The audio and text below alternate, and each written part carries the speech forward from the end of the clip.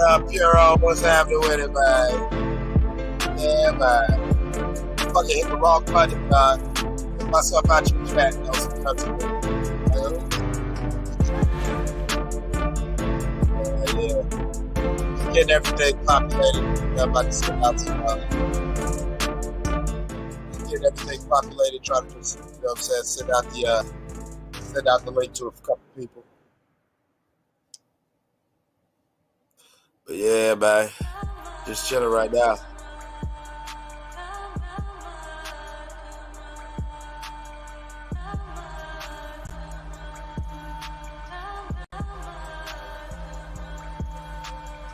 Thank you for having me, Puro. I appreciate it. I really do. I really, really do.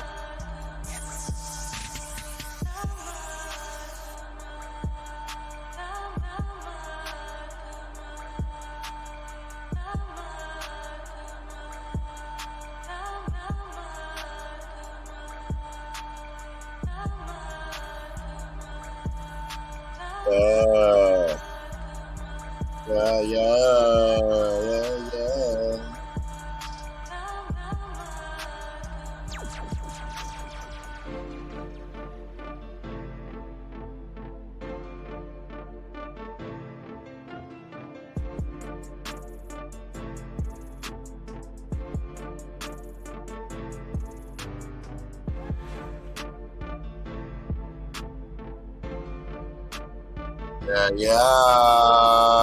Up in the building, man. How you feeling, man?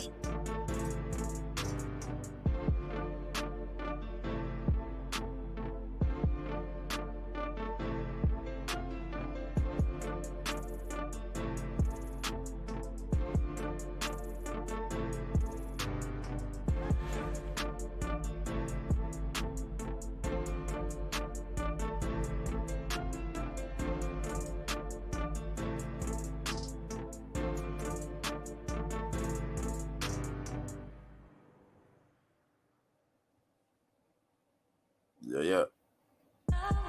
Yeah.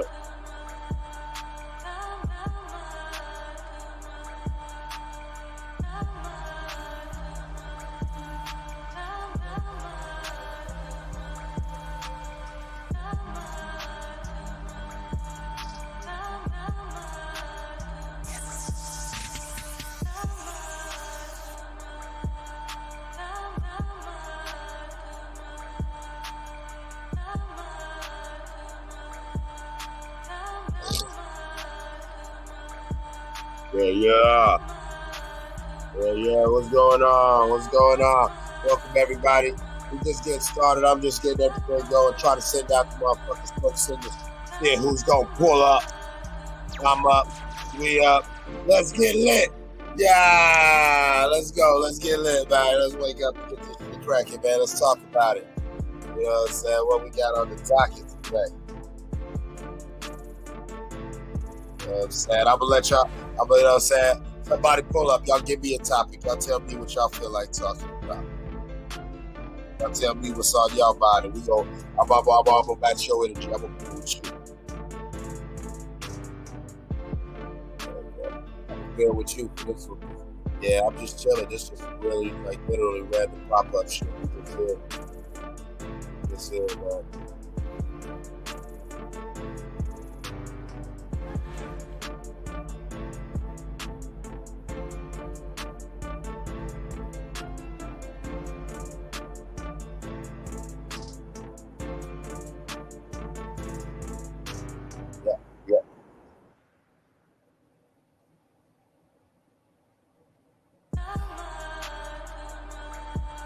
Yeah.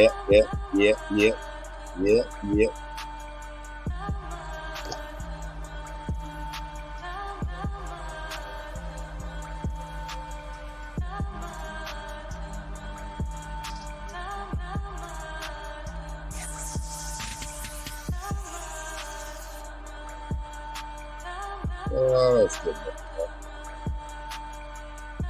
All right. Yeah.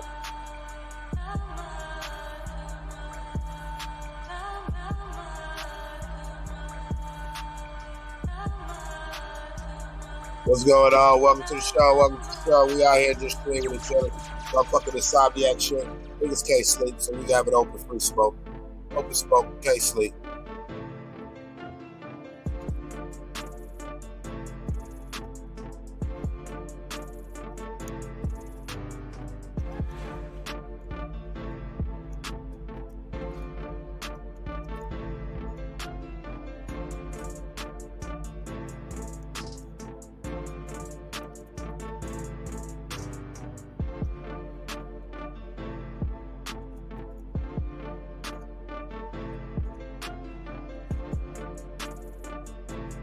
Yeah. What's that? What is happening? We up here just chilling. Somebody pull up. Oh, you need the link? I need the link. Okay. Let me put this link in this thing for you. Let me put this in here for you. You want to get up in here? You want to come on in? There you go. You can jump on this planet. Drop it up. Big Nash, what's happening, baby? What's good? Oh, man. Got you still be asleep, homie? Got you still be asleep. Yeah, I just can't sleep, you know, so we here now, man. We here now, just chilling. Yeah. Hey, Mark, you like your boy, right? You see your boy, right? You see me out here? You see me thugging? You know what I'm saying? Check my fresh, right? Check my fresh. Niggas don't even understand. It's a whole movement out here, right? So let me take this shit off. Let me take this bitch off. It's a whole movement, nigga. It's a whole movement, nigga. Got my own chucks. Cause baby, when I say he got his own money, the boy got his own money. I got my own chucks. Mama, we made it. Yeah. God damn it. Feeling good, feeling great. You know what I'm saying? These motherfuckers be thinking they the king. I keep telling these niggas, man. Keep telling these motherfuckers. Think all that challenge shit over. I'm the king now. Okay? Got my own. God bless the child who got his own. God damn it. Don't nobody love me. I love me. That's what God I do. But yeah, man, open panel free discussion, man. I'm up. I'm here for the shits, man. I'm here for an intelligent discourse. Hey, you know what? If you on bullshit, got time today. Got time today, motherfucker. Come on, pull up on bullshit. Or pull up on real shit. I'd rather you pull up on real shit. But if you on bullshit, it's cool. You know, it's all right. It's okay. All love today, man. All love. All up. And until then, we're going to smoke and vibe. What I'm even going to do, I'm going to bless y'all with some exclusive shit. I am going to, I'm going to play some music. That's what I'm going to do. I'm just going to smoke and play some music. That's what I'm going to do. You know, motherfuckers going to join and get involved. Fine. And motherfuckers don't, well, then that's fine too. So I'm going to play some music.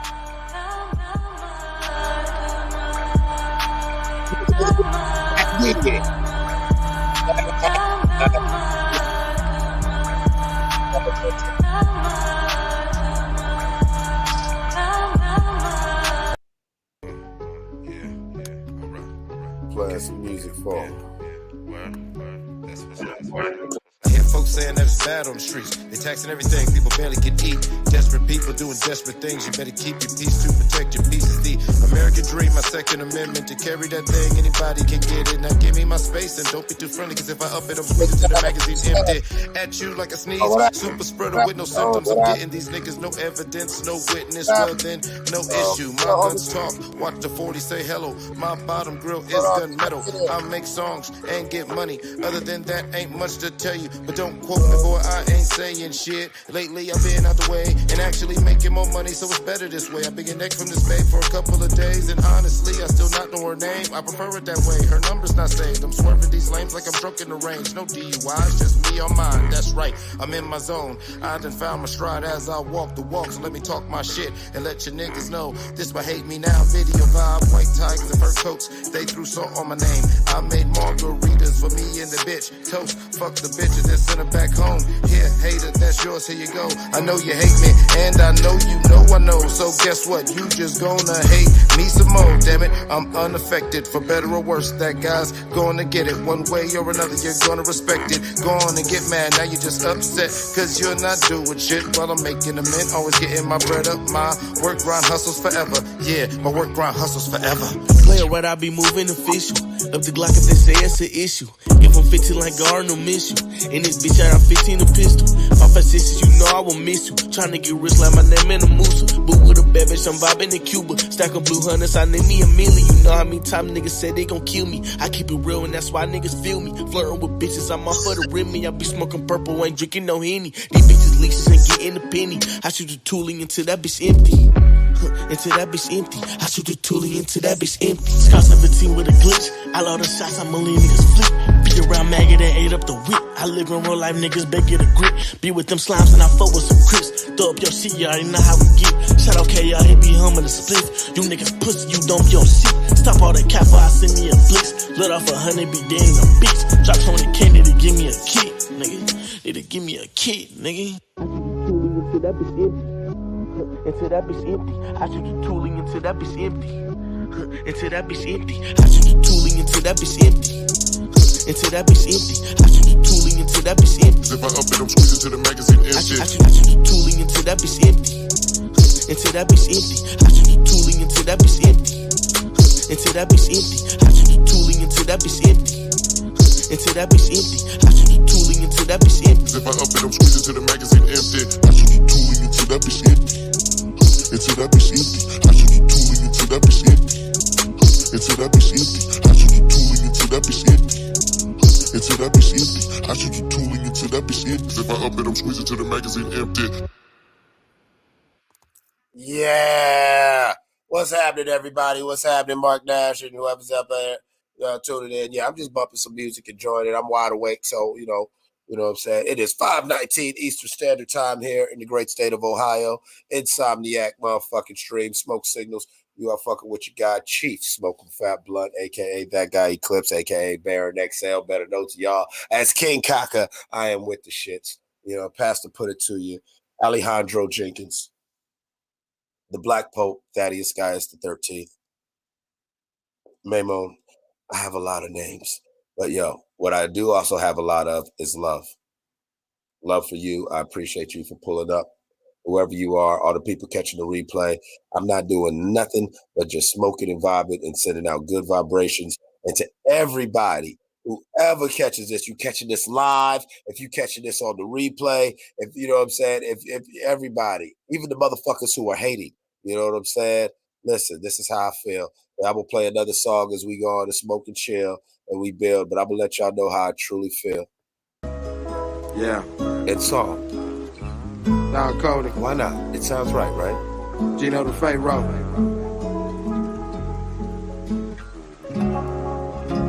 Thanks. Thanks to the haters and all the ladies who ever played us. Thanks to this paper in the years we were broke. You know that hunger only made us wanna eat more and continue to keep on. All in all, I must say, thanks to the haters and all the ladies who ever played us. Thanks to this paper in the years we were broke. You know that hunger only made us wanna eat more and continue to keep on. All in all, I must say, I used to bitch about going through it until I realized that that's that shit that made me do it. I got it from the mud, plus sign my name in blood. Call it greedy for double dipping, but when you're starving, you don't really give a fuck. Music is painful. Sorrow is the stripes earned by soldiers in the game. So I embrace my pain, appreciate the weak shit that I went through. It's best that things went that way. Yes, it hurts, still it's more than worth it in a spiteful way. God's a jealous God, man's the same in our pet ways. I don't know if we'll ever admit it. Never content, feeling like something's missing. But fuck that wishing. If I want it, then I fucking get it. Fire tempers metal. I'm accessing limitless potential mixed with that ambition of fallen angels. Hell bent on even the scales and getting vengeance. Waiting patiently. Wait a minute. Shout out to my sis. Everybody, give it up for the goddess mermaid herself, the one and only legendary Niara, aka one of the coolest motherfuckers I have ever encountered. in all my lifetimes, and I've been around since this whole thing started. She's awesome. How you doing? I'm all right. How are you? Thank you for that. I'm just chilling. Like I was going to go live later on. I mean earlier, and I fucked around and got so high, and I made these steaks. And you know when you high and you eat, and like you eat, and then you do the munchy thing where you overeat, and then you just like overdose yourself. That's what happened. So I woke up like 7 hours later, still on my couch. You know what I'm saying? I didn't even take my. Like, damn, I passed out. It's crazy. It's a little embarrassing. How are you feeling this fine morning? You know what I'm saying? I'm all right. I've been having this headache for the last few days. You know, the full moon, so I ain't sleep through the whole night. Right. Like that's another reason why I've been on my thing. Like, you know, we had the comet, got the moon going on, so my energy is like, and I'm trying to be healthy. I'm trying to do healthier things. Like normally, I'd be out going bumping tonight. You know what I'm saying? Celebrating the moon. But I figured, I'm gonna be an adult today. But at least most of the day. I mean, you know what I'm saying? I'm gonna try to be an adult at least 18 of these 24 hours. Oh, I got a new Connect. Oh, where? You got a new Connect? Yeah, I got some last weekend. Yeah, so not this past weekend, but the weekend before that. I only did a little bit, like a barely micro. But I definitely got a new Connect. Yeah, shit. Well, we definitely got to have that conversation off the airwaves and set up that meeting. For you to text me so I can come get my necklace. I know these motherfuckers still playing, man. Things, you know how I do, sis. You see, I like my shiny things. These people playing. I got all the other pieces, but the skulls. I got the white skulls, just the black skulls, because the one that I seen in store, they was weird looking. So I'm like, let me just funny or like funny shape. They were like the weird. Yeah, I'm like, no, I need some actual skulls. I don't know what these is. Yeah. You know I'm on my bullshit. I got to. You see me out here, right? You see me, right? I couldn't see if that was your brand or not. But yeah, that's nice. Yeah. Oh, and just for you and my son, I flipped the design where, you know, I know you wanted the earth and autumn tones, like a yellow and an orange. And remember we was talking about how sometimes blue don't play right. So I flipped it where I got a whole series, and I did it just for the guy stuff I made for my son, and no cap, the female stuff I made specifically for you. With you, and they're like, you know what, she wants her colors like this, and so I do have a line where when we get a chance, I'll show you.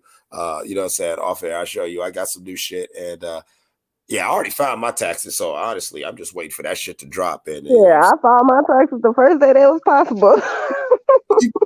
Let's go! Oh my god! I need some money.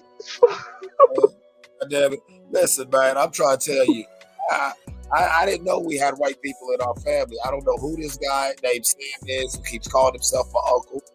You know what I'm saying? Yeah, he never gave me any birthday party, didn't come to my graduation, nothing. Didn't teach me how to drive, didn't take me out to a strip club, but every year asking for money. So the year, exactly, this damn, I tell you, this Uncle Sam's a fucking pedophile. I'm telling you, man, he's weird. He's creepy. So any year where he's got to pay me, like, you know, you ever had them years where, you know, your income tax return ain't going to be shit, but you ever had them years where I can put in work, y'all bitches owe me some money this year. That's how I felt, you know, because, you know, you see how I be working, where I'm like, I'm like you, I can file today? You feel me? I feel like these niggas should have been sending me my check by now. I'm fucking like, man, come on, where my shit? Right. Y'all got about another week, because I got some places to go out of fucking Ohio. Man, hey, I do too. Hey. Your face was like, damn, yeah. No, I'm thinking about how to word it, because, you know, we are, you know what I'm saying, we out here in these YouTube streets, so, you know what I'm saying, you know, you gotta be careful. But yeah, I want me and you, we gotta go on a trip down below. Yeah. I definitely wanna tap in with some of the teachers and everything that you was telling me about. I definitely would like to go out there and see what they, say. Like, you know what I'm saying? Yeah, I just found out that dude who I was traveling with, he's in India right now. Like, shout out to him for continuing his thing with his crazy self. That's crazy as hell. I never understood that. You'll get motherfuckers like that who, despite all the issues or whatever they have, they do be checking their boxes though. You feel what I'm saying? Like, That's why I'm like, he a cool dude, but he just got a lot of stuff on top of that. right. Niggas got ways, and I understand. Mm-hmm. I don't judge people. Like, I'm sure motherfuckers be saying shit about me. Like, he clips a motherfucker, man. I'm telling you, that nigga out of control. Yeah. You'd be like, listen, like, I mean, everybody's got allowed to be an individual. But yeah, this is this is a quick little pop-up. But yeah, this is the little setup. Like I told you, I ain't even unlocked all the features on the StreamYard. But you feel me? Like you said, like if more people's in there chatting and see I can do the different drops. Like, you know what I'm saying? Well, you start talking some freaky shit, I can just slide on in the deep end. Oh, cute. I got it. Oh yeah, that's right. I got a sexy woman on the panel, so I got to be like, what up? You funny. You know what I'm saying? Slide on in there. Let him know, goddamn it. I'm a Scorpio. He can get freaky. Right. Goddamn. But yeah, this is how we like. I don't know. I'm really digging this. I'm gonna try and do more of this. And like I said, I really think it would be a good way to, I don't know. Since I got you here, I know you don't, like making things about yourself. You're a very humble person, but could you just, explain to people how you, my sister, the goddess mermaid Niara, she's now a master yogi, Reiki instructor, and yeah, shout out to her. You know what I'm saying? She's actually master yogi now. She is actually, you know what I'm saying? She's a yoga master. She can teach you this shit. She can get your chakras all aligned. She does the Reiki, does it all. Herbologist. You need you an elixir. You want to go a more holistic route with whatever issue you're having or whatever improvements you're trying to make. Oh man, she's just such a great well of information and inspiration. And I thank her for pulling up. And I would just like for you to share a little bit about your journey, leaving out certain details, but, tell them how, you got to a point of spiritual awareness that as a young lady, she's still very young. She's still a very, very young lady, wise beyond her years. But in her early teens and 20s, she said, fuck it.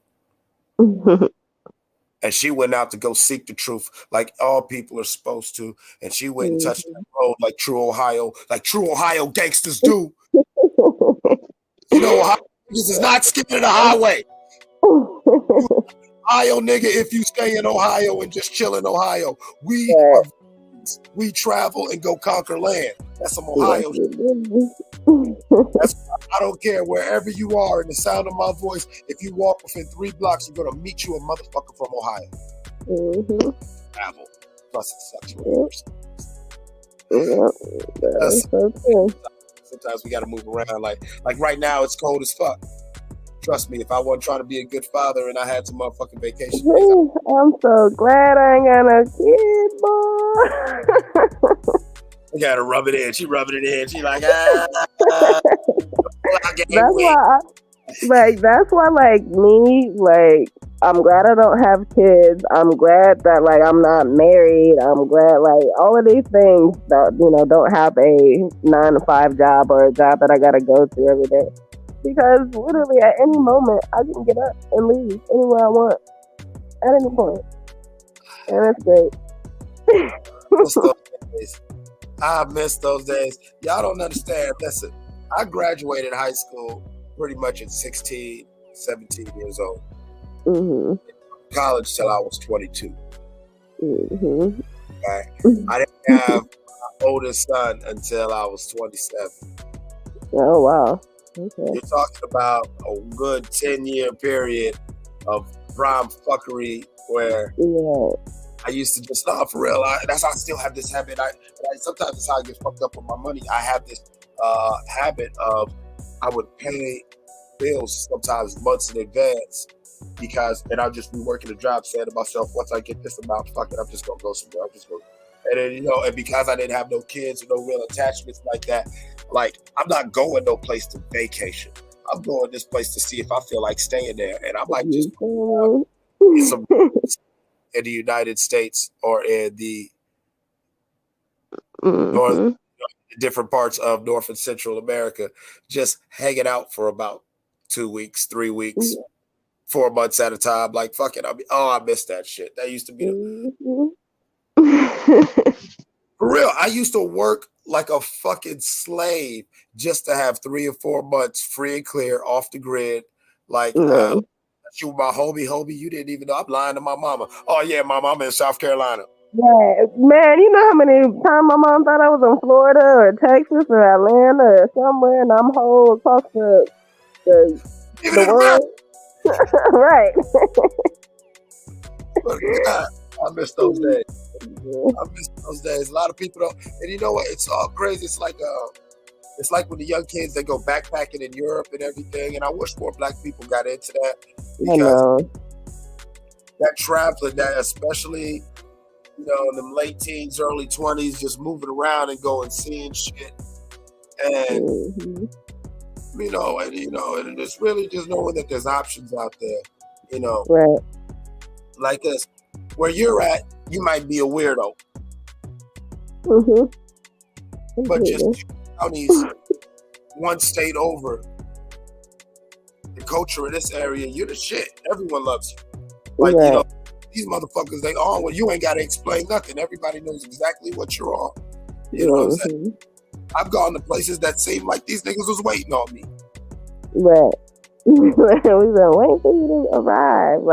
But legit, it feels like that. Like you walking into like a family or a group of longtime friends, and it's like, oh my God, this feels good. Like I can just talk freely, openly. I can express, and I don't even have to, because the energy is just there. So just, we all just know, we all get along, we all have that thing that's connecting us.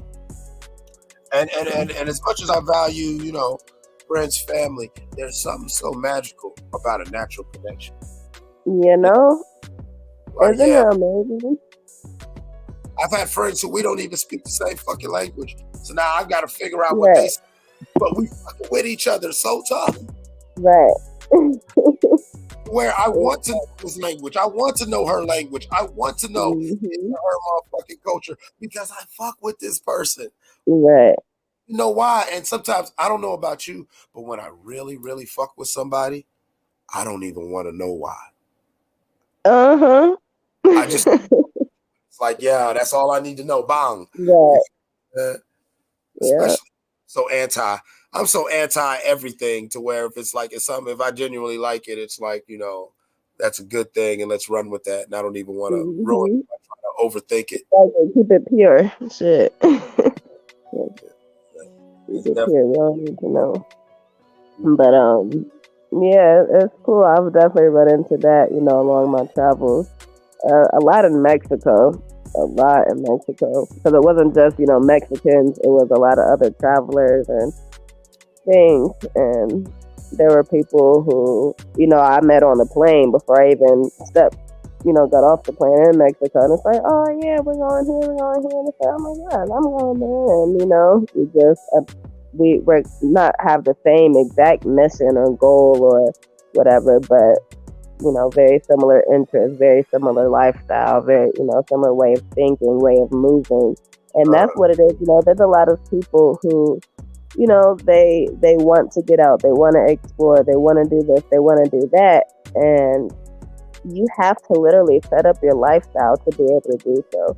Like it wasn't, I couldn't just get up and leave mentally, right? Physically, yes, but mentally, no. I had to release a lot of things, a lot of those mental attachments. Because although I didn't have, I was driving Lyft at the time, so not a real commitment as far as work.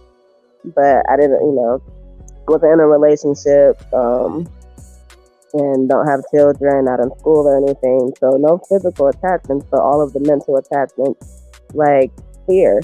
Fear being one of the most heavy ones was fear, uncomfortability, not leaving on my own in that manner. Because like you said, I wasn't just leaving just to go on vacation for a couple of days, a week. I was leaving to go explore and to go experience, go on an adventure. So you have to literally set your mind up like you are leaving your comfort zone willingly so that you can remain your comfort zone, not any place, any space in this world, but you are your comfort zone. So that's what I really had to work on before I could even, leave. And before I even left America, I traveled throughout the US a lot. So that helped as well. Just getting acclimated with not being in Ohio, because even though I've traveled before, it wasn't on that level. And all of this was through COVID too, so that was a whole nother aspect. Oh, shout out to you. You're a fucking Marine, because I ain't gonna lie, I shut it down. Yeah. I mean, that's probably why I do have my beautiful baby girl. I just seen her today. She's so awesome. Oh my God. Oh, nice. Oh my God. I got her up. Oh, check this out. I got her. I gave her one. I got this one. Mm-hmm. Give her this one later. Look. I'm telling you, we moving out here. Look, got little baby hoodies. Oh, look at that. That's so cute. You know what I'm saying? Everybody out there from the side of my voice, you know what I'm saying? You want your babies to be fresh. You want your babies to be living. All the holla at me, we get those for the babies. And also, you know what I'm saying? All y'all on the go, we got get it bags for y'all. I like that bag. You like the bag? All right. Yeah. Yellow, orange or yellow. I know your two favorites, so orange or yellow. Pick one. I don't know. Don't matter. I never forget, because when you told me that, I was just laughing because my son's so weird. Like, I'm talking about ever since we can talk, like orange. Really? See, my favorite colors have changed. They remain like the top three. Are the top three always, but it's always fluctuate between like purple, blue, and then the oranges. Well, like burnt orange. I know what you mean, because there's levels to orange. Like orange, right? I love that. So many levels to it, because a good burnt orange, right from the right, red, like you don't know what the fuck that is. Like that's a crazy color. Right, and then like, and it's not just straight yellow either, because I don't like just straight yellow. Like it needs to have a little bit of a darker hue to it, like marigold. Marigold muscatel. Yeah. That's that shit right there, marigold muscatel colors. I like that. I like the gold, or and it just all depends, because see, I never really liked bright colors, but my favorite color has always been gray. And that's my favorite color to wear, or at least it used to be. Yeah. Gray. It's a weird thing, like gray has literally always been my favorite color. One of the reasons why I love the great state of Ohio and our region where we live at, sis, is the skies, fucking skies. Oh man, hey, listen. Hey, if you can't, maybe people in Seattle or maybe like Maine area can relate. People in London might be able to relate. But if you've ever just really fucked up and walked out on a bright sunny day, but the skies are just gray, and then like you already been tripping balls and like the bright ass green trees and leaves on this bright gray backdrop, it's like optically, it's like a fucking thing, and you know what I'm saying? Like my eyes see a lot. My eyes perceive more than most. So, like I like being places where it's a vibrant, like when you go to Arizona and you got that purple clouds with a sky, like a moon. It's like, holy shit. I was just thinking, I'm like, dang, when the last time I seen some stars? I'm like, do we see stars in Ohio in the wintertime? Is. You didn't get a chance to see the comet? I was at work. I felt it. And I was going. Was it? It was for a couple of days. It was like a week. Like I think it's past. It's been like 3 days past now. But Okay. yeah, it was that great comet, man. It comes around every 500 or 50,000 years. I think it's 500,000. Mm-hmm. Like, that shit crazy. You know what I'm Yeah. saying? I'm surprised people didn't use that as an excuse to go, batshit crazy and start doing rituals and trying to Right. Cthulhu or whatever weird shit they're on these days. Well, there was a couple. So that's why I don't know if you seen, but I deactivated my Instagram. I'm tired of seeing people doing all of this weird stuff and promoting all this weird stuff that they don't know what they even talking about. Like, I'm just tired of the internet. You know what? And I'm so glad you said that, because that's a perfect segue. Once again, thank you for popping into the TP and having some folk with me. Our last episode, I had a few sisters on here, and I was trying to explain to people without getting too deep. People don't understand the reality of magic, the reality of this alchemy. Right. How there are those who know what we're doing, and motherfuckers. And the shit that y'all be seeing, like, y'all not really seeing what we're seeing, to where it's like, there's certain people like me, I'm so weird that I'm not going to hate on nobody. Like, there's certain people, I'm not going to be like, oh man, this motherfucker, blah, blah, blah, blah, blah. No, like, I'm trying to tell you, buddy know what he doing. She know what she doing, and y'all better be careful listening to his or her music or fucking with them sort of and everything, because, you know what I'm saying? The whole thing about these rituals and these spells is to indoctrinate the program. Just be moving off of energy that ain't even theirs, but they so programmed that, when you try to explain to them, one, that's not your energy, and two, who is controlling them, you get the pushback, and it's like, I'm cool on that. I'm cool. Like, as I said, I let people put it's bliss. Ain't that what they say? Ignorance is bliss, so let them have that shit. That's all I'm not trying to tell. I've learned that telling people about themselves is a no-no. Because I'd be damned, first of all, somebody try to tell me about myself. But the thing is I know that I'm coming from a whole different awareness, a whole different perspective. Like, it's different. But they don't know that, and I can't explain to them that. So I'm just be like, you know what? Go ahead, continue living your life. Just know that the reason why your life is the way that it is because of the way that you're doing things. The programming and the ego and the layers of false identity that you're identifying with, and all this other stuff. But go ahead, continue. One day, maybe you'll figure it out. Maybe. And maybe you'll get it, and if not, I'm not mad. That's okay too. Always, it's okay too. Like, I mean, it may not be what I like. It may not be what I would prefer, but at the end of the day, I will not rob anyone of their free will. This whole thing that I've been this whole time is to champion the cause of free will, and so they have the right to kill themselves. Exactly. Like, who am I? Who am I? Well, what do I always say? I want everybody to win. I know y'all don't make it. I just know. I definitely do, because some people are like them little, like them lemons, them little things that jump off the cliff. You know what I'm saying? Every few years, it's like it's do it, and there's very little you can do about it. Shout out to the homie Mark Nash for pulling up to the show. You know what I'm saying? Shout out to the homie Mark Nash for pulling up, showing a little love, man.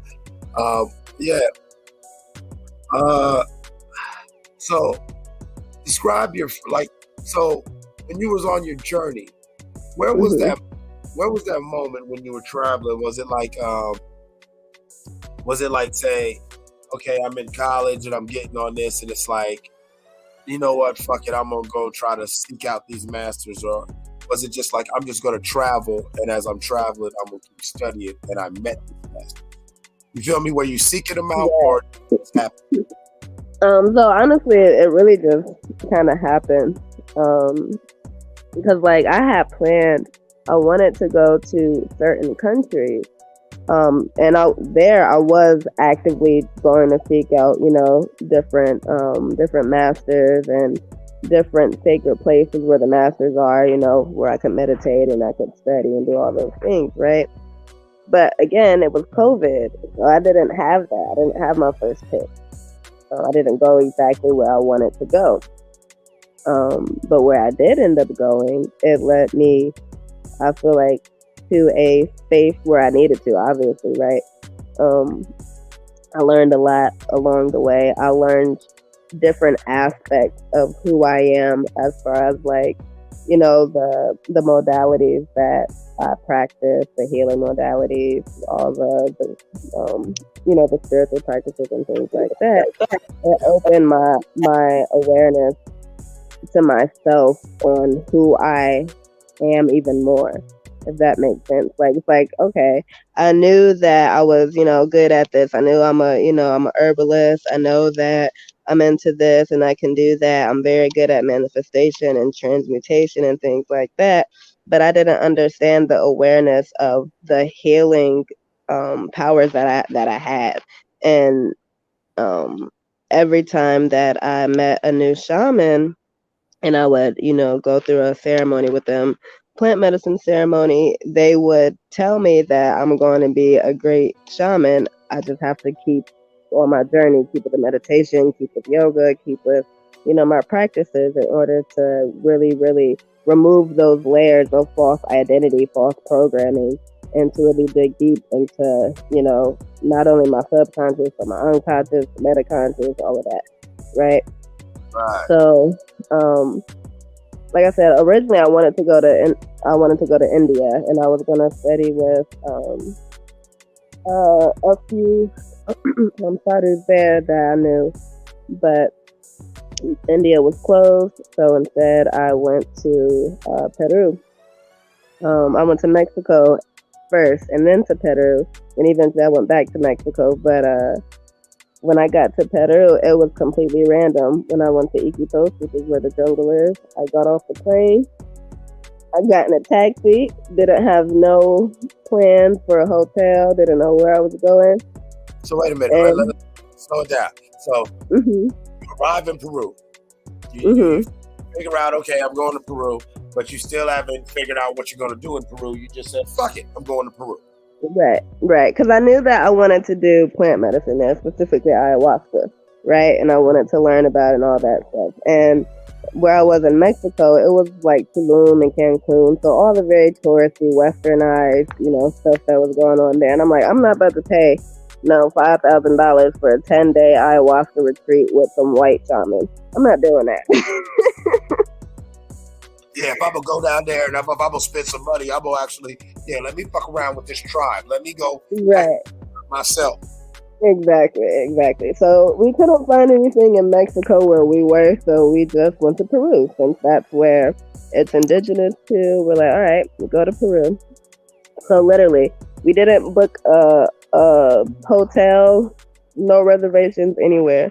We got off the plane, and the taxi guy, he barely speaks English. We don't speak that much Spanish, right? But he's like, you guys here for ayahuasca? Because that's what, damn near everybody goes there for, especially if you're, a tourist. So we're like, yeah. He's like, well, I know somebody who can take y'all to the jungle. And he was like, the jungle? Well, that's where we want to go. So we met up with this random man, and turns out he worked for like National Geographic. He had lived in the jungle till he was about 8, then moved to the city with his family. He went to the military. He has like a training program where he trains people on survival skills and things like that. And he's like, yeah, there's a family out in the jungle I can take you guys to. You can live with them. The father, he's a shaman, but there's also a few shamans, local shamans who live there. And we're like, all right, cool. So that's what we did. Mind you, we don't know this man. We don't know the taxi man. We don't know anything about the people in the jungle that we're going to see. Nothing. We need them. Huh? And I mean, I can understand it, but oh my gosh, thinking somebody listening, like when you have doubts and you're worried, oh, should I? I look at this young people who just said, fuck it. They know what they want to do, and they know they got to go there. We'll figure the rest out as we go. Sometimes it's that first step in life sometimes. You know what I'm saying? Hopping off the porch. Yep. And the rest of it's just a walk. Exactly. And that's just kind of how it went, you know? And that's what I was talking about earlier as far as I had to prepare myself mentally. Because if I didn't prepare myself mentally before I even left the state or even Ohio, I would not have been able to get off the plane, not have nowhere to book, and go with some random stranger who barely speaks English into the jungle. I would not have been able to do that.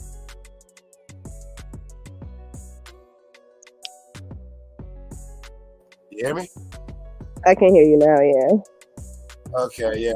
I was seeing that, yeah. So it was glitching, but I knew it was I knew it was working, so I was like, yeah, just keep talking. It was my side glitching. This laptop was doing something weird, some sort of refresh. I'm sorry.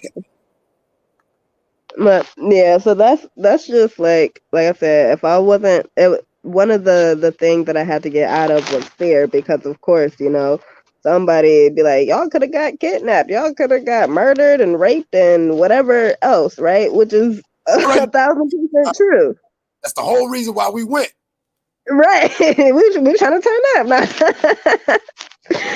But so, you know, that trust within self and all of that, that needed to be instilled before even leaving Ohio. Yeah, and that's a very big thing. That first step out, like hell, even right now. Excuse me. The homie's been clowning me about I need my own show. That shit powerful. My homie been clowning me about I need my own show for a while. And I just hopped out the porch, and the rest of just, you know what I'm saying, once you jump off the porch, it's just, you know, walking down the street now. But that's so deep. It was like a lot of people, like, especially in this new woke culture, these niggas watch 2 YouTube movies. Here I am on YouTube. And then they read a book or 2, or they take an elective class their fucking junior year. And all of a sudden they think they got it figured out.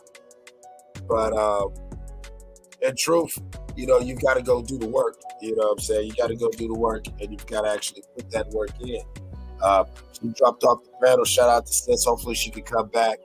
But yeah, I was enjoying the story. She's got a great story of how, her at a very young age, as you was hearing, her and a friend of hers, they just had to help with it. They were traveling around the country, worked their way all the way down. As you said, it was in Mexico, from Mexico to Peru, from Peru to, I think there was in Uruguay too, and it was just all through South America. And she was actually, you know, living with the tribes folks, studying and learning the old ways. And it was, you know, I always found that real dope because, you know, that's very interesting. She's got a very interesting story, and you know, we get into that. But for real, what's going on, motherfuckers? I'm out here chilling, man. I am chilling. I can't sleep, so we all bullshit. And I just want y'all to know that we is on the bullshit for a minute. Y'all can, it's open panel. Y'all can jump up here, come fuck with me. Y'all can, we can talk. We can talk about whatever you want to. Sports. What's good? You think go win that Super Bowl? Y'all see that shit? The motherfucking Pro Bowl. Y'all see that?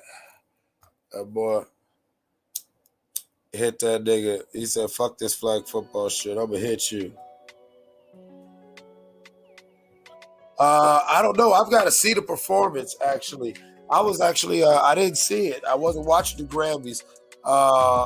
But I know he did that. I saw he did the God did. You got the Chiefs. Yeah, I think the Chiefs. I think the Chiefs. You know, they love Patrick Mahomes, and you know it's all scripted. You know what I'm saying? He's a biracial angel. He's the NFL's Derek Jeter. So, you know, and plus I'm a Giants fan, so fuck Philadelphia. That's right. Big Blue. Ready. I don't want the Eagles to win. No, I don't. But if they do, congratulations.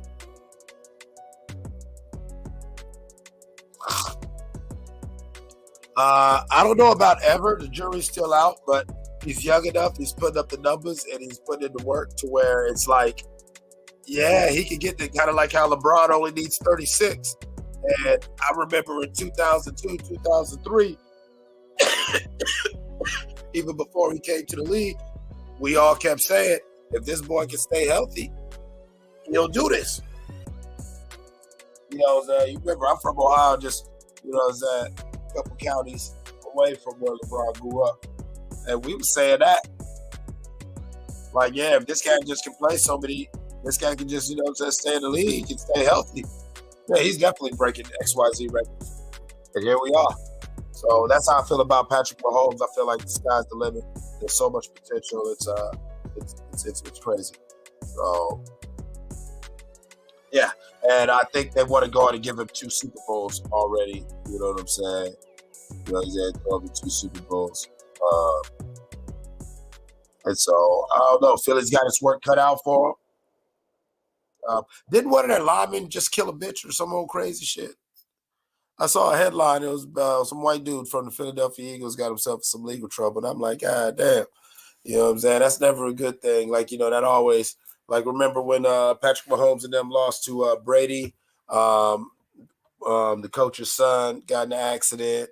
And, when the Raiders played the Bucks all them years ago in the Super Bowl, dude did that bullshit. Like, it's always a bad sign. It's always a tough, because whatever team player does some random goofiness before the Super Bowl, in my opinion, from how I remember it, that team normally loses. So I think the Chiefs got it. I'm almost tempted to put some money on it just on a straight bet. So you're a real diehard Philly fan, you know what I'm saying? Holla at me. You know what I'm saying? Cash touch my head. I'll take your money. We can make that bet. I think I'm going with Mahomes, man. You know what I'm saying? I'm going with Mahomes.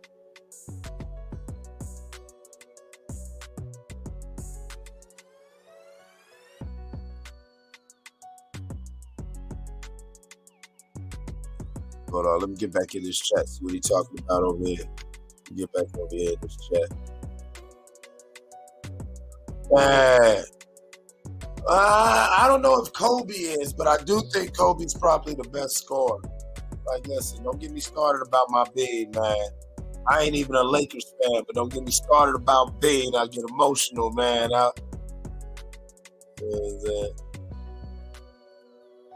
And you know what? I ain't gonna go that far with it, Deuce. But I'm almost there. You know what I'm saying? I'm almost there with it, like, fuck them pigeons. You know what I'm saying? Like, I do downplay that one little punk ass Super Bowl that they got, because it's like, yeah, by the time you beat Brady, we already beat him twice, nigga. We already busted open. You know what I'm saying? By that time, you know what I'm saying? He booty meat out here in these streets. You know what I'm saying? When we went, you know what I'm saying? When Eli wouldn't crack that, you know what I'm saying? Brady was a mythical fucking figure. You know what I'm saying? Eli had to prove that these niggas is human. It doesn't matter how much they cheat. It doesn't matter how much they do whatever. You know what I'm saying? If you go in there, you can beat these bitches. And we broke the evil empire's back twice. Shout out to the Giants. Yeah. You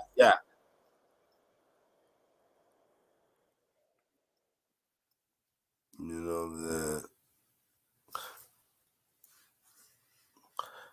You want to add it? Get on this panel. Let's talk about. No. Come on, Deuce. Get off this bullshit. Deuce, all this goddamn typing. Nigga, I'm going to clown you, nigga. Goddamn blood doing all this goddamn typing, man. Fuck that shit. Nigga, get up here and holler at me, homie. All this goddamn, you doing all this millennial typing. You talking, especially you want to talk Kobe LeBron. Because listen, I've been having this argument with motherfuckers since we was trying to get the motherfucking Kobe LeBron championship game so they can have their Magic Johnson, Michael Jordan moment. Remember? With the Lion versus Mamba in the commercials. You remember that? It was like 2-3 years, but LeBron couldn't make it happen. Kobe, during the years of that commercial, that promotional run, Kobe was in the finals. I want to say 2 of those 3 years, or all 3 of those years, it was LeBron who didn't make it. But other than that, LeBron is a more complete player. He is definitely a more complete player. He, you know, I remember when he was coming up and everybody like, oh, he's going to be the next Michael Jordan. And I was like, dude, I watched him play in high school. Deuce, I will kick you off this panel. Don't you dare. Don't you, Deuce. Deuce. How do you use your filthy mouth? Your filthy, filthy mouth. Wash it out with soap. How dare you? Blasphemer. All right. If the Giants wins were scripted, all the wins were scripted, and you love the movie, well, clap your hands. Clap your hands. And wait for the sequel. There he is. There he is. What's happening, homie? Welcome to the motherfucking Smoke Signals. Thank you so much for pulling up. Let's have this conversation, my brother. Bro, thank you. Thank you for inviting me, man. I'm pleased to be in this space with you. Hey, hold on, man. I'm trying to put my headphones on. I'm on speaker right now. I'm gonna get into it with you, though. For sure. All right, that's what's up, man. I'm gonna even turn this music down a little bit to where we, you know what I'm saying? We gonna have a true discussion. Kobe Bryant compared to MJ and LeBron. Oh man, I gotta get a new banner going. Hold on. This that shit. Oh my God. Holy shit. This right here, if we can really nail down a few facts, because a lot of people, they be on bullshit. Rick Glazier, what's happening? How you doing? Welcome to Smoke Signals. You know what I'm saying? Welcome to Smoke Signals. Roll one up. Puff, puff. Salute to everybody.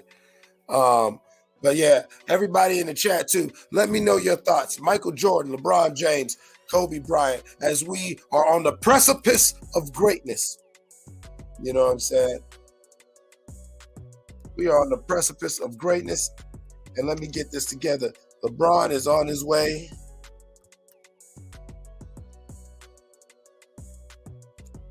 to breaking the all-time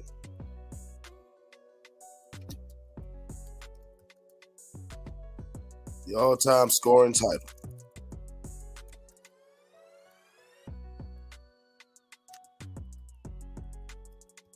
All-time scoring record. Excuse me. I said title. Don't you judge me, people. Where we at with it? Yeah. I mean, I think Kobe was a killer. Kobe was, I think, the best scorer, the best pure scorer that basketball, not just American basketball. I think even if you broke it down to street ball, I don't think nobody was as far as a killer like Kobe being Bryant. Rest in peace. There we go. He got him. There you go. He's back. What's happening, brother? What's going on, folks? Can you hear me? Yes, he just fine. Yeah, he sounds perfect. My man, what's happening? Yeah, man. I'll be on this Kobe the best ever tip for a minute. You know what I mean? Even though he's a Laker, but he's an honorary Clipper, though. He almost went with us twice. We almost drafted him, and he almost came to us in 2004. So he's an honorary Clipper. Oh, you got to botch y'all, first of all. That's Kobe Bryant. Kobe Bryant just said that because it's Kobe Bryant, King of California. And you know what? I'll just go play for the Clippers. And every time he just said that joke, and y'all were just like, really? Man, it's pie in the sky, man. You know what I mean? Oh, baby. But we almost drafted him, though. We almost drafted him, and he almost came in 2004 when he opted out. Yeah, but you know what I mean? So Kobe Bryant, greatest player of all time. Go on, state your case. Okay, to me, Kobe Bryant has the best offensive repertoire in the history of the NBA. And more importantly, he played defense. Like Jordan did all that great stuff, but he did all that against big men. He didn't have no competition at two guard. He didn't have to play defense every night. He was able to stay in the lanes and you know what I mean, play safety and back off his man. Kobe had to step it up every night. Kobe came in the era of the two guards. You go from T-Mac to Vince Carter to Iverson. You know what I mean? Playing against Paul Pierce. You know, you can even go to like lower class dudes like Bonzi Wells. Every night, Kobe had the competition. Jordan didn't see competition like that. He had to play against big men. And to me, that's why I put Kobe in that era, because Kobe had to go both ways every night. And he's still getting people 35, 40 every night. Okay, so I do think Jordan was the only guy who went 6 for 6 for 6. Shout out to him. And he also, in many of those championships, he also was the defensive player of the year, you know what I'm saying, offensive player of the year, and the league MVP. That's something that, sometimes when Bron won his championships or Kobe won his championships, he didn't have that complete season, even though I felt he did. I love Kobe. I think Kobe was the best pure scorer, the most sad. Some of the reasons I love Bean was because Bean was an asshole, and Bean had that petty where, like I always used to tell people, if you were able to dunk the ball or shoot a 3-pointer on Bean and make it, you better not look at him and talk no shit. Because he comes right back. He coming right back.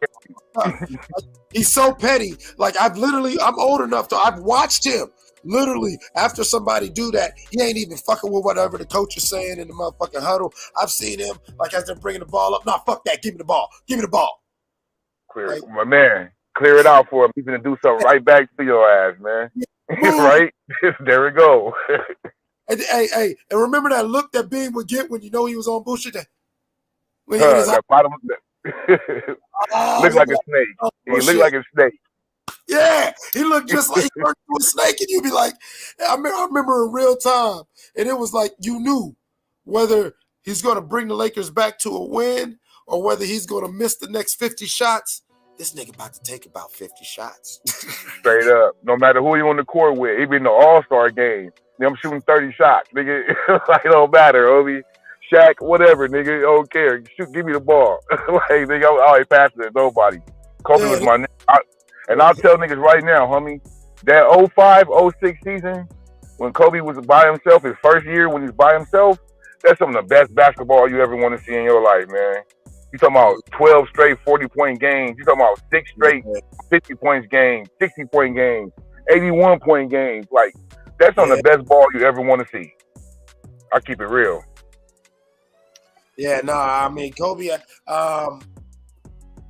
individual runs, Bron had some great runs, of course, Jordan. And the only thing, and I'm putting another name in this four-way, and I'm going to have to say it. I called it when he was at Davidson. My man, Steph Curry. Yeah. Man. You got to tip your cap to him, man. You got to tip your cap to him. Boy, that Wardell dangerous. I only say Wardell when he's not in the room. I don't want this nigga to jump on me. You know what I'm saying? I always fuck with him. Like I always thought everybody be looking at him, he all light skinned and shit like that, and everybody be thinking he all cool. I remember them interviews where a motherfucker called him Wardell. Yeah, he looked at him. Oh yeah, Steph Curry talk more shit than anybody. He one of the biggest shit talkers in the league. Thank you, quiet. You be thinking he all like a little angel, like, nah, this nigga grimy. This a grimy ass nigga right here. Grimy ass nigga. Him and Draymond be pumping him up, and Draymond getting his ear, and there we go. Draymond Green blocked me on fucking Snapchat. Me and him used to go back and forth snapping, but the year Cleveland won, I was at his ass. I was saying stupid shit like, yeah, nigga, you seen what happened to your cousin Harambe Green down in that zoo in Cincinnati. Ohio niggas is at you, nigga. My nigga Cliff. That nigga was mad about that. I don't look like no monkey. I said, I've been watching you play all season. You done closed your mouth only 3 times all goddamn season, nigga. What the fuck is wrong with your bottom lip, nigga? Man, he went and got that taken care of. You know what I mean? But shout out to Big Draymond Green. You feel what I'm saying? Like, he was a good sport. He was a good sport. He went back and forth with me for a while. I was actually surprised. Yeah, man, I'm petty in Ohio. Like, yeah, I was at them niggas, and I will say. I hear Draymond, a man down there in Midwest. What, he one of them Flintstones? I heard about that. I hear Well, Draymond putting it down. Well, yeah, he from up there. He from up there. That ain't got nothing to do with up in this Ohio business. You know, that's up there. Oh yeah, Cleveland, Detroit. I forgot about the beef. Well, no, that's that Ohio one up there shit. We don't fuck with them niggas up there. Oh, I heard that. You know how it is. It's petty, but you know people don't understand that shit goes back. That's the whole reason why up there is because you know basically all the fuck niggas we after we whooped Canada's ass, we said you know say at Toledo, y'all fuck niggas gonna stay right here. Ain't that something? Like look it up, like it's deeper than that, but you know what I'm saying, to summarize it, that's pretty much what Ohio, that's why, you know, Ohio always looks at up there like, yeah, up there. Yo, yeah, you saying what I was saying. So I already know what you're talking about, man. I already know what you're talking about. It is so crazy, and it crosses all demographics. If you really got Ohio in you, that's just how you feel sometimes. You know, and I'll be up there playing. I have my cousins up there. I'll be chilling, but like I told you, like you would love it because when I'm up there, I tend to always wear scarlet and red. Right. I heard that. You even wear a lot of red. You know, you feel me? I don't even wear a lot of red, but it just so happens when I'm up there, I got a lot of gray and scarlet on. Let nigga know what time it is, huh? I know. I feel you. So we from over here. We from down here today. I hear that. Petty as hell, man. I need to grow up. I'm too old for this shit. Sometimes, man, you always gotta represent though. You always gotta represent, man. It's never going. When it's in you, it's not on you. You know what I mean? It's gonna be in you forever. That's the bar right there. That's the bar right there. When it's in you, it's not on you, man. I like the way you put that right there. You know, hey, the boxing scholar, if you still around, man, pull up. You talking about Deuce don't know basketball. Deuce just made a great argument for Kobe Bryant being the best ever. I disagree, but I will not disagree with being one of the baddest motherfuckers. I you know what, honestly, you know, when you get to that age of life where you start thinking about the things you've seen and things you've experienced, Kobe Bryant's one of them motherfuckers where it's like, yo, I'm glad I got to see that. I'm thankful I got to see UNLV basketball in real time with Larry Johnson, Stacey Ogman, Ackles, Greg Anthony. Nigga, like, motherfuckers don't understand. The world stopped to watch college kids play basketball, and it would be a blowout. It would be a 70-point blowout, and you didn't want to miss 1 minute. How many times, outside of Golden State during their runs, when's the last time you seen anything close to that? Lob City Clippers, man. Must see TV every night. Right? No, maybe. Blake Griffin, Chris Paul, DeAndre Jordan, that was must see TV every night. No, because y'all wasn't. It was entertaining. It was, but it wasn't like I didn't stop to watch that because y'all niggas might still lose. Well, maybe somebody got hurt. My heart when he was with y'all, and I knew, and I saw the passing of the torch through the State Farm commercials. That's why I'm going with Patrick Mahomes, because I saw how Aaron Rodgers gave him the torch. Because remember how Chris Paul introduced the world to Steph Curry through the State Farm commercials, as Steph Curry was becoming that guy. Think about it. You're a Clipper. I seen it, bro. I seen it. Hollywood told you, and what do we always say? It's scripted. But you know, we was the last team to beat them as whole. We were the only team to beat them as whole. Yeah. 7 games, but you know, you don't hang banners for that. But you know, it's all good. There's no moral victories. There's a win and a loss. There's no moral victory. For fans, the players don't care. Yeah, you might have some good lessons to take over to the next game, but like you said, you can't hang your hat on the, well, you know. But that's why I didn't work in none of the leagues, you know, because I was a petty nigga. That's why I love petty motherfuckers like Cole, because I was type of nigga like, you know, if I was Jalen Rose during that 81-point game, I'd have probably fouled out at about 26, 30, 34 points. Man.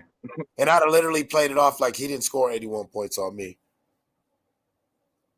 Nah, I fouled out, bro.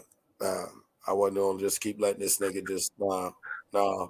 Go out with an elbow injury. Like, oh, my elbow hurt. I can't shoot. For real, you ain't about to do this to me, nigga. Hold on, goddamn it. I got family in the stands. Think I'm a gangster out here in these streets, man. Hold on, man. Crazy about it. He had one of those 2K games, bro. They needed everyone. It wasn't like it was a blowout game. You know what I mean? That game went down to the fourth quarter. Yeah, but Kobe, his hair went gold, and you know what I'm saying? Mm-hmm. Yeah, it was like, God damn. And that's what I meant.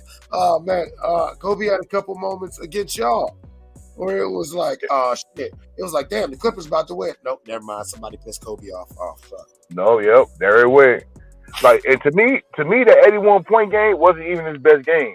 He has a game against Dallas. He has a game against Dallas where he scored 65 and they scored 62 in the third quarter, bro. He was whooping them niggas. He was like, that game. He's single, like you said, he scored 65, they scored 62. You know what I'm saying? Maybe a couple in the third quarter.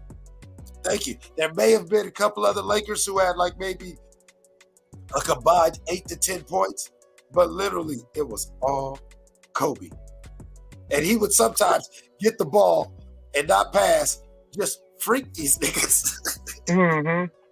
Every way, like MJ. 2-3 niggas, bro. In and out crossover, split. Nigga end up with a dunk on a nigga though. Like that shit was crazy, homie. I'm sitting there like Kobe passed the ball. Then after about 5 minutes of it, we like, yeah, Kobe ain't passed. Kobe got it. like my nigga really playing like he at the park. Playing like he at the park though. Right. Like he's one of the only players who gave me those moments. Like I remember Luke Walton's goofy ass, like his big ass sitting there at the wing. He just trying to clear out the hole. And you just be seeing him. He just chilling. He like, nigga, I know he ain't passing. Like shit, sit in the corner. I'll be like, man, I'm gonna stay here. Man. I did my job. I got my guy way over here, so you can do what you want to do, homie.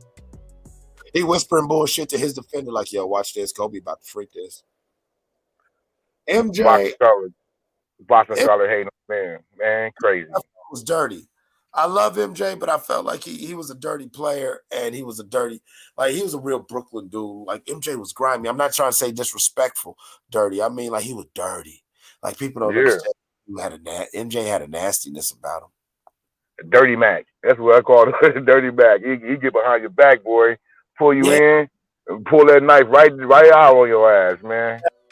And cut a nigga long, cut a nigga wide. Boy, I'm trying to say. Straight up, Obi. Straight up. He one of them niggas. Yeah. Like snake in the grass. Like I always tell niggas, like remember that's why they shut down some of the locker room celebrations in professional sports. Because remember after his dad retired and he came back and he reminded the world he was a Brooklyn nigga when he's holding his championships with his cigar, talking real greasy. Remember that interview? Yeah. I was like, Michael Jordan's a thug. Yeah. Man. Good saying it. Yo, I know he's a real nigga. Yeah. They're like him, Michael Jordan, and Magic Johnson, probably the luckiest niggas ever. They so lucky them damn camera phones and internet blogs were now when they came, boy. Them niggas be in jail probably. Like straight up. I swear to God, the only reason why them brothers got legacies, and that's why I do think that more people should seek their counsel, believe it or not, is bad. Because remember, they were coming up at a time where they didn't have to be monsters or assholes or whatever. It was just a different culture. But half that shit, if that was on camera, like, because I'm an 80s baby, I remember the shit I seen growing up. That's why people look at me like a dick. And they're like, with some of these scandals, I'm like, oh, that's all he did? Man, well, ain't nothing. It's Tuesday night. Shit. You know what I mean? Real. Nigga be off coke. You know? Straight up, man. That nigga Magic Johnson had so many orgies and all kind of shit, all kind of places at the damn practice facilities and catch this nigga in sleazy hotels. Hey, dudes, I know this is a fucked up thing to say, but you do not catch AIDS if you're not getting it in. For real. Oh, no dope. 1, 2. You getting in it. Like, listen, you were outside wilding. Wilding, man. And niggas didn't even care about the game. Like, fuck this game. Nigga, we finna go out here to this party. We in Detroit tonight? Oh, shit. We in Boston tomorrow? Yeah, you come from there, Man, yeah. Man, thank you, Dark Strange. I miss the pettiness. See, people don't understand. Like, I'm a competitor. I'm from Ohio. My petty is strong. The petty is strong with me. Yeah. Oh man, you gotta understand where, like, when I played baseball, believe it or not, I did like baseball is one of my favorite sport. Believe it or not, is football. Y'all niggas call it soccer. Believe it or not, that's my favorite sport. I'm actually real good at it. You know what I'm saying? But I also like baseball too. I used to be able to throw that goddamn ball fast as hell, dudes. You feel what I'm saying? This nigga is crazy. He said it's a scary place to be. Dudes, I'm so goddamn petty that, my black ass in the 80s trying to call myself playing baseball, softball out there. Like, that white boy get to the motherfucking plate, you know what I'm saying? Get the mumbling all them niggers and shit, you know what I'm saying? And oops, that ball slipped. Right. But dudes, I was a kid who could get it up there in the 70s, 80s. Like, so I'm dark. Yeah, bam, bitch, get out of here. So eventually they moved me to the outfield, and my mom always talked about Roberto Clemente, and I can't lie, I did have a few dope moments where, you know what I'm saying, yeah, I hit a nigga with the, you know what I'm saying, from the water track, like, you know what I'm saying, using that gun, like, bitch, oh, you going home, nigga? Get your ass on, nigga. Rope his ass, huh? Get your ass, you out here, bitch, nigga. Hell yeah, that shit is impressive to see. You rope a nigga from outfield. I mean, for real. Yeah, that's right. That's right. I always tell people, like, I once again back to what we were saying earlier. I'm so thankful of my age and my era. Y'all kids don't know. Y'all miss Bo Jackson. One of these days, I figure out how to do that. We got to get the film, and we could just sit back and watch Bo and Dion. Okay, right. These brothers there was a 3 to 4 year period, kids, where Deion Sanders would go get 2 hits, steal a base, and you know what I'm saying, and everything like that. Then jump on a private jet and get an interception, ready to for a touchdown. Right. All in one day, my baby. All in one day. Bo Jackson. Straight up, mommy. Straight helicopter. You're at the top of the damn building. Right. You know what I'm saying? You see him hop out the helicopter with his chains on, go right to the locker room, then go on the field like it's nothing. Bo Jackson, he'd be playing for the Kansas City Royals. Throw a nigga out from the warning track, hit 2 home runs, break 2 bats on his knee when he struck out because he went 2 for 2. Then go and run for 2 touchdowns against Seattle later on that night. Straight up. Another nigga. No, you ain't lying, homie. Bo Jackson, one of them niggas, bro. That's nigga that put football down. He's like, I'm gonna fuck with this baseball shit. Nigga, fuck this football. I ain't all this hitting and banging. It had left with a regular injury. He was like, you know what? I'm cool. His injury wasn't regular. His thing is Bo is so strong and powerful that when Munoz had hit him, and he had built up so much force that he had actually stopped moving, but his body was kept going. So the break in his hip bone actually went through the veins. Ooh, shit. Well, I remember they saying it was a hip pointer, but I didn't know it was that extensive. I know he just put it down after that. Right. No. But here's what my point about the type of animal Bo Jackson was. Here's how this motherfucker rehabs. He learns how to shoot crossbows and bow and arrows with his feet. Man. A physical specimen, man. That nigga Bo Jackson was the man. Man, where did they Bo Jackson was the man. Man. Right, hold on, bro. Carry a little bit. I gotta go in real quick. Hold on. Yeah, you good. Yeah, man. But it was like we see some great athletes these days, and we see, and the jury's still out to see, the level of greatness and see if that's going to get. But the bars, well, the standard is so high. If you know, you know. Yeah. But back to your thing, the boxing scholar, a Rick J, Magic Johnson orgy. Wow. I don't know, because it's like what year of orgy? Because like if it was still in the 80s, that was the place to be. Like, he didn't come out. Niggas didn't know that it was that bad until the 90, 91 or whatever.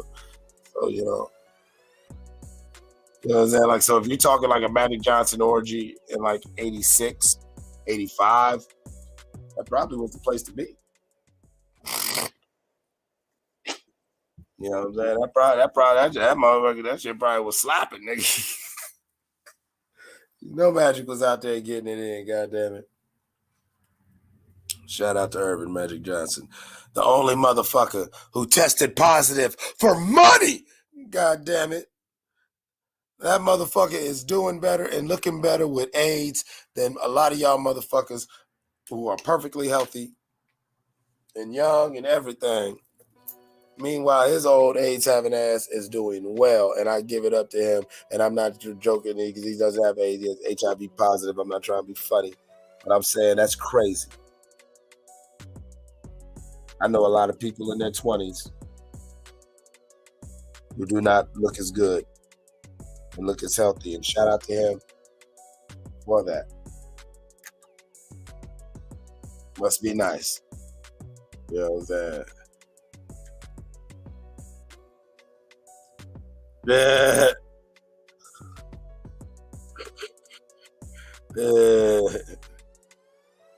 He said, what do you got to do to get a scholarship, yo? I'm going to give me one of them scholarships. Yeah, man. Hey, boxing scholar, man. Up on this panel, man. Come on, talk some shit, man. You know what I'm saying? We over here just chilling. I ain't doing nothing, man. I'm still debating whether I want to go to work tonight. You know what I'm saying? I might not. So I'm up. You know what I'm saying? Yeah. Motherfucking mind. There he is. Puff Puff, salute, my brother. How you doing? What's up, man? Nothing much, man. So we was talking about these athletes who, you know, Boogie Boog, you know what I'm saying? LeBron, you know what I'm saying? The Baron. Hey, my bad. I'm gonna pop back out. I'm gonna pop out real quick. I'm gonna come back in like 15 minutes, bro. You gonna do your thing, man. Because I'm gonna give LeBron all of his praises. You might not want to be in this motherfucker.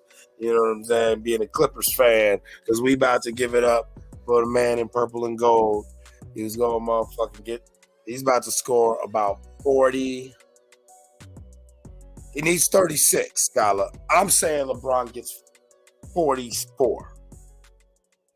Yeah, 44, 43, 41. He's going to be around that range. Because his petty ass like to overdo shit.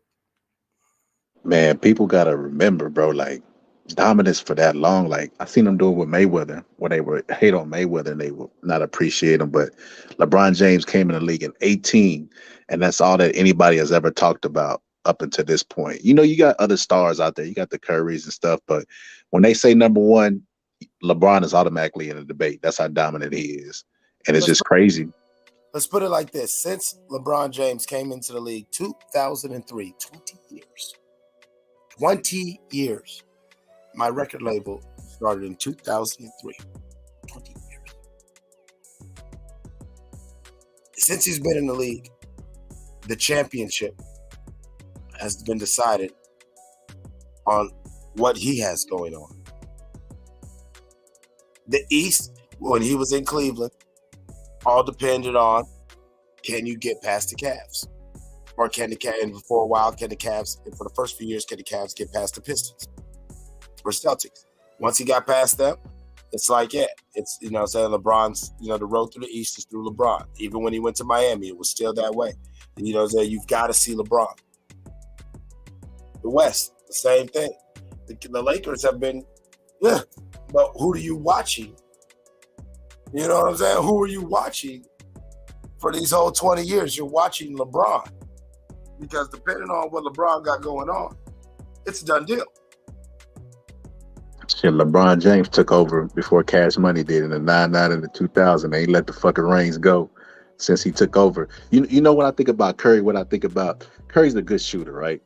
But I think about when they were in the playoffs and Curry laying that on the backboard, LeBron James coming slapping the shit out of him, was like, nigga, are you fucking serious? Yeah.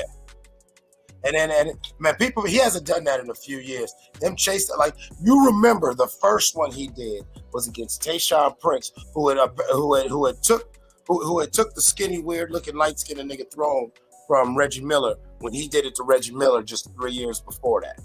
And that's when everybody was like, yo, that kid Tayshaun Prince from Detroit, he nice. Yo, you seen the way he shit it on Reggie? I know Reggie old though, but Tayshaun took it. You know what I'm saying?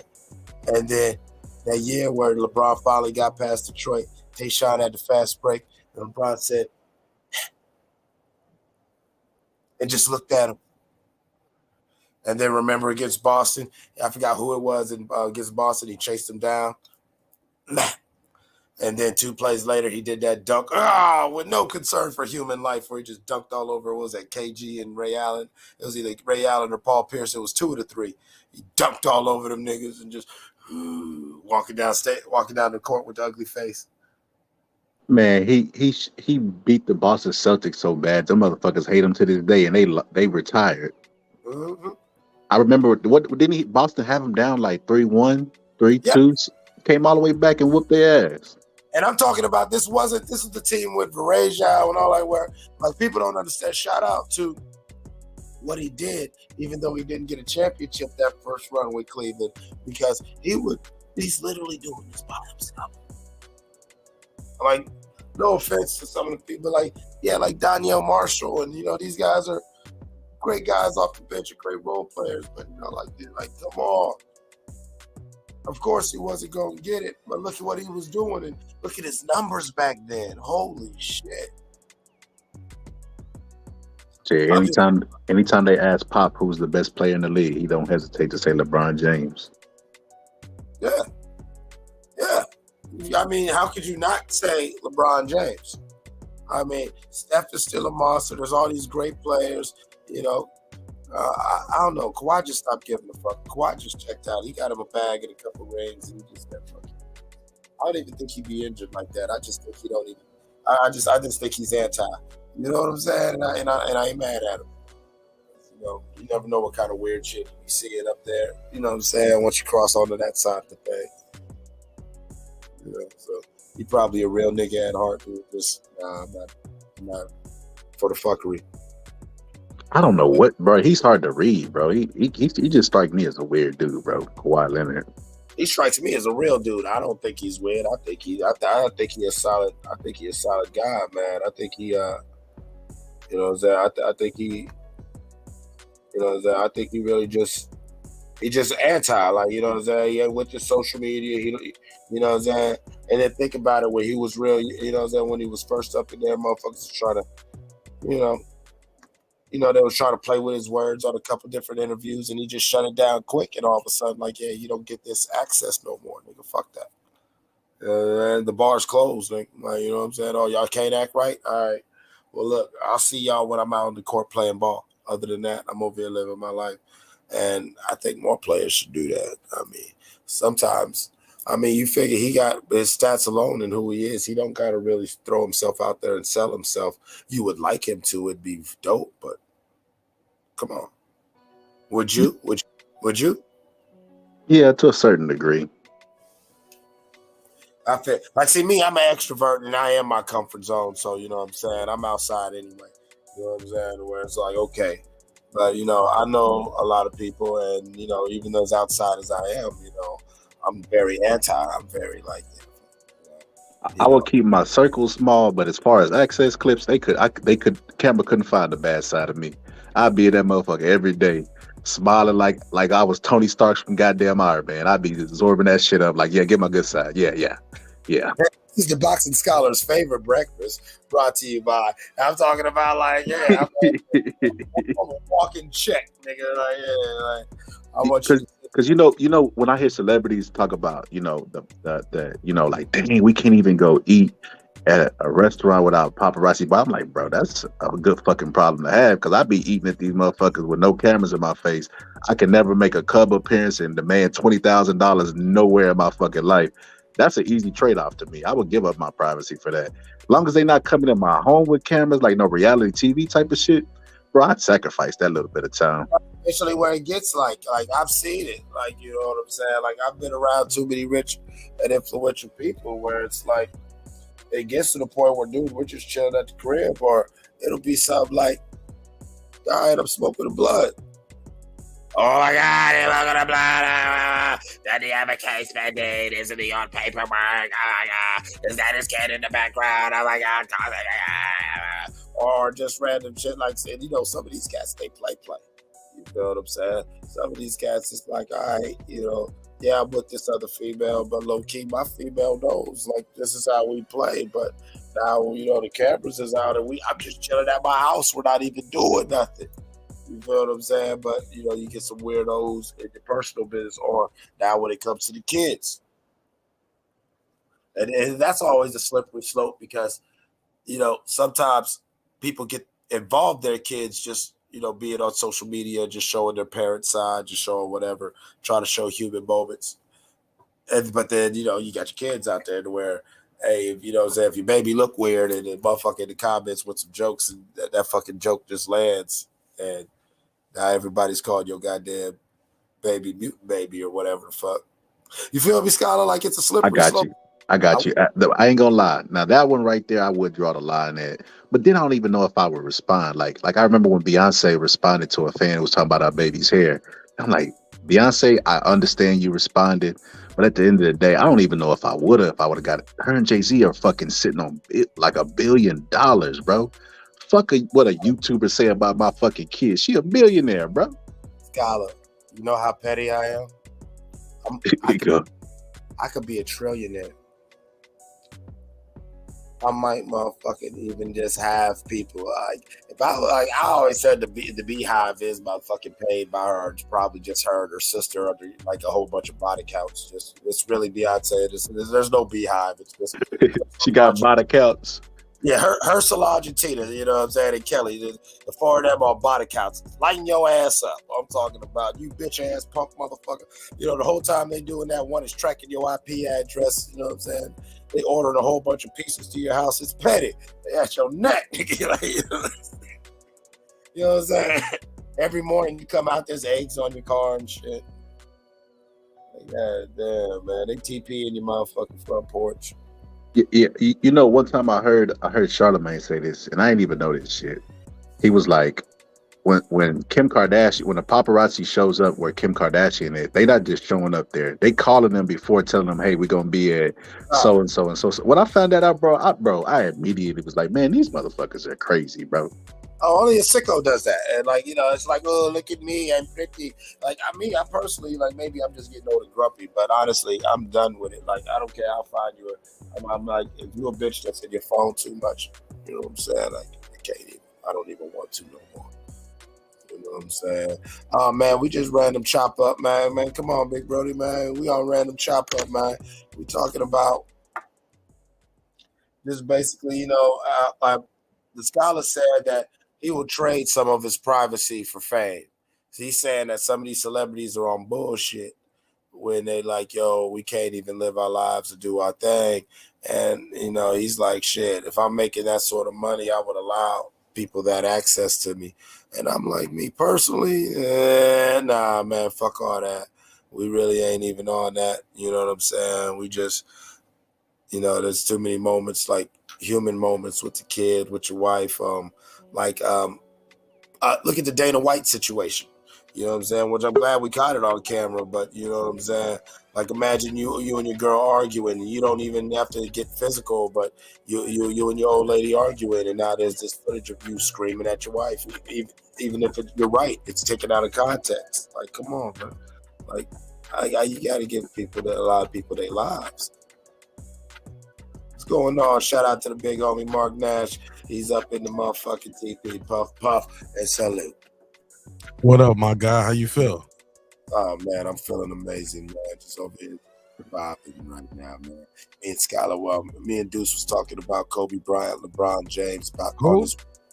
We're reminiscing on Kobe Bean Bryant. Who? Yeah. Avoid of it. There he goes. But yeah. No. Yeah, you know what I'm saying? Yeah, we was talking to him, reminiscing on Kobe, and we was, giving LeBron all of his flowers because LeBron is 36 points away from getting the all-time scoring title. Me and the boxing scholar both agree that we think he'll probably get about 43. He'll probably get about 43, 44 tomorrow. You know what I'm saying? Whenever he steps back. Whatever it is, I just want to see it, man. I just want to see it happen. You know what I'm saying? I love seeing history made during my lifetime. Wow, great. Because one day I want to be one of those old niggas like, I was there. I remember I was was 2023. I Goddamn had a radio show and a little podcast. Well, you know about it because you know where we went from there. But that was when we was first getting started, and I was talking to the fella. You know what I'm saying? I want to see it happen. You know what I'm saying? So, like, I know what it felt like for my grandma to see that first black president. I know what that meant to her. But I got a cousin who died at like 21, 22. He never saw it. You get me? So, so the older people in the generation saw it. Some of the younger brothers and sisters didn't see it. So I just like to see history made right in front of me. I like that feeling too of also realizing some things don't change too. I remember thinking things about to change in my job the next week when Obama. You really was one of them niggas. Oh, Nash says yeah. I was young. I thought things would change just a little bit. Please don't tell me. Absolutely fucking not. I didn't go on it. I should have did that though. I should have went there with my chest out like, yeah, white people, things have changed around here. Hey, look, I went to, but you're younger than me too, though, right? And I was young when it happened, so you're a lot younger than me. But I just remember going to jail on the day of the inauguration. Get the fuck out of here! It was like MLK Day too, I think. One of MLK Day, it was like January 16th or something. I went to jail, bro, that same day. And I went to jail and you just delved down in the nigga tree all the way to jail. Bro. At the stoplight in front of my house. Wow. Yeah. They were just fucking with you, or did you did something like that? Bro, I had a you know what they get you with? They pull you over because of the tail light or a brake light. It's always that. That's what gets you, bro. A tail light or a brake light. That's the start of it. But I had a warrant. I was like, me? Warrant? Oh my. I was like, no. I've been talking to my bells, but I ain't got no court date yet. Yeah, man, I had a warrant, jeez. Nigga, they kept my ass in jail from that Monday till Friday. I got out Friday morning. Man, fuck. Oh, man. I really love that inauguration. That's why I missed all the good nigga shit, too. Like, I missed all the parties that week. You know what I'm saying? I get out of jail Friday morning, man. Well, actually Friday night, because you know how they do at jail. They don't let you out as soon as you go to court. Like, no, we let you out at like 11:59. Did you demand to ask to talk to who was in charge? Oh, man, them niggas check me real quick. Because, you know, when you get them your freedom papers, until they let you go, you be walking around holding that shit close. You can't wait to show the guards. Like, nah, I'm getting out today. This from the judge. They was like, it ain't over yet. I was like, uh-oh. You run around that hallway? Yeah. You know the vibes. You know them county vibes, nigga. You ready to get your shit. Man, sometimes you be ready to leave your shit like, man, that was only like, man, $62. Man, let me out of here, man. But nah, I was only there for a week, so I didn't even get a chance to buy nothing yet. You know what I'm saying? Oh no, I'm talking about the money they got, like what they caught you with, like you know, like I only had like $62 on me, man. You know, you keep that, man. Just let me out of here, man. Just open the door, man. Open the door, man. Fuck this shit. Yeah, I wear this shit home. I'm fucking. Yeah. Open the door, Daddy. Open the door. Right now, bro. Well, I gotta go. But what you mean process? I signed with the judge. I got the judge right here. That's all I need. Hey, Mark. But I got the judge to lock me up. That's all y'all took was the judge signing it. Let me go right now. But it is what it is. But shit, man. But that's funny. Judge, nigga, I got some news, nigga. Oh man. News, nigga. I'm over here about to do the video. There's some news going on the last 10 hours. Ooh. Well, actually, it's probably been about 11. Like when I pulled up earlier, you had that beat going. I was about to get up here and start freestyling with you. But then when I clicked the link, you had a song playing. I was like, well, I'm gonna just fall back, let the song finish. Then you played another song, and then Shorty pulled up. So I was like, shit, it's all good. I was listening, enjoying the show, and I was in here working on some edits, right? Yeah. And doing my little YouTube short thing. But damn, bro, I'm gonna text you. I'm gonna text it to you, or I'll put it in private chat, see if you want to talk about it. Okay. Yeah, but that's so crazy that what you was talking about, because you know what I'm saying, me and Deuce, I was saying to him and Scholar, like, I'm so proud of my generation because I got to see Bo Jackson. I got to see UNLV. I saw Mike Tyson. And being from Ohio, A lot of people don't know his one crib is out here in Sunnyton, Ohio, which is basically like the country suburbs of my personal city, Warren, Ohio. You feel what I'm saying? To where I used to watch Mike Tyson train and run as a kid. You feel what I'm saying? To where I saw that real time. You feel me, Scholar? Like people don't. You know what I don't like though, Deuce? I hate a legend that won't allow us to view him as one. Like he's still trying to be that guy. Like for instance, Cassidy. Man, I know you familiar with the battle rap scene, how Cassidy was viewed back in the day. Like I remember thinking nobody could fuck with Cassidy. Like, man, Cassidy, the coldest dude on the mic. I remember thinking this shit, listen to all his freestyles. Me. Huh? Nigga never met me. Oh shit, you can smoke for Cass? Man, listen. All I'll say is this: it ain't my smoke, but I'm gonna stand on this because Don't Even Move is still Don't Even Move, and that guy still sits in the chair. One of the founding members, a brother by the name of Infamous Cobb. We used to be up there in you know what I'm saying, on 7 Mile with my boy Bowie, and doing tracks. You know what I'm saying, and Cobb's got a song called "I'm a Hustler." Cobb also had a homeboy who, you know what I'm saying, named Steve from Philly, who was our plug into Desert Storm, and that whole movement over there with Swiss. And, you know, a lot of them niggas, they used to hear a lot of our shit. And we actually, one of the big things that me and Cobb had fallen out before I had to remove it from the label was I always felt like he would send our unreleased music to them niggas, and real conveniently, somebody from that camp, somebody from that little era, that Philly, New York era, has got a fucking song that they just do single coming out that sounds fairly familiar. Like Cobb's version of I'm a Hustler is exactly the same, only at a slower tempo in the Cassidy. I just leave it at that. You know what I'm saying? Anybody want to go ahead or whatever, you can look up Infamous Cobb. He's probably still got that music out and everything. If it's a big thing, I'll look it up into my files and find it and play it. And remember that came out a year and a half, 2 years before Cassidy's song, and his people definitely heard our song because we was directly talking with them niggas. I'll leave it at that. So what you're saying is on Smoke Signals, we might pull up and see a Freestyle Friday or a rap battle. Oh yeah, we can do that, motherfucker, later on. We can do that right now, man. Yeah, people understand. Bro, I would be there for. I'm tired of these fucking boxing debates where nobody wins. We could judge we could see the winner of a rap battle, not a fucking boxing debate. But sometimes even that's subjective because it's like, how do you love your hip hop? Like I used to always tell niggas, you know what I'm saying? How do you love your hip hop? Shout out to my brother, man. You know what I'm saying? There you go. Shout out to my companion. There you go. You know what I'm saying? Boogie. Punches. Whoever got the punches. Y'all got if you show up and you punch it a nigga, bro, shit. And he ain't got nothing.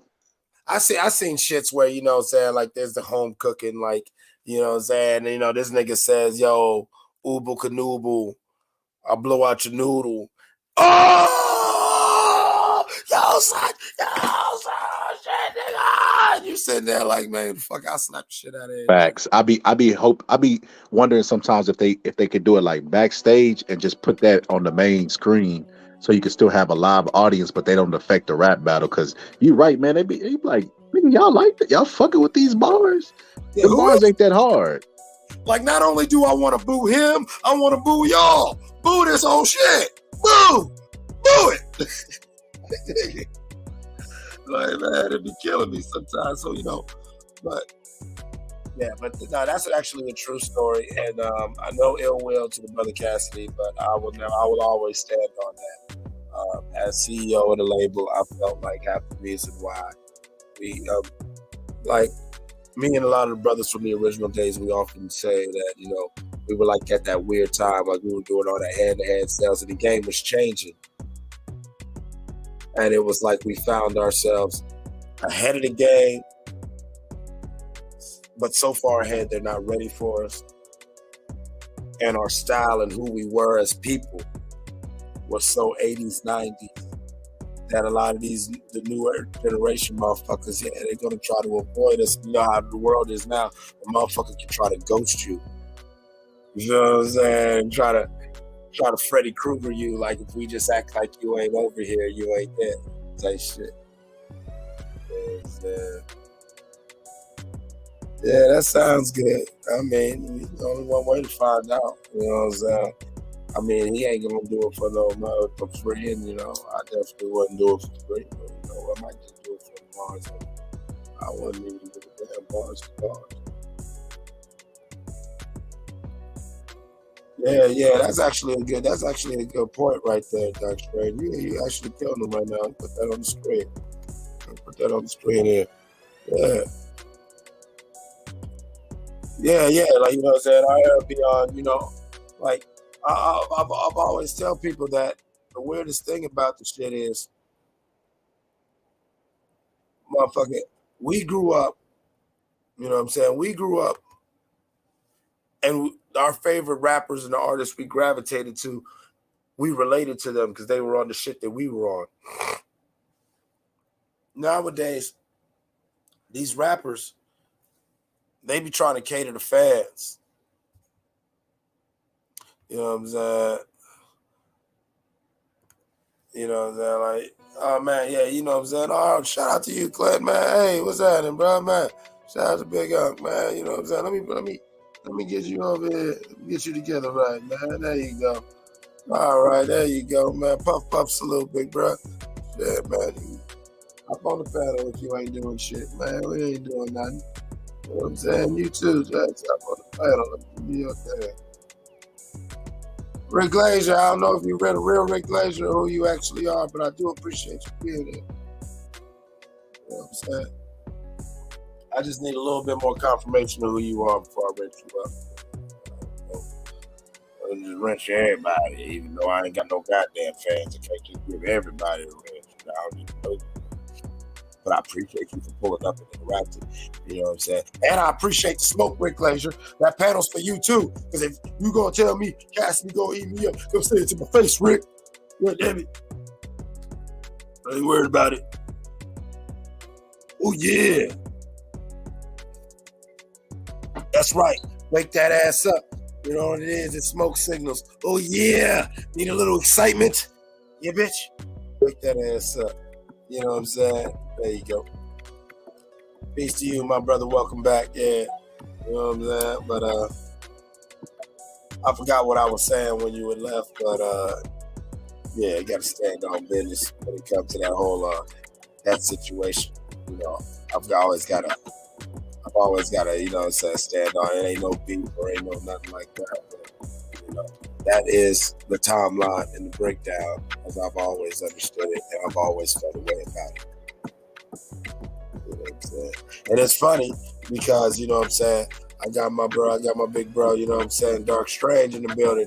And he was around at that time, you know, he actually can attest to what I'm talking about. It was a weird time where a lot of us from this area, we were in very close contact and liaison and interaction with some of these motherfuckers who a lot of their little hot songs in the early 2000s, you know what I'm saying, they 2005 shit sounded like our 2002 shit, almost verbatim. It was just a little weird. Could be me. It ain't my ego speaking, but I got an ear. You know what I'm saying? There were a couple cats, especially cats, you know, there were cats from Youngstown. There were cats from a lot of areas of Ohio where it was like, yeah, they were doing that long before I was a little whatever. You know, shout out to the Migos, but, you know, their version of double time in and out they rhyme. That was niggas freestyling in the back of the car. Random 330 shit. That's how niggas who couldn't rhyme would try to still just try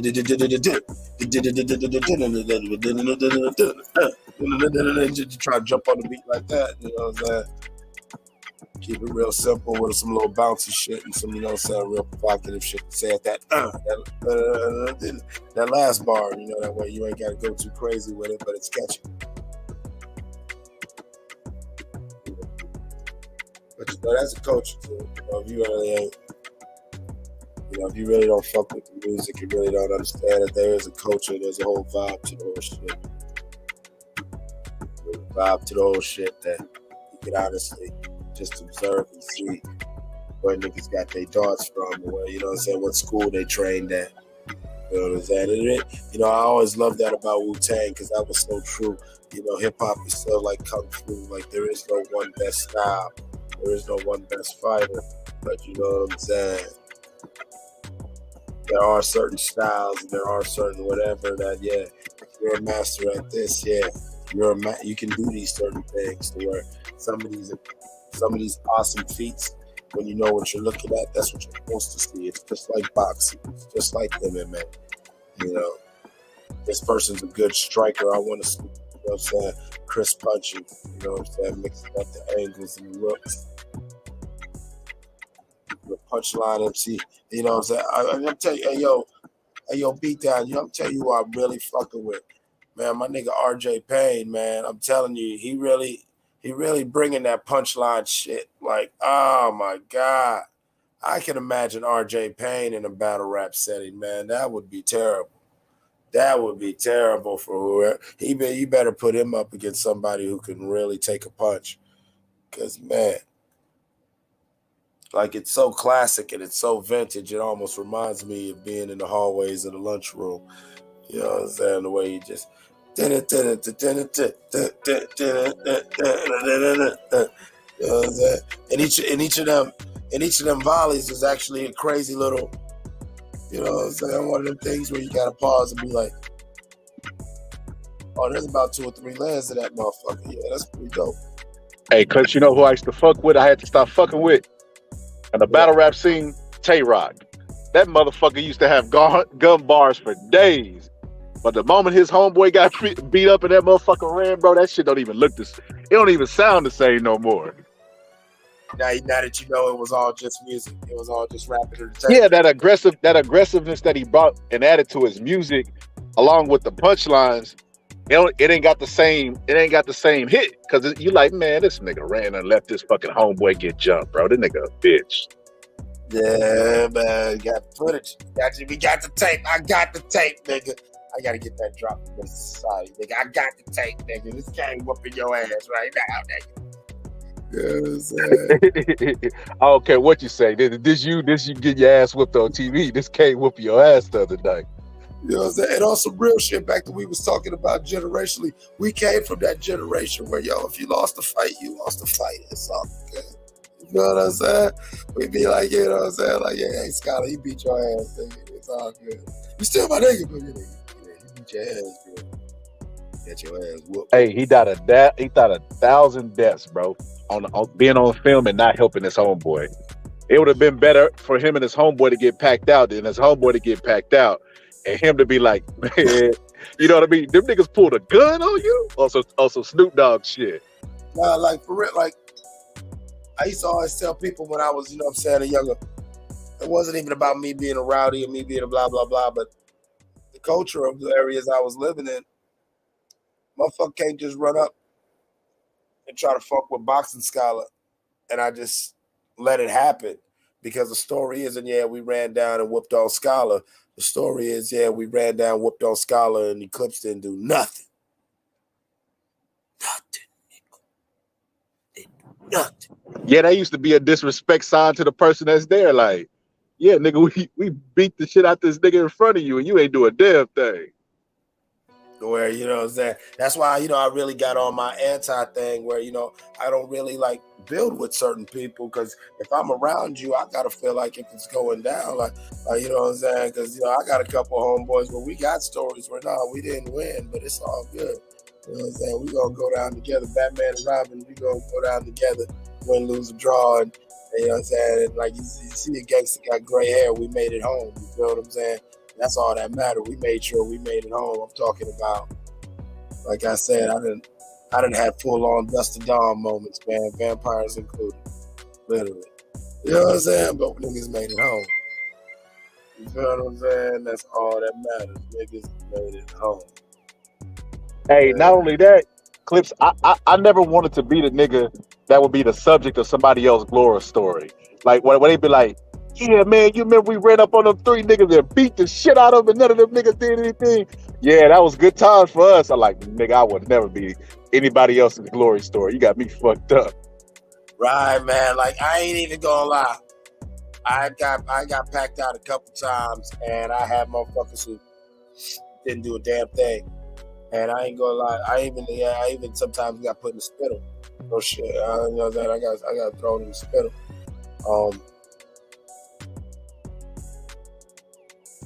First thing I did was I looked for the motherfuckers who didn't do shit before I addressed all that.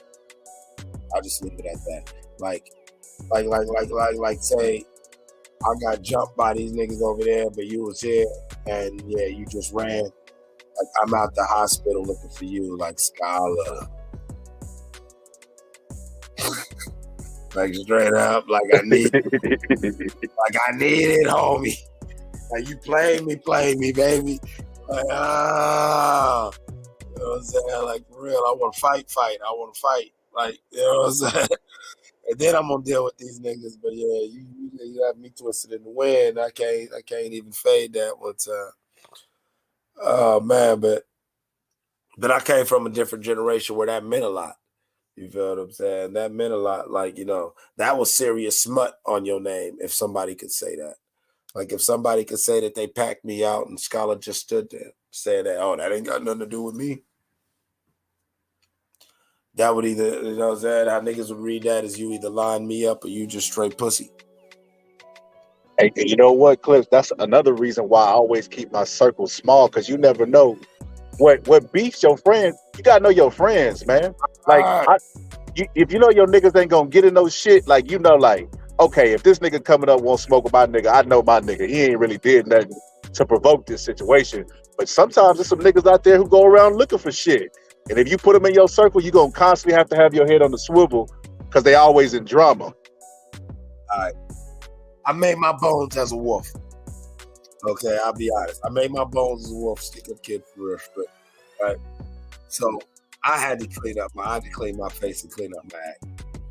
But naturally, a lot of my friends, and that's what I always play, don't even move. Like, you know, the label and the company's from the element. And so often I like to bring people from the element and give them an option, a better option, and use the company as a vehicle. Some of these motherfuckers, they are who they are. To where it'd be crazy. We'd be out in studios and yeah, sometimes even with famous motherfuckers, man, niggas got smacked, got robbed, shit got wild because some of these niggas don't know how to act. And sometimes it'd be me, sometimes it wouldn't be me, sometimes it'd be a homie or we somewhere and now the situation is a little escalated because little do we know the homie got some other shit he fucking with you. But he might not even say nothing. Let me try my point I'm making. He might not even say nothing. You know what I'm saying? Either one, he's oblivious, or two, he's on some shady shit. You know what I'm saying? And it's like, yeah, you done put everybody in danger with your little side bullshit. Where, you know, I done had homeboys where I told them to their face once every day, like, yo, like, honestly, this person's well within their rights, whatever they choose to do. You know, that was some bullshit, bro. So, you know, you gotta move accordingly because yeah, if Buddy feeling like he want to do something, or, you know, considering why he feel that way, can't really blame him, homie. You know what I'm saying? Like that, you know, you did some bullshit. You might just have to put that shit in the air and air that shit out. Like, I didn't even have to make niggas go after work it out and go talk with motherfuckers, and then people get mad at me because I'm like, this shit. It ain't even about peace, but y'all, you know, this is at a weird pace right now where, you know, something's got to happen. Something's definitely got to give. We can't just have this shit. Hey, Clips, I don't know if you are you familiar with what's going on with Jay and Offset? Wait a minute. What? Tell me that. Like, Jay just went on $1 million worth of game, and he addressed all the stuff that happened with Takeoff. And Offset, he basically issued Offset a warning. He basically told him, like, basically in so many words, he said, I heard you. you don't like you talking shit behind my back, thinking it's not gonna get back to me, and I heard it. And he basically said, "Don't put me in no situation where I got to defend myself. You're not gonna like the results." Basically, what he said in so many words. Basically, keep him and his kids' names out your motherfucking mouth. Yeah, I don't even know what the deal is with that, man. I that's one of the situations where I felt like the Ricky died, man. Like Offset took the bullet, and I'm pretty sure he wasn't even involved in none of the skirmish. Take off. I mean, yeah, my bad. Takeoff took the bullet, bro. And from what I hear, he to himself, quiet. He don't get involved in nothing. It's just like, damn.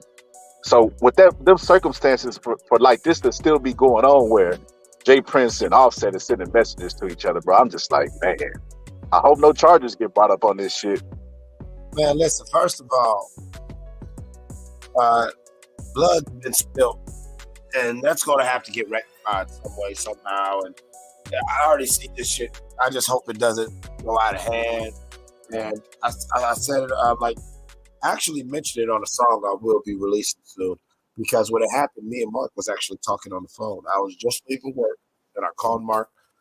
We was talking about his show. And as we was talking, I got home from work. I was driving and was talking. And as I got home, I post up and my phone, boom, boom, boom, starts getting the alerts. And so I tell him, he checks his phone. He's like, what the fuck? And now we're, you know what I'm saying? Like me and Mark, we're on the phone together as we're, first looking at the videos and seeing it for the first time. Like, what the fuck? Like, you know what I'm saying? Like, he goes live. We do the live. And it's like and that's kind of like, and honestly, the Offset stuff really started me and him on the conversation, where I think led him even more down to where he's taking the show. And I'm going to keep my show in that same spirit and vibe, and follow his lead. Example on that, like, we got to keep this thing respectful, because, like, I always tell him I love that birthday party analogy. Maybe Quavo and Jay or whoever he was arguing with, Jay or Mike Prince, was cool like that. But he's sitting there with his hitters around him, and they don't know you like that. And y'all niggas is talking that crazy shit. You shoulder bumping niggas doing all this old crazy shit. And, sometimes you hit, and sometimes, your hitters do exactly what they're paid to do, unfortunately. Yeah, they basically addressed the situation and said what happened. Because apparently the dude that was with Offset, he got paperwork now. He's snitching. He naming names, pointing fingers, everything. Person that was off in Quavo. Offset wasn't there. It was Takeoff and Quavo that was there. Takeoff and okay, yeah. I keep getting Offset and Takeoff mixed up. But the one that was with them, he like the one that ain't nobody really mentioning. He was in the video. I don't know his name. He's from Atlanta, but apparently he's snitching like a motherfucker. They brought paperwork to Gilly's radio station and everything with his name on it, and he's mentioning the other Jay rapper. Prince. Yeah, the other rapper. That's Quavo. No. It was three people. It was Quavo, Takeoff, and another dude. I don't know the other dude's name, but I just know he's from Atlanta. That's the dude that, according to Jay Prince, man, we taking him at face value. He said that they had got into it with the people from Mob Ties, but he was like, Mike Prince stepped in and de-escalated it, and you can see it on video. He was like, but the other dude just pulled out his gun and just started shooting. And he was like, Jay Prince basically said you got to be careful who you have in your circle. And he was saying that dumb people that can't think like that, like they could end up costing you your life like it eventually did.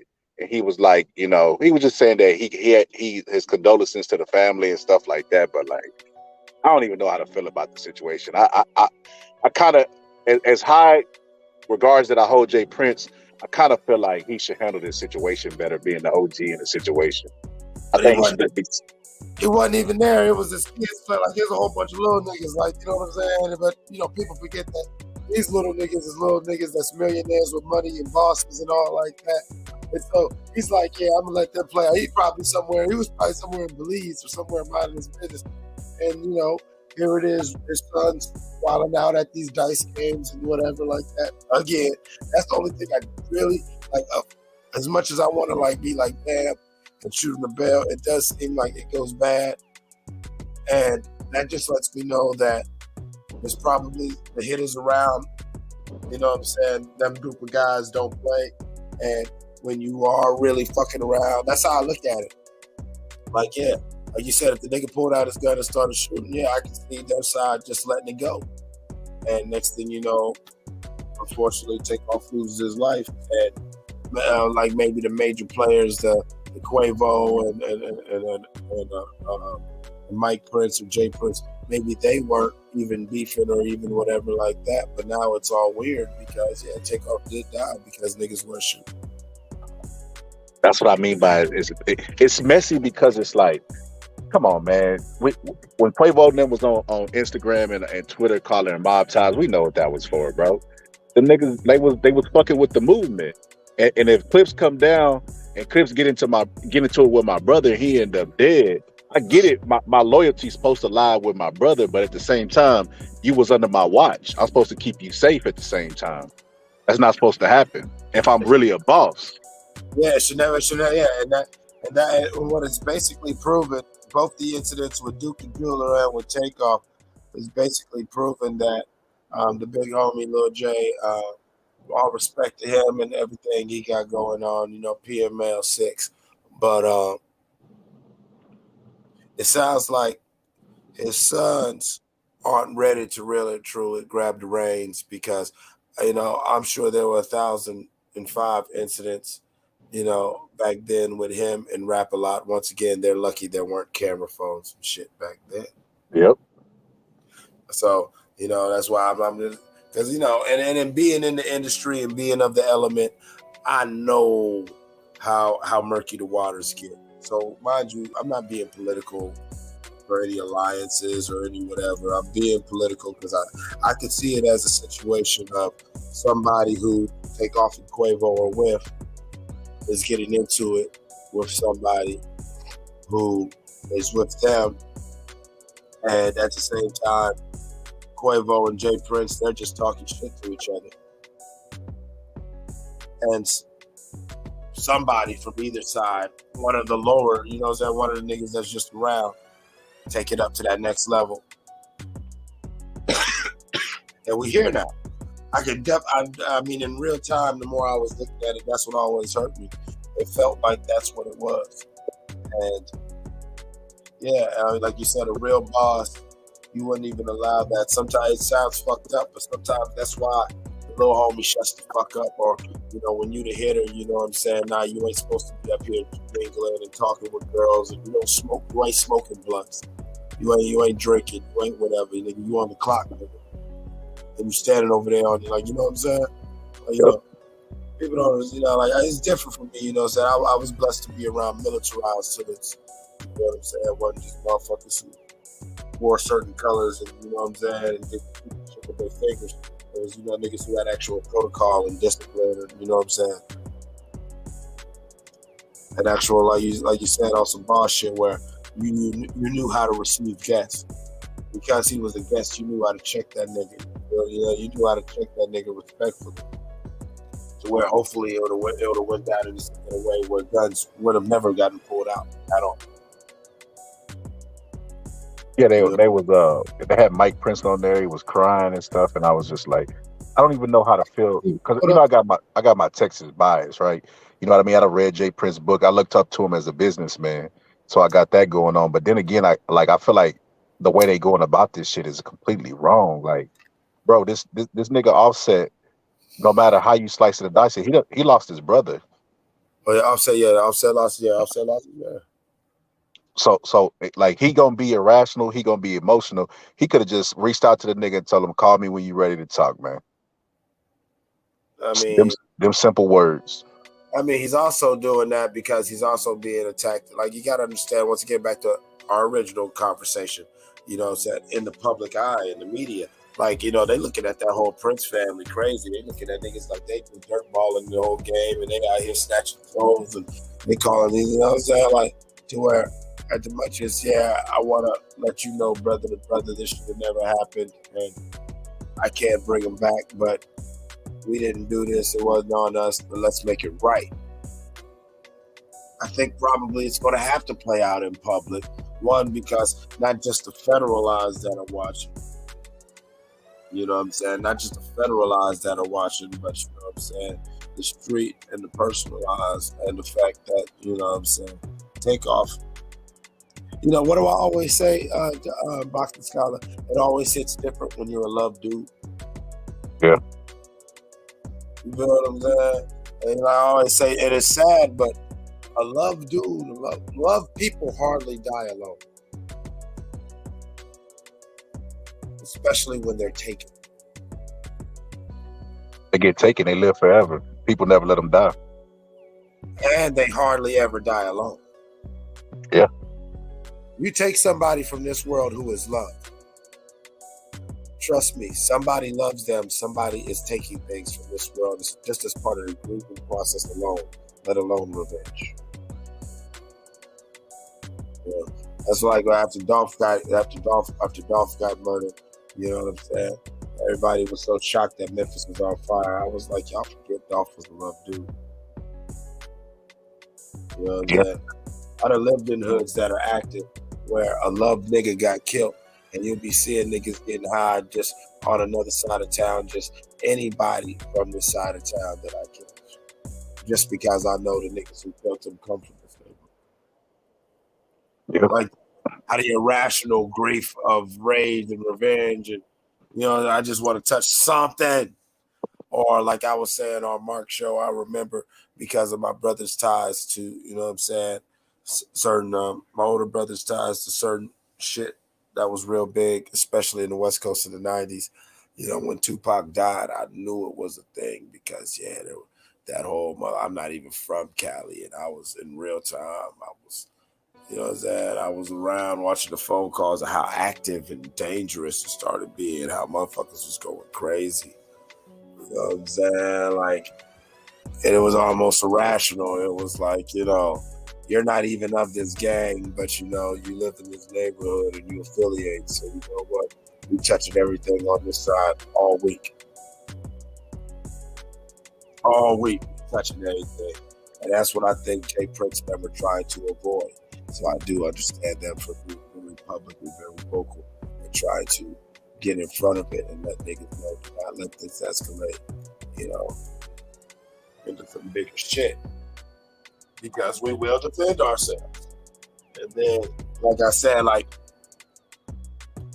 God forbid, but if there's some sort of attempt on one of the Prince boys or Lil J himself, it's gonna go past the point of no return. You know that, and I do. If there was going to be an attempt, they should have never talked about doing it. That's my point. That's my point. You're supposed to keep it cool. Peace is good business. Peace is gangster. You feel what I'm saying? Because if you're going to do it, just do it. You know what I'm saying? Respond, you know what I'm saying? Respond in action. You know what I'm saying? You know, this emotional tweet. You know what I'm saying? Or you saying a motherfucker that goddamn try to put a jacket on the Prince family and give him up to the goddamn, give him up to Johnny Law. You know what I'm saying? Well, that's against protocol. And I know you're hurting and I know you're feeling a certain way, but I would never ever condone any sort of fuckery of that nature. That's against protocol. That goes against the code, and I don't care what side of the color spectrum or what side or whatever you're from. If you call yourself a participant in this thing of ours, you know good and goddamn well that is not what you do. Hey, Cliss, I'll fuck with you, bro. I'm for the call it a night. Man, I fuck with you too, man. I appreciate you. I just pulled up just to talk shit for a minute. I done ran my mouth for close to 2 hours and 15 minutes, man. So thank you for sharing that time with me, the Boxing Scholar. You're always welcome by. Puff, puff, salute to you, brother. No problem, homie. Peace. You know what I'm saying? That's the Boxing Scholar, everybody. You know what I'm saying? That's the Boxing Scholar out here doing his goddamn thing. Thank him for stopping by. Yeah, thank everybody for pulling up, man. I ain't really doing shit, man. I'm bullshit. I'm play some more motherfucking music, man. You know what I'm saying? Don't mind me.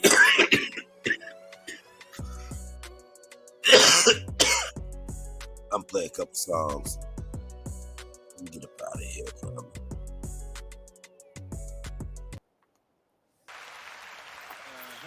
East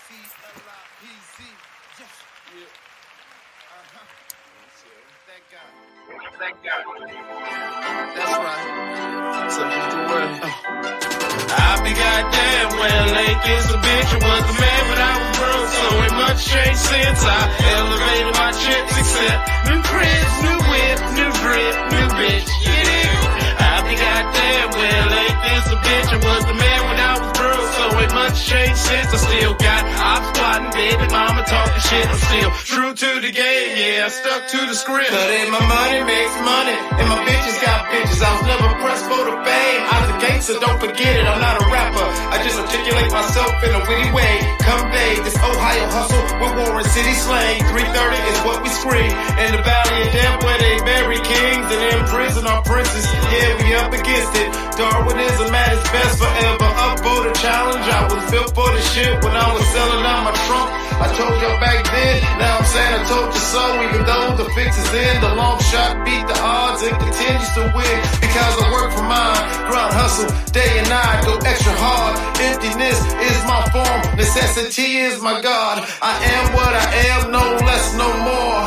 Seasons change, people change, but the instruments of change don't. I be goddamn well, ain't this a bitch? I was the man, but I was broke, so ain't much changed since I elevated my chips, except new cribs, new whip, new drip, new bitch. I be goddamn well, ain't this a bitch? I was the man when I was broke, so ain't much changed since I still got op squatting, baby mama talking shit. I'm still true to the game, yeah, I stuck to the script. Look, God loves me, Satan respects me. I know she ain't shit, but when she lies, kinda sexy. So I play along just as long as I don't get bored. Right or wrong, I'm like either or. I'm in that money-making business, bitch, get involved. The pimpin' is pimpin', you must have been misinformed. If you think I'm new to this, I've been doing this since before doing this was a thing. My life's a motherfucking movie, but it's not about me. Since 90 degrees, I moved like a rook. Point A to point B, point being the turtle finished the race while the rabbit lost his foot. Before and after it's all said and done, ain't shit you can tell me. Look, I already told you so. It is what it is, don't quote me. These snitches glorifying killing and sell albums nowadays, so say less, homie. I be goddamn well, ain't this a bitch? I was the man when I was broke, so ain't much changed since I elevated my chips, except new cribs, new whip, new drip, new bitch. I be goddamn well, ain't this a bitch? I was the man when I was broke, so ain't much changed since I still got op squatting, baby mama talking shit. I'm still true to the game, yeah, I stuck to the script.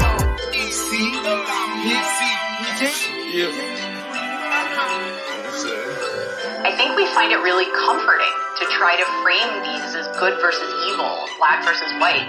We like to think that the people who perpetuate these crimes are completely different from the rest of us, and that we would never make the same set of choices. But in the end, based on my experience, these are rational human actors who are making predictable economic decisions based on the incentives that are available to them. Decisions that we all might make if we were in the same situation. No one knows the changes I've been going through. I got no one to talk to besides the goddess moon. The cliff notes of a conversation, you call my music. The cliff notes of a conversation, you call my music. And no one gave a fuck if I lived and died. And no one gave a fuck if I ate a slop. Now I'm bouncing back, niggas got opinions. Once I start winning, they get in their feelings. No one gave a fuck if I lived or died. And no one gave a fuck if I ate a star. Now I'm bouncing back, niggas got opinions. And once I start winning, they get in their feelings. Yeah, I done bumped my head, fucked up my bread and had to hit reset on my hustle. Yeah, I was tripping, distracted and slipping, but nah, I didn't fall, even though I stumbled. Right now we wholesale, we're moving them things, cause I'm going through a thing. Cause right now these dollar signs are deadlines. Pipe down, that's right, I'm dead ass about mine. Where it's at though, no exemptions, no friendships, all business. Right now I'm living Psalms 23 verse 5. All my enemies will watch me feast, anointed by the Most High, scorned by my own kind. Why should I follow the blind if I can see clearly with my 3 eyes? 2020 visions, global change on the horizon. These next few years gonna determine who's striving and who's just surviving. Criticize and scrutinize me all you want. You never can knock my hustle, that guy's gonna grind into the dust. When I was broke, I was overlooked as a joke when I spoke.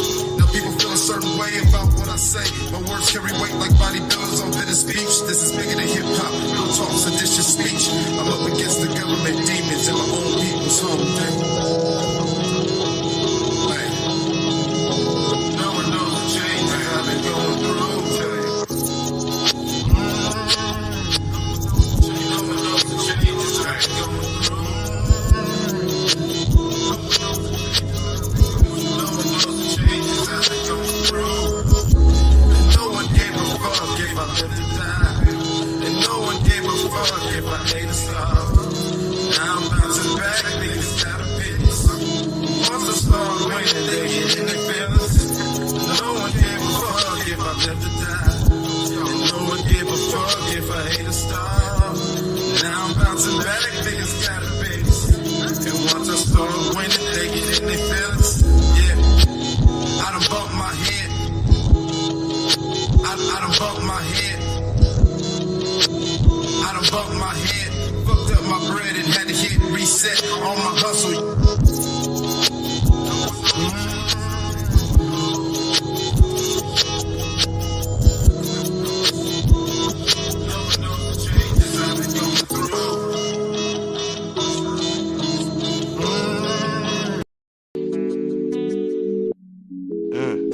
Sometimes you gotta expect the expected. A hater hating, man, that's like a fish swimming. The fuck? It's all in the game, player. You can't blame these haters. At most they spectated me while we out here winning the game. Yeah, you can't blame these haters. They just broke and angry. I'm piling paper, smiling, waving my middle finger. This is my movie, you're just an extra. Step aside and get stepped on. Either way, a stepper, keep stepping. If ever unsteady, I step back, pop and shoot like Steph. Might just pipe your wife despite ya. How you like me now as I pull out in my new shit? That guy lose a bitch and get two more. Duh, stupid. Fuck you thought this was. Try to take mine, only forfeited yours. Try to hide behind friends and family. I kill them all, spin that block. Ollie, oxy free. Come outside, don't be shy. Keep that same energy. I swear I love me some me. If I was them, I'd jump off a balcony face first. Cause them cowards die 1,000 times a day. Me, I'm forever. Before and after my death. My success is upsetting to them. Now them cunts wanna come get me. Pussy, well come and do it. I come to you, fuck it. Why prolong the pain? Why let them see tomorrow when I can off from the day? And get this out of the way, I got shit to do. A meeting at noon, then the orgy at 3. After that, link with ID2 to chop it up about money management and how to handle shit. Demand your respect. If they owe, go in their pockets. On ID, keep your foot on the hater's neck. Keep your eyes on your profits. Keep away from pocket watchers. Keep that on you in case you catch one of them fuck niggas lacking. No talking. Where my paper at? We be up in Toolies acting woolly, but she okay with that. I be with the demons that could demon and us to say about that. I could up 100, shoot 100, his ass for the ceiling net. You be with the rest and you a snitch, I'm tryna play like that. Chop his ass up with a hatchet, can't let the house without my ratchet. Only tryna reach some heavy, finna be 21, I'm a savage. Really grinding for the patty. Shot him up, he need a medic. You can stand it, cause I said it, cause I wish I ain't no blood, but I be with them niggas who slime. In your house, seducing your bitch, she drinking wine. I'll leave a nigga stink, you is not my kind, dog. Let off 50 shots like I'm joining do the shrug, dog. In this bitch, hound talking like that guy Chris. I'll really let off 30, do you greasy, now you gone, bitch. Yeah, go do greasy out this bitch, nigga. Yeah, do you greasy out this bitch, nigga. Oh, no.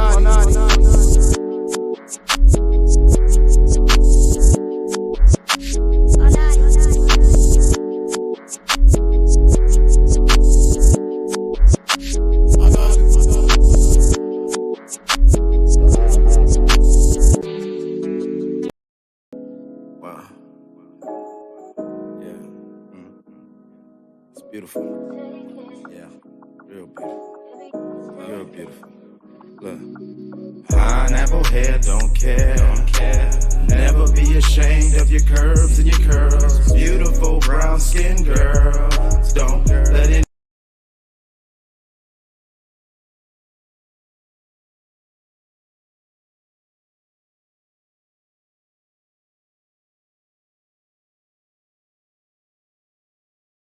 Mark, Yeah. what's going on? Yeah, there you go, my bad. I was muted. My bad. I'm on bullshit. Let me throw some more background music on. What you doing? Yeah. Oh man, I'm smoking, man. Just smoking and promoting this prostitution. Man. Just out here, Come on, nigga. The beat? Oh, this is a beat. Oh, play that. Why you ain't send me this shit? Thousands of, nigga, I literally got thousands of beats. Stop fucking with me, man. Start it over.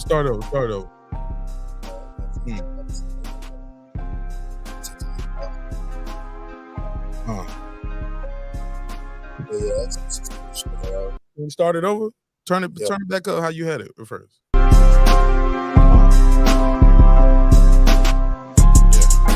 it back up a little bit more.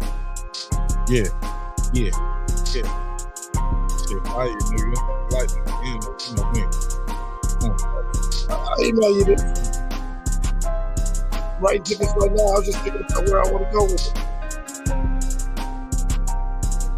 Just talking about the tour.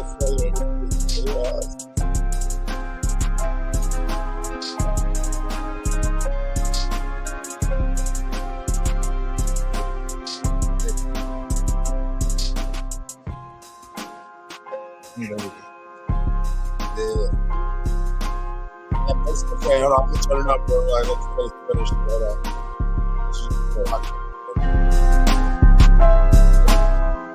Yeah.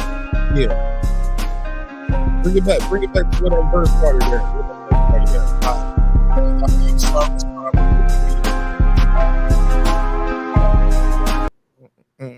Either pull up at the top, drop top, wife beater. Say I pull up, take your wife, might eat her. Nah, I might treat her. Nah, I might just treat her like I don't need her. Feed her to the streets a little something like, you know that boy night. All off the top, and I write. So I got a couple of things that I might like. They could be the day. They stay on the lot, or maybe they want my dollar, maybe it's a lot though. So by my admit it. Because my never come, I'm pissed if I didn't. My whole life, didn't listen. Stories of most movies in prison. One day you sitting on 20 on odd 20s. There's come and get you, man. You gotta do 20. And but it's true. I once for a bro, my pregnant in high school.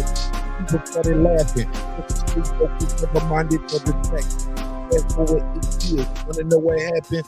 Shorty with that same dude. Plus they got married. The girl who picked on her got 5 baby daddies. Gotta watch what come out of your mouth. I heard him say that you shouldn't throw stones living in a glass house. Martinez, I just came through the talk with the gift of gab, hoping you can give you $4 $1 million worth the game. I got the gift of gab. Yeah, I'm back to get the cash. Came up in the TP. Yeah, I put my weed in your Pocahontas TP. Pardon me, I'm a little sneaky. Yeah, I'm so nasty. Yeah, don't even ask me. Don't even ask me. Yeah, came from ashy to classy. Now I'm something nice. Something you can call a boss. Something got a shine on him. Yeah, the nigga got a floss. Nigga got a gloss for him. Nigga got a gleam with him. Big ass chain, big ring with him. And I got that thing with him. Yeah, if I'm drunk, nigga still got that bean with him. Bitch, I'm off and I'm sloppy. Niggas can't even touch me. But when you let they come and bitch come and stop me. Watch. Get the money up. Get the funds up. Still do it for my family. Get your ones up, sons down. I'm still on that live stream. Still get my bars off. Still make a lot of green. Still got a lot of things. Still got a lot of toys. Still sell a lot of shirts. What else? Rocking with my boys. Might see me at the fight night, front row, press row, talking to your favorite boxers, ho. You know how I do it. Still got a little music. Still got a little flow. Still flow like a little fluid.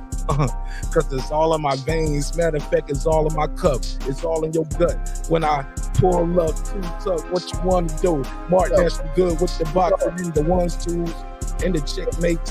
And I still roll, but I'm a cheater. I'll kick your face like a field goal. Punt, nigga, you better run, nigga. Touch down with the gun, nigga. Martin, I'm nothing fun, nigga, but I talk a lot, smile a lot, but sometimes I still wild a lot. Still think about the days of my grandma. Wish you could see me right now. Look at your grandson. Look at the father he is. Look at the husband too. Man, I be doing a lot of shit. Y'all niggas don't know I do it. I rub my wife feet. Might treat her nice, take her somewhere nice to eat. Go bowling. but I'll still put 3 holes in you like I'm rolling for a strike. Niggas know how I do. Martin X, I'm so There you go. that's about you. So nigga, like, You gotta keep going. Don't let that go. Niggas think I be playing clips. I'm nice, nigga. I'm nice off the top, bro. I don't be fucking around. I ain't gonna let that beat drop. I ain't gonna let that shit slip. Hey, yo, I'm gonna get that shit firm in the head and get it in grips, and then I'm gonna go form that as I win. I'm gonna do that and slip on Pip's cup from my Pip cup. Them motherfuckers know I stay pipped up. I told that bitch suck only the dick. Yeah, you ain't worth all of this dick. You're only a bitch. You're only a trick. I know you want me for all of this shit, but you ain't getting nothing but just what you get. And I'm gonna slide with mine. You know I'm grinding. Who am I? I'm just that guy. Hey, yeah, my name don't matter because the work I put in is not putting in work. And look at that. You can't fathom what it is to be a time traveler. I've been here and done that. I'll be here when you are leaving. I've been doing the shit you won't believe it. You will see it though. Motherfuckers already know. It's the demon flow, but it's godly. The motherfuckers can't harm me. I'm invincible. It's Luke Cage. Live on stage, no performance. It's just me doing my thing. Motherfuckers already know. It's just me. You just want to be. You motherfuckers want to claim the G's. Okay, that's how it gangsta lean. And let's sing on that lean. DJ fitting off. MC Dope Fiend. These young niggas mumbling because they crumbling on the inside. But you know me, I'm still hustling. These time tested. I told these motherfuckers coming out of my coffin. Yeah, I'm well rested. Yeah, I'm just stretching out on these hoes. Oh yeah, watch me with the chain flexing out on these hoes. Yeah, doing my thing, just flexing on these niggas. I ain't even pressing out these niggas. Nappy hair with it. Straight up with the flow. And you already know I'm coming straight from that O. Let's go. Yeah. I love that beat, bro. Yeah. You see the chat, nigga. Shit. It's 7:30 a.m. in 2003. I'm just wildin' like me. Used to watch the Grammys thinking, "Land, why not me?" What happened? What went wrong in the plans in the trenches? Maybe I spent too much time arguing about Crawford and Spencer's. Shit. Could have done something different with my payday and my off day and my layaway. Talking about Tyson Fury, Wilder, and some AJ. Damn, what happened? Martin Ash, nigga, you nice. Get back to rapping. That's what I used to say in the mirror, listening to my reflection. But nowadays, I just be counting my collections. Looking at all the cool niggas I met like clips. Thinking all the crazy niggas that ran their lips. Shit. You know how I do. You know, I still do grind. Plus that 2-5 like deuce times. You get it? Deuce times, 2-5. I did that twice. Did it 5 times. Nigga, I'm nice. Ask about me. Nigga, yeah, they can't rap around me. Can't rap at me. Nigga, you better let me cook. Martin Ash, no tomato cans be in my rhyme book. All I do is keep throwing y'all niggas verses and hooks. Ask about the lyrics. You feel my shit up in your spirit. If not, hard pause, you never hear it. Motherfuckers already know. MCs is fearing, shaking in their boots, hearing the truth. Niggas is weary, straight from 330. Motherfuckers down in Georgia, buddy, straight from the NC. That's North Cat, Tar Heels, like what my motherfuckers feet in the mud. We very quiet, we hunting like I'm a fud, and it's more than a rabbit. Niggas gotta have it. Niggas been asking for the shit, and so they gonna get it just how they requested it. It's a la carte. Yeah, why you going to get that guy eclipsing Mark Nash's heart? Oh man, the motherfuckers broke ass like they farted fucking up the baby and shit. What up, dudes? Yeah. Yo, we got wild as I roll. Look, shit. I tell them quick, it's all love on this side. It's not a ski mask and black gloves on this side. Yo, we can let a clip fly. Matter of fact, just keep talking and let your lip flies. Don't fuck with that guy or this guy. See what I did there? Martin Nash, that nigga's so prepared. I be all off the tops. Lefty, all orthodox. Niggas can't see me on the verses or the box. King talk. Nigga, I king talk. Nigga, when I walk through, it ain't pimping. This a king walk. It's a king stroll. Nigga, I been throwed. Since I saw you on your first live, I've been grown, been on, been off. Nigga, yeah, been off. It's off. I was going early, nigga. I was blacking out early, though. I ain't gonna lie. Yeah. Hey, nigga went cold real quick. Nigga went mom. Y'all chop that up and rewind this shit. Nigga, I left Earth a little bit. You'll see it on replay. Hey, but this that one joint, man, that I keep trying to tell you about. I keep hearing the motherfucking never heard of it. Nah, dude said Mark sent his written. tell that nigga you can't. Some of that shit you can't rit in, nigga. I can't say that guy, nigga. I put the tomato cans and let me cook. Nigga, you just mad because you ain't never been a considerable cook. Nigga still in the tray. I guess he still cook. Let me cook. You never heard of the drop? You have never heard of I ain't gonna lie. I did got one written. I did mix in there that today can be the day. Like sometimes I start off with something I can know, and then from there, like it warms me up. Like it's like warming up, and then pick it up where clips are empty. He know when the freestyle came in. You know when that nigga was like, oh, that nigga gone. I can tell. Yeah, that's why I was just like, I was just letting you cook. You see, I could have come in this moment, but it was like, no. But dude, this all good. But I got verses for days. Niggas want to die. I got verses for days. Verses for days. Motherfucking my words still amazed. The lame nigga who hear it and the real nigga who peep it. There's so many games, there's layers to it. Yeah, it's deep shit. And still waters run deep. There's no ripples. And when I touch them ribs, I won't tickle. Yeah, I'm hitting hard.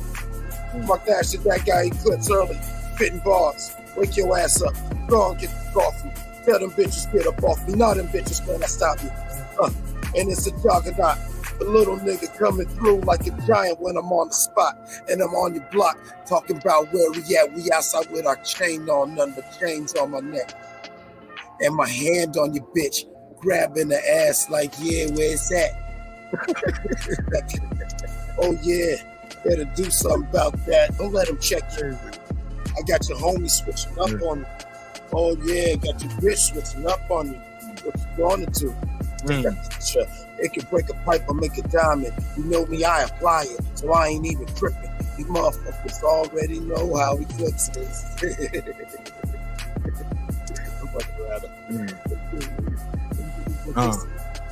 But this that I keep hearing never heard of it on this. It'll be like nah, don't give it to her. Don't give it to her. They're gonna steal it. Yeah. They're gonna steal it. I'll text it first.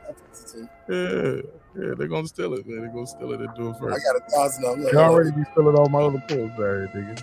All right. Hey, what you think about this one? I be feeling like Pac on this. That first one was for me, man. That first one that you played, that's the one I felt that one the most off the gate. Like,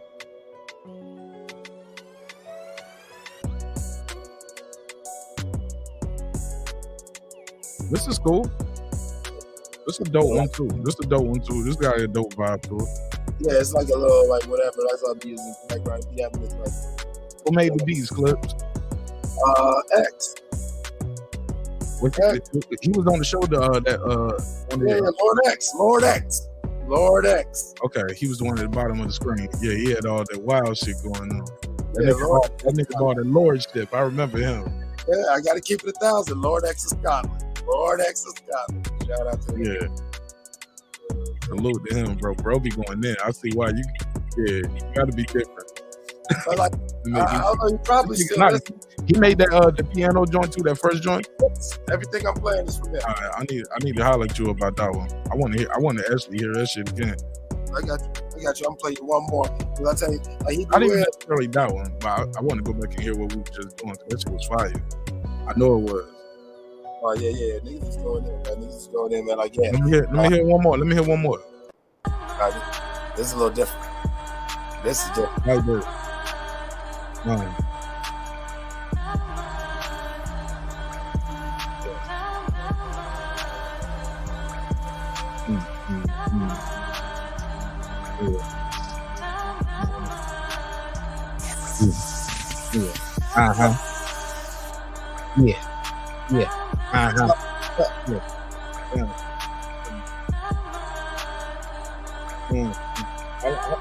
You got some of this? What you got to do?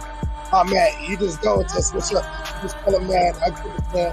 Hey, I'm a motherfucking 7 years. That's that true shit. Y'all niggas that see it, they believe it. Most of the dead like Jesus. Oh damn, that's super evil. You know that motherfuckers believe it. They leave the things like the mercy break.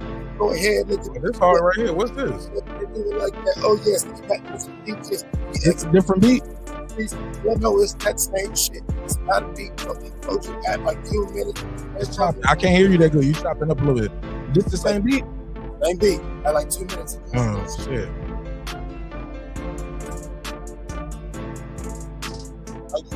He just be doing shit. Fuck with shit like that. You know, I like my joint switching anyway. And he know I do that, so let me send me some shit like this. Like, He just switched the instrument. Yeah. A lot of times, like if you know music, it's the same pattern. You just switch the instrument. So it sounds completely different. I like this one. But technically, if you're a real MC, you can just seamlessly just go from. I fuck with that. And actually, I fuck with that a lot. Yeah. I'll play you that one. I'll play you that one you like. I'll play you that. One you like. This is the one you was. That's the one you was going motherfucking zany bars on. You gotta go mild seizure for this shit. That's my speed right there. Yeah.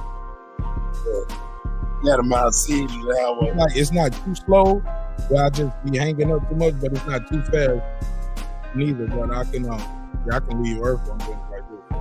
All right, let me dig. I watch this go for some up. Just me, like that's be spitting. In all my files, sometimes I spit out of like an even vibe right there. Like this. Yeah, it's the piano for me too, right there. Climax of it, and then how it goes back down, like the crescendo. Because he could have just looped that, but he didn't. He added some more shit to it right here. So, he wasn't lazy. Yeah, he wasn't lazy with it. He did something else. This one right here. This gonna be the one, bro. This might be the one right there. Yeah, like for me, to be honest with you, I've always heard this, and I've always felt like this be storytelling, where like you know what I'm saying.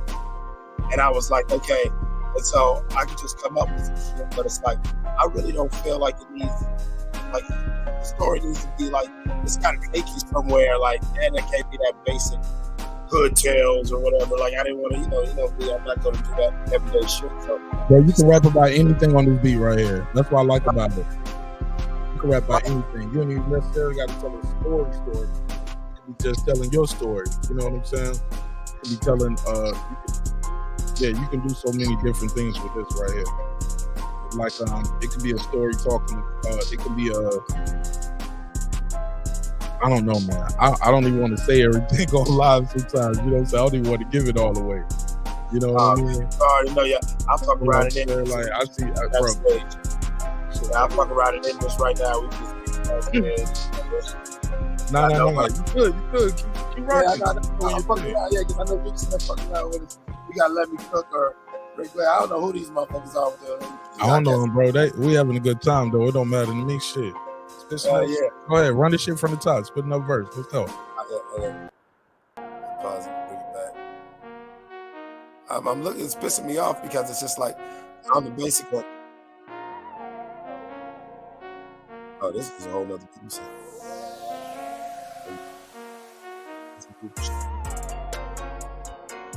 Yeah.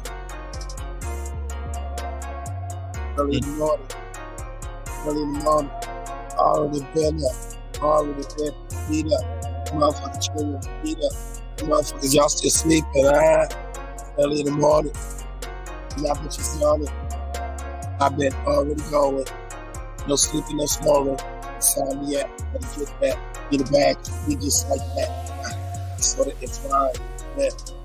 Early in the morning, I'm rolling the weed up. She sucking me off. You waking your feet up. I'm laughing like fuck. I'm counting my G's up. G's up, my nigga. Go get your G's up. If not, get these up. Don't freeze up. My veins be cold as ice. Don't ass, I'm in this bitch. Bitches already know I'm nice. I'm drunk as fuck. I'm drunk as fuck. Already took flight. And I ain't even talking about these nights that I don't wipe. Cause I be walking through the clenches. Walking through the trenches, pardon me, I'll still be drunk. I do. I come through the shit with my own shoe. Now, kiss my Converse, make show. Oh yeah, you already know this part of the show. Sit in the back of bistros, angel hair with the shrimp and the noodles. Motherfucking Dickie Big, now you link with his noodles all over concrete. raspy voice, but it's still very white deep. Very white, still pumping the tree. Black ass, but I will not sleep. No second, it's early in the morning. I'm still up. Look at the bitches, they're sweating. Look at that old nigga with a young nigga back. So, fuck that, yeah. Let's go. Fuck that, yeah. Why not? Why would I quit? You know that. They are not. Told y'all, I'm We're still going to apply pressure on lanes. But this motherfuckers, I ain't saying no name. I'm just gonna approach them, man. Knock on their door like Jehovah. Hey. Efforts being handed out. Ask what the hands on them about. Motherfuckers already know how we do this. That I ain't kissing no drought because I've been me. I can be broken, I'm still me. Get my fucking money and watch it still the same shit. Hat lane to the right, get it right. Motherfuckers know what it's fight or flight. I don't run. I do this for fun. Y'all do this for fun. This is fun. All right, I'm good, man. I'm gonna quit while I'm ahead. I think my best bars was already done for the night. Yeah, niggas tired now. Niggas like, No. I'm good, man. I just know. I know I said some shit tonight, nigga. I think that shit was pretty dope. I want to go back and hear it myself, low key. Plus, shit, I enjoyed it, man. I enjoyed it. Yeah, man, it's definitely. I'm gonna play a couple songs to get it to about an even 3 for my OCD since we're at 240, about to be 247. I'm gonna play me about motherfucking, you know what I'm saying? Right, play me some songs. Man. Well, thanks for letting me get up here and rock with you, bro. This shit was fun. Man, we can do this 1,001 times, man. I love this shit. This shit fun, man.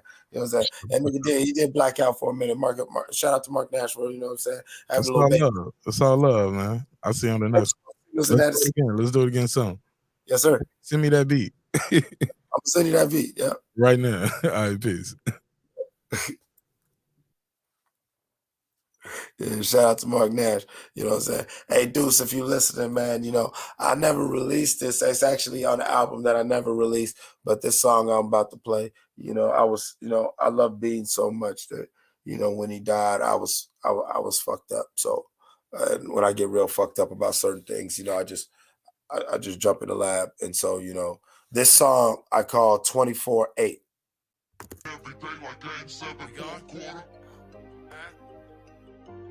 It's like sometimes when I lock in, I be in the zone.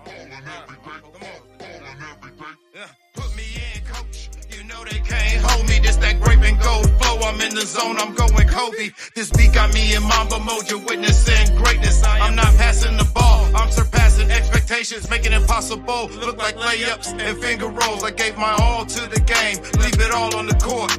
First ballot Hall of Fame. Folks saying I'm a GOAT. I'm good either way as long after I'm dead and gone. They're still saying that I go. I put in work endlessly. Grind and hustle 24/8. I added an extra day for all the legends who passed away. Yet their legacy remains. If 330 was the league, my silhouette should be the logo. For real though, I'm still putting stats up. That guy's a real one, not a rapper. Not a weirdo, so don't compare me to these goofies. A shooter's gonna shoot, yeah, I'm clutch with mine. Why? Because I do this. Ballin' every day like Game 7, fourth quarter.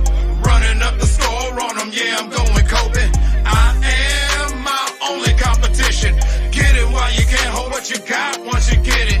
Ballin' every day like Game 7, fourth quarter. Running up the score on them, yeah, I'm going Kobe. See, I am my only competition.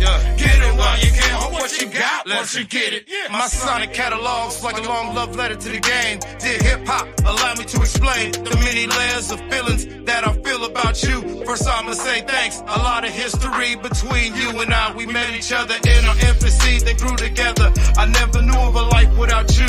As a kid, all the shit I dealt with, I swear I wouldn't have made it without you. Hip-hop gave me my voice, then it molded my swag. Gave me a platform to connect with kindred spirits across the world and across time. Come on, how awesome is that? I'm so grateful. That's why I make sure to every day to stay faithful and true. I do it all for you. You see me ballin' every day like Game 7, fourth quarter. Running up the score on them, yeah, I'm going Kobe. I am my only competition.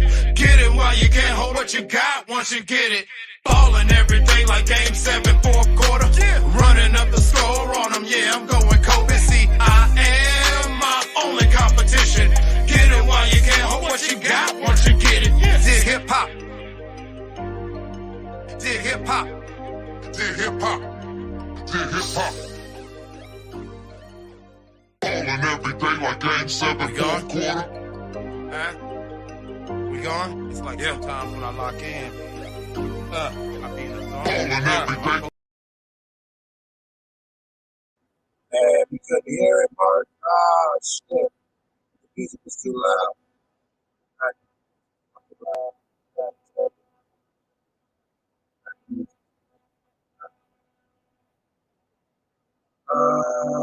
That's my me, man. That's fun. That's fun. That's fun.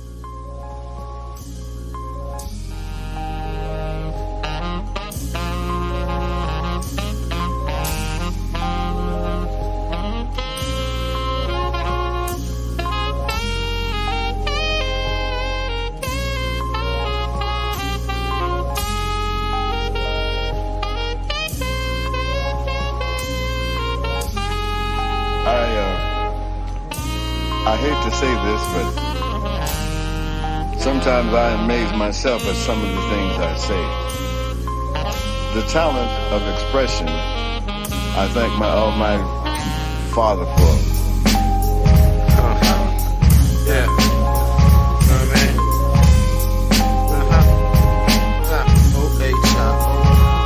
When things start going south, that's when I go all out. I'm from that nasty north, now what you know about it. When things start going south, that's when I go all out. I'm from that nasty north, now what you know about it. Now everyone from the east and west, respect this. North end, tell the end, so tell a friend to tell a friend. Yeah. Straight out that O-H-I-O, I don't have time to pay attention to broke niggas, so I won't. I never brag and boast about what I gross. I'd rather show and prove than show off. Of course, I tell ya motherfuckers, look down on the north. One way or another, all the nonsense comes to a halt. Haters try back at me in the corner, but I'm at my best with my back to the wall. Basically, my enemies were asking me to ball. Supply to demand, once again, I'm on my Maya shit. As high I can get, my usual buzz is somewhere far beyond that. I get such a rush of adrenaline from this life that I'm living. Damn, money, guns, drugs, and the finer things. Designer women with tailor-made habits. The guy that came a long way from playing the back burner to being front and center on stage with top billing. A lot of y'all been making songs that honestly I'm not feeling. Let's bring hip-hop back to being music. 1, 2, 1, 2, 1, 2, 1, 2. Don't even move, let me reintroduce you. When things start going south, that's when I go all out. I'm from that nasty north, now what you know about it. When things start going south, that's when I go all out. I'm from that nasty north, now what you know about it. Now everyone from the east and west, respect this. North end, tell the end, so tell a friend to tell a friend. Yo, I'm out that north end of Warren. Nowadays people call the area 51, cause the heroin abducted motherfuckers like aliens. And every now and then you'll see them hustlers hover by in them spaceships, making sure to bend the corner slow so local kids can get a glimpse of how a grown man's supposed to live. Yeah, young stars, this is how you're supposed to get it. But Braun came home to bring the O a championship. Same year the Buckeyes wrote their name in stone like the first undisputed champions here. Now look, now listen, we get busy up here, motherfucker. Whether you want it or not, you gon' get it, motherfucker. Yes, yes, yes, I'm gonna talk my shit. I know a lot of y'all wish we would not be here. Hope, wished and prayed like please, please, dear God, not them. I'm sorry, I know this kinda awkward, yeah. Deal with it, you'll adjust over time, cause we ain't going nowhere. Don't even move damn near 2 decades. The business plan was longevity. Travel the peaks and valleys at a slow pace. The cost of living in the valley of death, some would say. But anyway. And just when it seems there's no way out, it's up to us to make an exit. Just when I dealt with all my doubts, I hear another holy message. How does the man with his footprints in the sand spend his time? How does jealousy call the angels to the choir? How does jealousy call the angels?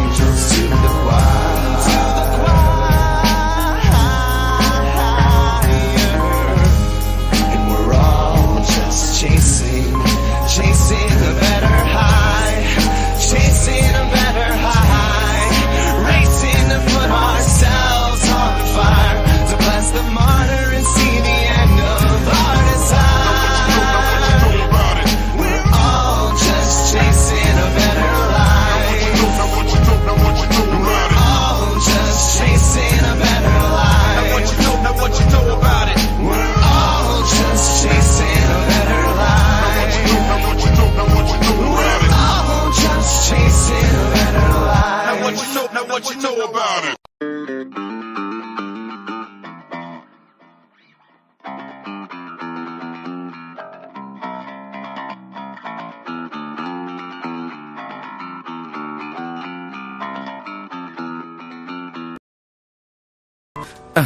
Yeah, I know you feel it when I know you feel it when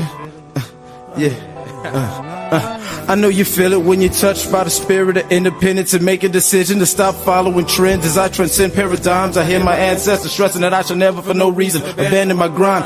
My life at times are described in 2 words, fuck it. I live in a land of 2 worlds, but it's still one country. Constant currency's all I'm wanting. My hustle's relentless, that guy's gonna get this money. On the solar Zoja, I won't quit for nothing. Y'all gonna have to kill me, cousin. I see the game for what it is, deep lanes for what they don't do. My 07 attitude's no different from Peter Blue. The fly on the wall always got the best view of the room. Since that guy don't even move, I watch the world spin dizzily. Eclipse is the actress, I'm not a rapper, I'm an entrepreneurial racketeer. I know you feel it when I say I'm not having it. Me doing me was meant to be, not an accident. I heard a lot of niggas who spit with a blatant absence of content, while that guy's always making sense. Just let Eclipse get money. I know y'all feel it when I say I got many lanes sitting on me. Oh well, baby, homemade bullets in my 380. Anytime, any day, I flex that catchweight gangster. That guy 7 and 6 and aces and ace angel. Out here, 365. I can't G faded.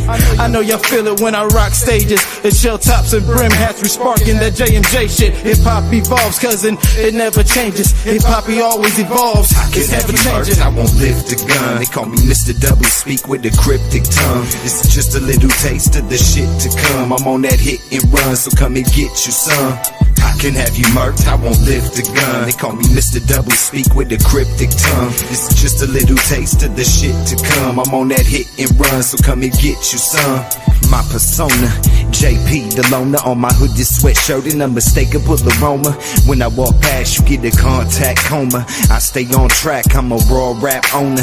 Ass cap writer, publishing provider. Mock me might get copyright infringement, this is my cut. Think of what you'll buy us, the money will divide up. You're living with your eyes shut, now all your shit is my stuff. Try dust, never that. I think I remember that. The time you spent to measure crack, I spent making better raps. Now the issue isn't if you're really selling that. The question on my mind is if you're still inhaling that. Failed attack, hell is back, you're just making bomb threats. Explain to that man how that's different than the promise. 99% of them turn out to be nonsense. If the streets were a war zone, you grew up in a convent. I can have you murked, I won't lift the gun. They call me Mr. Double Speak with the cryptic tongue. This is just a little taste of the shit to come. I'm on that hit and run, so come and get you some.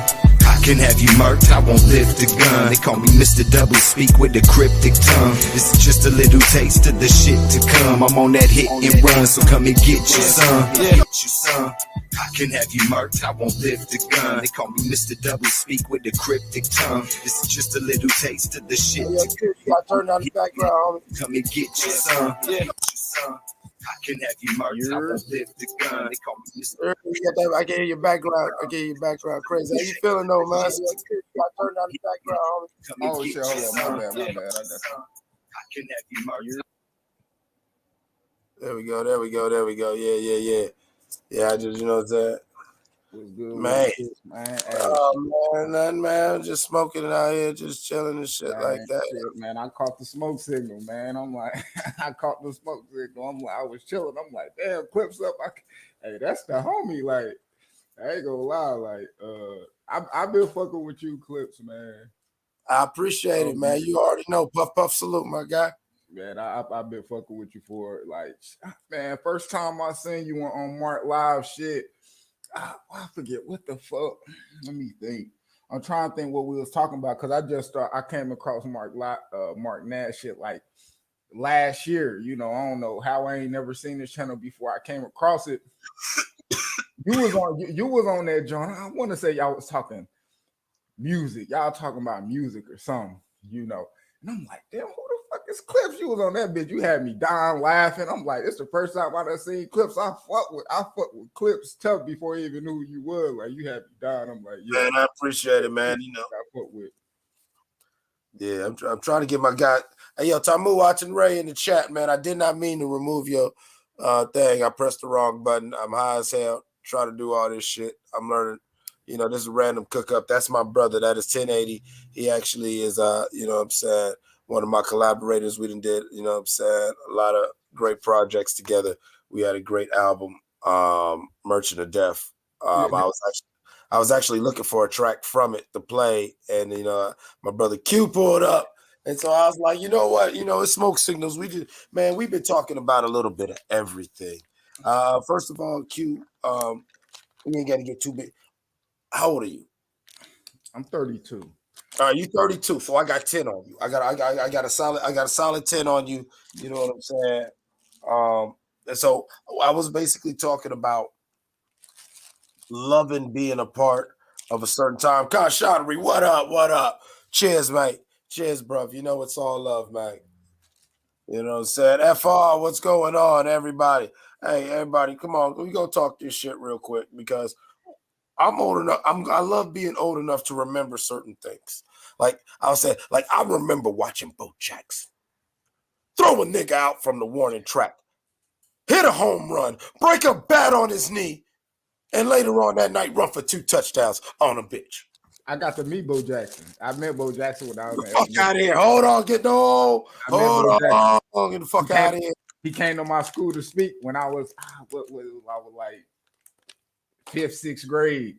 All right, we gotta I got some background music for the Bo Jackson story. Let me get some proper background music. Let me make sure it's turned down so we can still hear you. Man, me and Mark was up here going crazy. I was just motherfucking passing the mic. I was just trying to pick it up for him. You know what I'm saying? When he was, you know what I'm saying? Mark came up here, heard one of X's beats and had a little seizure. You know, I'm trying to tell you. Hey, no, but X will do that to you, though. Hey, man, people don't understand, man. That's why that's why my companion is, you know what I'm saying? He's head of that whole department of quite a few of my companies where it's like, in a lot of ways, he literally is my left hand as well. You know what I'm saying? But, that's how brothers do. You know what I'm saying? Food Revolution, how you doing? You know what I'm saying? Anybody, feel free to pull up. You name something that, you know what I'm saying, that you saw in your lifetime. You know, that you see as they don't do that no more. And you are so proud to say that, you know what, I saw that. I know I could say that that's a real thing. That ain't no nigga. These type of niggas exist. Saw it. Shit, man. Man, a couple of them went through my head right now, man. Shit, man. I remember. I'm gonna go back to some real early shit where I'm like probably like 4 or 5. Mm-hmm. 4 or 5, and shit, this is just me riding my little Huffy bike. I remember, if nigga remember, the little Huffy, you know, the red one. It's the red Huffy. It had the black letters on it. Oh, with the little white, almost like a beach cruiser seat.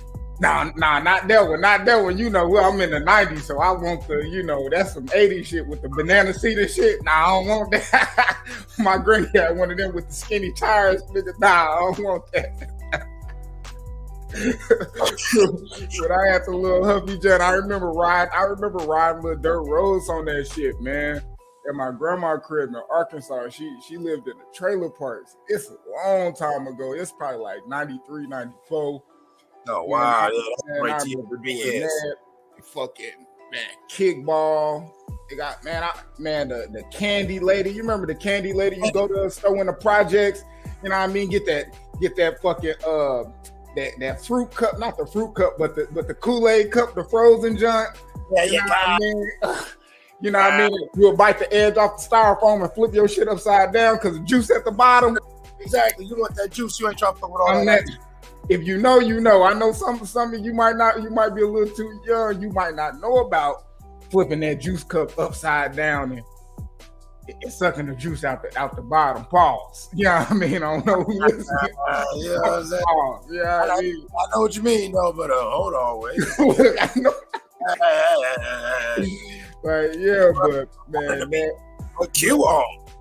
It might be. I think one of the crazy things it might be just remembering a neighborhood getting together, really having fun, bro.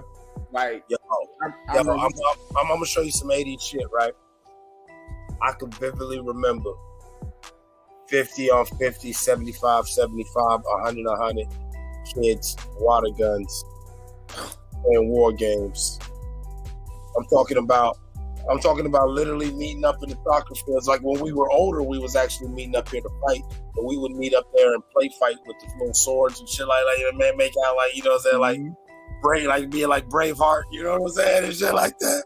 Freedom! No, we used to do that shit. We hit it, man, for real. Me and my guys was wild. We'd be in the backyard with the motherfucking shields, and we'd be making like makeshift swords and be fucking each other up, really fight like Spartans. Motherfucking forming little pits and let niggas just go and get it in. Clips. Yeah. I know. I'm from the Midwest. I grew up in Missouri, so it used to snow and shit. You know, I live in Texas now, San Antonio. But when you grew up in Ohio, right?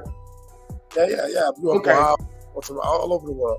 Did y'all, when it snowed and y'all was before school, y'all waiting at the bus stops? Did y'all used to have ice fights? You would pick like little ice before the snow melt. You could find little ice and shit. Sometimes you can get snowballs too, but a motherfucker get a little piece of ice and roll a snowball around that motherfucker. And man, before the bus come, you know what I mean? Like early shit like that. I remember doing that, going to school, all type of shit, man. Before I say this, I am in no way encouraging any violence, and kids, do not do this at home. You ever heard of an ice fist? An ice fist? No, I never heard of no ice fist. All right, you from Missouri? It get cold in Missouri, right? You know what I'm saying? You know what I'm saying? I know I get in Missouri. I done fucked around. I tell niggas, there's only 3 real cities in America, and I was traveling hood to hood, and I was on all the bullshit. There's only 3 real cities where I was like, it's a little different. You know what I'm saying? Roscoe's a little close. I'm anti everything. Don't come close to me. I'm nervous. I'm in fear of my life. Watch out. Like, you know what I'm saying? Y'all niggas is strange. I feel like I'm in Africa or something like that. You know what I'm saying? And at East St. Louis, Illinois, with some bullshit. They grimy. With some bullshit. East St. Louis with some bullshit. There was a couple little areas around like Milwaukee that was fucked up. Like, what the fuck is y'all? How do y'all niggas living? Third Ward, Houston, and Gary, Indiana. Around that same time, he was talking 92, 94. It was like, fucking, how is y'all niggas really? I'm alright. Yeah, guess what? Nigga, I got 50 in mind for niggas like y'all. You know what I'm saying? Like, for real, like, you know the vibes, Q, where you ain't scared, but as soon as you pulling up, you get off the exit and you start looking around like, hold on. Liquor store, funeral home, beauty shop, barber. All right, listen. Man, I think, man, get my shit. I already know. On me, especially when they got the bars on they shit. Right? They loose here. Oh, me, I remember our liquor store, bro. It had the drive through, but it got the bars and shit on the drive through. And when you go in, it was like they made their own bulletproof glass. So it had the bar, and it had like, nigga, maybe like 7 plates of fucking plexiglass, nigga, drilled in that bit. Ain't robbing shit. They see you that like, yeah, it's grimy, man. Yeah, man. Yeah. But Ice Fist was when we were real young. Believe it or not, we actually did this a lot in Arizona because it does get cold in the desert. People don't understand that. It's very cold in the desert. Yeah. I'm arguing before I let you go. I'm talking to the niggas in my shop Saturday. They like, man, yeah, it's snowing in Vegas. I'm like, nigga, in Vegas? Nigga, that's the desert. Nigga, what? Hell no, I have to go look it up. I'm like, oh shit, it really snowed down there, bro. Here's the fucked up thing about the desert, right? I know when I was on the West Coast, a lot of people would trip while we always wear like sweaters and flannels and shit like that. And you know what I'm saying? And it's like, nigga, if you outside, like, especially a true 80s baby on West Coast shit, you outside. Like, you know what I'm saying? Outside. We might be a couple counties away. I always tell people, we the last generation who heard the phrase, I don't want to see you. Your parents didn't care if you went and killed the nigga as long as the police ain't knocking at her door. Facts.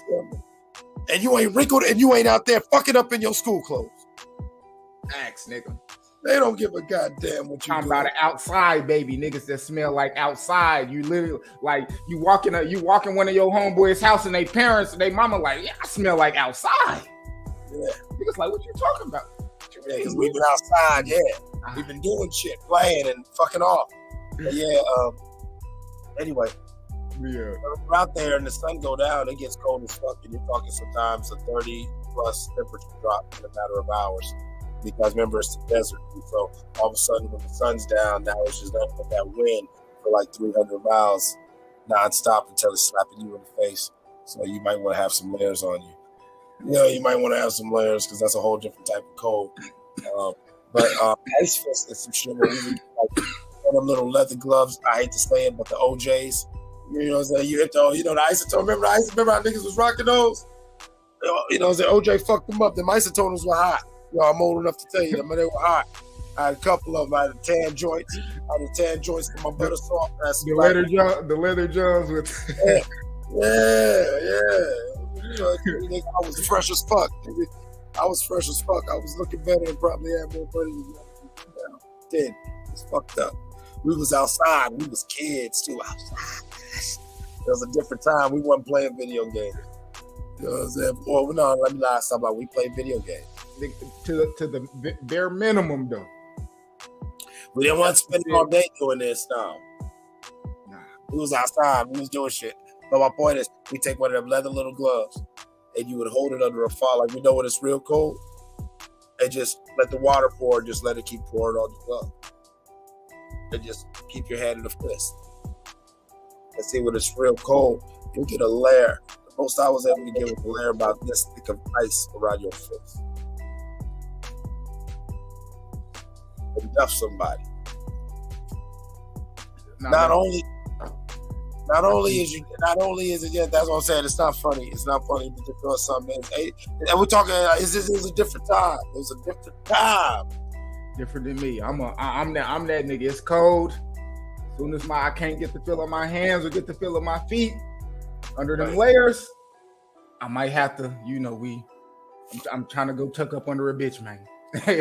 We gotta leave the block, man. I'm about to go to somebody's house. Man. Oh no, man. I always said that, black folks, we are like bears and birds when it comes to the weather. Because if we cannot migrate, we will fucking hibernate. Why do you think the murder rate is so high during the motherfucking spring and early summer? Because we just wasn't looking for this nigga late autumn and winter. But don't worry, when the weather get nice, he'll be outside the goddamn Sunoco, and I was gonna catch his ass. I'm gonna catch him at that motherfucking marathon. I'm gonna catch him. I would catch that bitch ass nigga chilling on the block in June, my nigga. I know it, yeah. It's too cold. July. He gonna get caught before 4th of July for sure. Exactly. Before 4th of July, we need that. Man, do that. Damn it. I remember, man. Do you remember a motherfucker getting into it at school and they just letting it be known, hey, I'm riding your bus home, nigga. Oh yeah. I was that nigga. And the teachers kind of know because it's all these motherfuckers don't ride this bus. No. It's 12 people to ride this bus. We all live there right now. We all live there. And we gonna walk back to the crib after this shit over. About to beat this nigga ass. We about to stop at motherfucking goddamn 7-Eleven. I'm gonna take my little dare card. I get out everybody slushy and something good. Some nigga. We gonna steal some niggas. 10 of us. After this fight, we all gonna go to Rose, nigga, Shells, whatever you gas station called.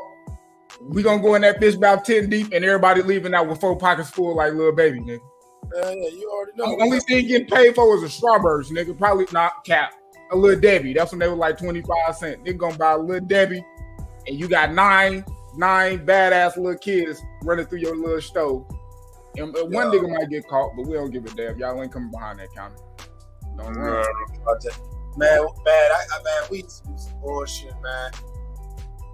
We used to do some shit where we had parties for a couple neighborhoods, like a couple neighborhoods were putting together. And it would be a real fucked up week or a couple days for the wrong sides. And that process of bad would all be funding this dope little get together where it ain't nothing but you know what I'm saying, like 12 fucking grills, you know what I'm saying, 12 fucking grills, just block party. Yeah, block party. Nanny boo boo with your shit, nigga. Say something, pussy. You gotta spin the block. You gotta fuck the block party up. You was one of them. You was one of them. You a grimy nigga, Clips. Ready as fuck.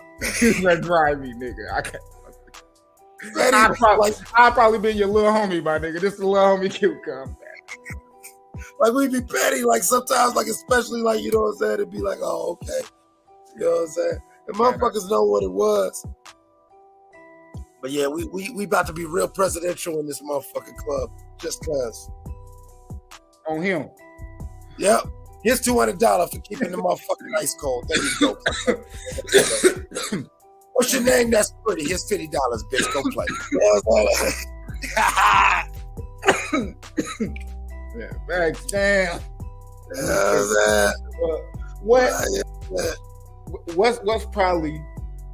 What's like one of your best memories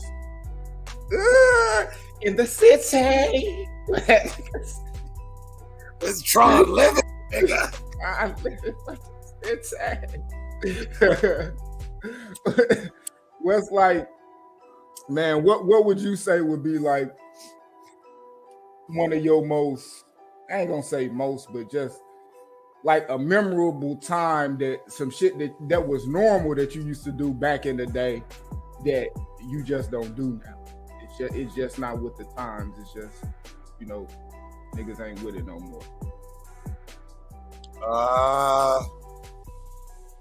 As bluntly, as directly, but as vaguely as I'll put it, this thing of ours. Like, you know what I'm saying? I miss the structure of the old ways. But, you know what I'm saying? By simply adhering to very simple rules and principles and doing things accordingly. You know, I was privileged, you know what I'm saying, to, yes, it was scraps, but it was directly from the high table.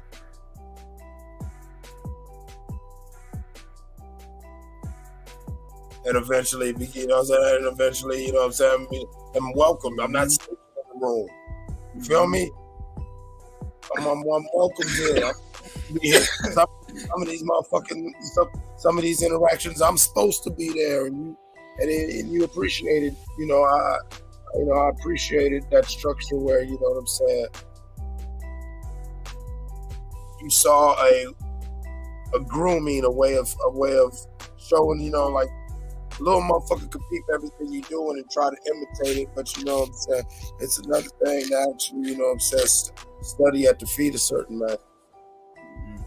Actually getting to see, you know, them older guys conduct themselves in a different way. They're right. Yeah. Right.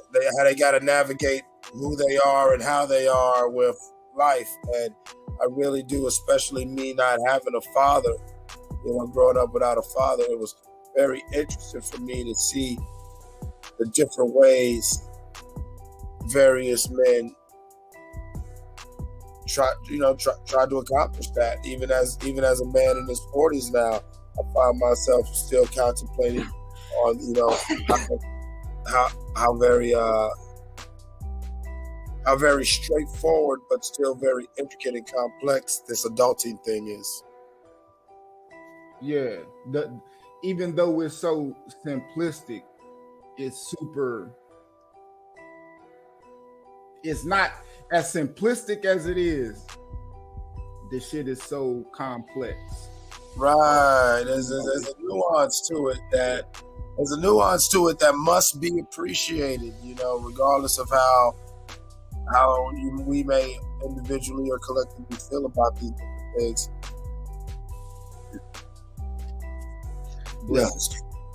Yeah. But yeah, regardless how we feel about those things, yeah, there's a there's a definite nuance. There's a way of going about things. I always tell the story. The first time I ever got arrested, I was 7 or I wasn't even 7 yet, and I'm in school, and this kid, he's doing the most to try to get my attention, be my friend, do whatever. I'm one of them real anti people that, really do that. You might get that wrong type of attention. Sometimes I'm one of them niggas, you don't want my attention. But then sometimes I can be like a drill sergeant, one of the reasons why I'm fucking with people that like you. You know what I'm saying? So it's weird. Mm-hmm. He was on the wrong side of it, and he wasn't reading the rule that I ain't fucking with him. But he kept trying to, hey, and he throwing spitballs on the truck, and I'm on the bus, and I'm like, listen, man, cool, man, chill out. You do it again, I'm fuck you up. He think I'm playing, and then when he knows me, goes up. Long story short, I fuck him up, but while I fuck him up, he used to be with his book bag. He starts getting the best of it. And like, cause he really, You said, what about his book bag? Yeah, he used his book bag as a weapon, like, you know what I'm saying? Because, like, I told him, like, you hit me with this spitball again, you know what I'm saying? Like, even when I was a youngin', everybody know I'm real stupid about my word. That's the thing, guys. Like that, too. Yeah, I'm about to be 43 this year, and I'm still, like, stupid about my word. Like, yeah, like if I say it, it's like, damn, I stand on that. I don't really waste my words, like, so if I say that shit, man, hey, it's a small inkling, man. That 15% might be like, man, fuck it. But man, I still hold brothers with niggas like 4-5 years ago. I still damn near want to stand on that shit. If I see them, like, I'm like, no, you really wouldn't. It ain't. But boy. Here's my thing. I don't never hold a grudge, but I got my business, and I stand on it. And I stand on it. Yeah, and people don't understand. I value integrity more than good and evil. I tell people I'm wrong. That's why some people get uncomfortable when you start talking to me about spirituality and deep shit. Because me personally, I've studied a lot of this shit. I spent my life at a crazy intersection where, you know what I'm saying, knowing these things is the reason why a gangster got gray in his beard. You know what I'm saying? Because they were deeper things at play than what was on the surface level. And only those of us who peeped it were the ones who was able to circumnavigate fuck shit. Because it was snatching everybody up. You know what I'm saying? Not understanding that it wasn't just a violent time. Nah, that was a weird fucking spirit. You know what I'm saying? Yeah. I'm one of them people. I ain't religious. I'm just one of them people like is righteous and it's unrighteous. That's how I see it. I feel like things that's righteous and things that's unrighteous is you don't gotta teach that. That's just in your consciousness. It's a feeling. You don't teach it. You don't teach a little kid how to love or nothing like that. That's just automatic. If a little kid slap another little kid, boom, and they start crying, the baby that slapped the kid know that they did wrong once the baby start crying. So that's just like in your consciousness, like, damn, so how I see it, a lot of things, I ain't religious with it, but it's just right and wrong. You either righteous or unrighteous. Yeah, I don't look at things like right or wrong. I look at things, I do value integrity. I've known so many good people who had no integrity to where if you peel back the layer, they're really not good people. These are real pieces of shit. And I know too many bad people who you could say, oh, he's a bad person here, he's a bad person there. But if you know them, they actually have a lot of integrity, and the only reasons why things could go a certain way with these people is if you're on fuck shit. Like, you know what I'm saying? Like, I've encountered a lot of people who, yeah, they've done some terrible things. But if you understood why, I'm not trying to justify it, but it's like, I probably do that too, or it's only fair, or somebody, like we said, we're stubborn about our word. It was like, well, he did tell nigga. Yeah, like, can you really say he? Yeah, I know he stands on his business, so I gotta respect it. You gotta respect it. You gotta respect the motherfucker. He told Buddy XYZ, Buddy did it. And exactly. That's why it's like, man, that's my real. Real is being with you say you are, what you talk about. Like, if a nigga is a fucking police and he tell you that, like, you really an officer, that's what he is, and that's his morals, bro, he's real. That he gonna come to me real, however he come. Doctors, lawyers, the regular person, white dude, real is who you are, standing on what you say. You know, you don't want to be out here faking and fraud. That's not real. You know what I mean? So yeah, a lot of these niggas are like Trey and Boys in the Hood. They, you know, in the moment they want to jump in the ride, but then they want to talk about, yo, doe, let me out. You know what I'm saying? Like, you know, unfortunately for me, that was never an option. If you when niggas already, but niggas like Doughboy and Monster already knew. You know what I mean? Niggas know, like, looking at Trey, yeah, they was mad at the moment because you like, nigga, this Ricky. But them couple days later, when Doughboy walked down on him, and he told him, nigga, man, I knew why you hopped out that car. Nigga, he knew Trey was real. He was real within himself. Like, he was mad, you know, when they did what they did, because they was real to themselves. But Trey was real to himself and got out the car. And Doughboy acknowledged that shit too. But if you're real, you shouldn't have got in the car.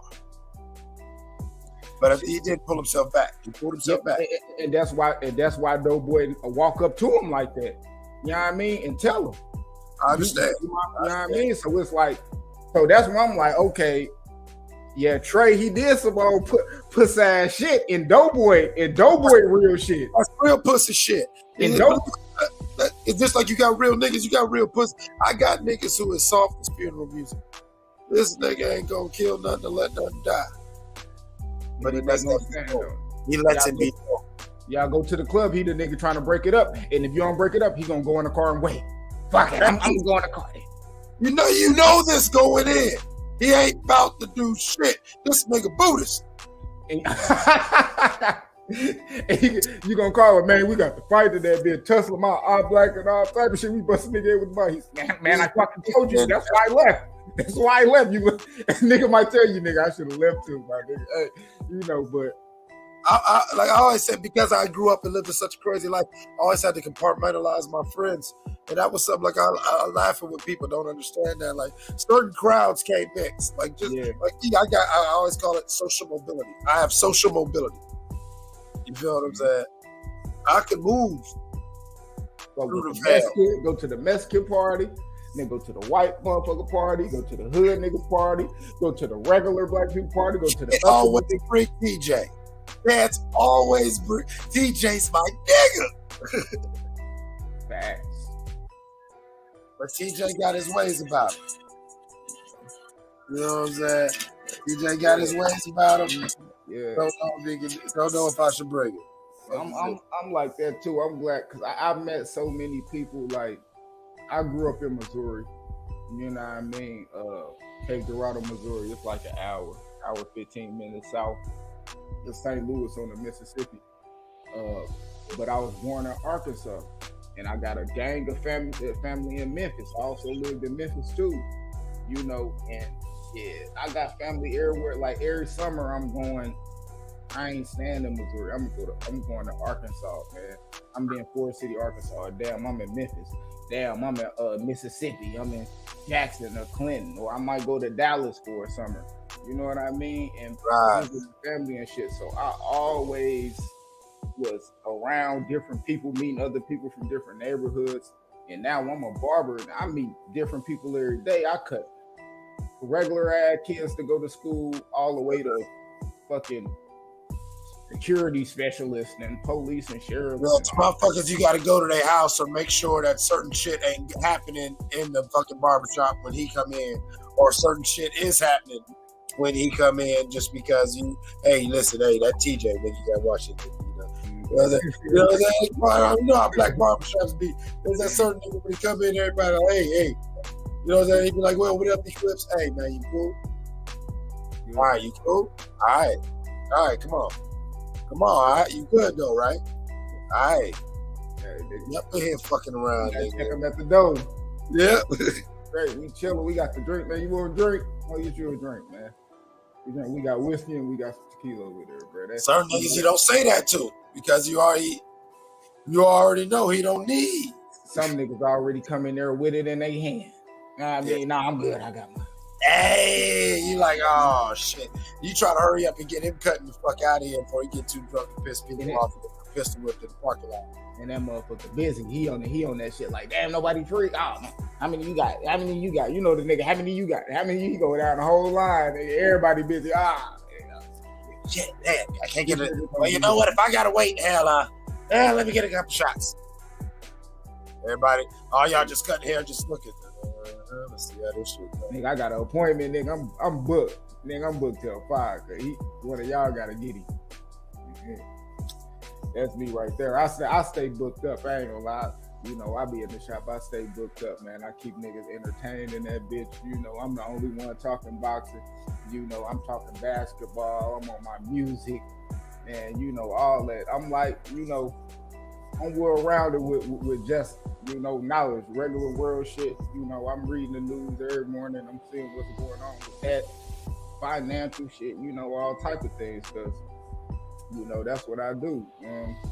Well, and also conversation should be fluid. Like, you know what I'm saying? Like, you know, if I come up to you, you know what I'm saying? I say it's lovely weather we have, and we can talk about the weather. And motherfucker, that shit also feel into some other shit. You know what I'm saying? Especially if the vibes is right. You know what I'm saying? Motherfuckers vibing, especially when you're in the service industry, like a barber or other types of service industries that I've been in. You know, I've always thought it was more about the interaction. Yeah, bartenders. You know, the service has got to be good service. Product has got to be quality product. But the interaction and the rapport come back. Is what the term is to come back. Mm-hmm. Yeah, even in the pandemic, in times like now, when people talking about, you know, all this shit going on, and people cutting back, this inflation, hell. You know, groceries and all this and that, man. I ain't, you know, I'm buying food stamps from niggas and shit, man. Hey, be real like that shit. So, you know, man, hey, I'm trying to be one of them niggas. You ain't cutting out from your budget. You know, I'm the one of them necessities. Like at the end of the day, I cut your hair, but I'm also niggas homie. You know, I'm niggas friends. Like, man, yeah, cutting me off is actually like cutting off like one of your homies, because you coming to see me every week. We chopping it up about your life, nigga, your girl. This and that, you know what I mean? So, but he is tossing you $20-$30 to do that, to where now I can't do that. I can't do that. Hey look, I was that nigga. I was real bad, man. I was real bad for a lot of my life.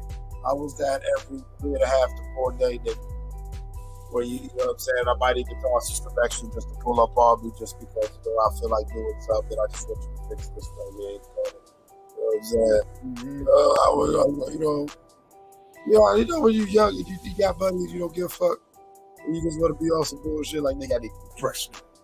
Yeah, plus, I was in front of, you know, I was on stage and, you know, a semi-public figure, so, you know, I need to be prepared. You gotta stay fresh. You gotta stay fresh. You know, but I say my best customers is like, you know, dudes that don't even got a full head of hair. They like going halfway bald and shit. I'm seeing them every week. Cause I'm making sure they corner sharp in that motherfucker. They crispy. They that, you know. All that. You looking at anything but that bald spot. Right, that bald spot's blended in to where it's that perfect little shading where it looks like, you know, there's hair there. It's like, ooh, that shit like there. The perfect height. Like, yeah, that's it, you know. And they want to come back every week for that perfect height, because when they get a little too high, get a little too low, you know, those I'm gonna give you some barber game. There's only 2 barbers in all of Ohio who know how to do this. I taught them this way. I used to get my hair cut all the time. My hair's a little too high right now for it. But when you could get it, you would start your blend from about right here and come up. And right here down. And you would chisel everything. Like you damn near might need a bevel blade if you ain't nice, so you get the razor out. You know what I'm saying? And you would chisel it. And I call it the 5 o'clock shadow. But when you take it, when you blend it into the beard, that's why I was doing that. When you blend the 5 o'clock like that into the beard seamlessly, that's called the double 5. Where your hair, all this part of the hair and everything would be no higher than somebody's 5 o'clock.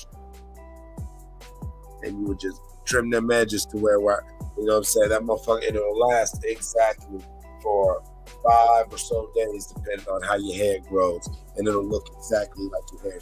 You know what I'm saying? Like that perfect. That shit just that perfect height. And on me, that's what I got here.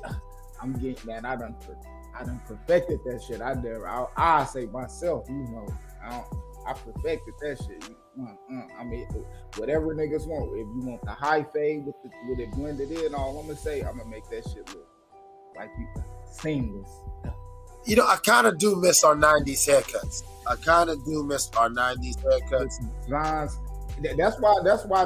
That's why I fuck with folk and shit. Cause I got the rat tail. I remember I used to have that. You know, I had a tail briefly. It started out as a patch, and I let it grow into the tail, but I didn't let the tail grow too long. But yo, I was ill with the parts of the designs, and I needed to go lie, Q. I was like heavy on gangbang shit, so you was banged out. You had the AP in your head like shit. Yeah, you know where I'm from, nigga. Yeah. So I missed those haircuts. I remember one time we would laugh. It was like I had so many parts. It looked like I had a street map on my fucking head. Like, you know what I'm saying? Like, oh, nigga, you trying to get to Jefferson? All right, look, nigga, first of all, you go to Davis, right? Then you hit this motherfucking left. Nigga, Jefferson right here, my nigga. You know what I'm saying? That's this one right here. That's Jefferson. The squirrels and the loops and the squirrels and triangles and all that shit in his head and shit. Damn. I never did that. Cause I remember my mom used to cut our shit. Everybody probably mom used to cut their shit. She gonna skin you bald. We were probably getting a bald heads till like 2nd grade. I think the 3rd grade, she took us to the barber shop. You know, and I'm like, shit, man, I gotta keep it like this, man. I gotta go to the shop and shit. I had one that stole me some clippers. You know what I mean? On me, I'm 3rd grade, nigga. I go steal some clippers, nigga, threads. I cut my own shit. You know, and when she could take me to the barber shop, nigga, she took me. But man, I was heavy on the waves, bro. I had waves. Like as a little kid, I always wanted just an all even haircut with the sideburns, and that shit was all even. I had waves like all the way till like the 10th, 11th grade, bro. And that was me, like that 360 shit niggas love now, bro. I conquered that shit. Like literally had motherfuckers stopping me in Walmart at school, like out here beating on them, That was, and that's early, like, cause that's what my mom. She always, man, you better take care of yourself, you know. And I had 2 older sisters. I'm the oldest boy. You know, I was clean. I was a motherfucker to stay clean. I'm gonna say that. I wasn't no dirty. You know, I was outside and I smelled like outside, but man, I was a nigga that watched my ass. My mama taught us that shit early. I knew how to do it. Well, you know the rules. Like, you know, as a man, you know, you gotta have some hustle about yourself, have some things about yourself. You know how to smell good, know how to look good, as far as know how to dress. You know what I'm saying? Have some hygiene about yourself, and you're gonna be all right. Because they really don't give a fuck about you, as long as they feel like they get something out of you. I'm talking about I got a lot of females. I got a lot of pussy just from wearing cologne and taking baths like nigga in high school and fucking 7th, 8th grade. I remember getting my first little whiff of pussy. Yeah. I remember I was wearing that motherfucking Tommy Hilfiger, my nigga. Like Tommy on me, and I used to wear that nigga faithfully. That Tommy Hilfiger, that was my shit. My mom used to buy us that shit, that Tommy Hilfiger, the original shit, and the Nautica blue. I can't forget that. And I used to wear that shit. And nigga, females, oh, you smell good. I got a lot of pussy off that shit. That, you know what I mean? Being cool. I was chocolate nigga with the waves, like, bro. Man, I was laid back. Cool. And I used to roast and shit. So I was like a quiet nigga, but when I was in my element, I was the loudest. You know what I mean? Right. Homies, I'm roasted. I'm at the, you come in the table at high school, junior high, niggas, hey, you roast this nigga, get this nigga, man. Hey, you know, fuck it.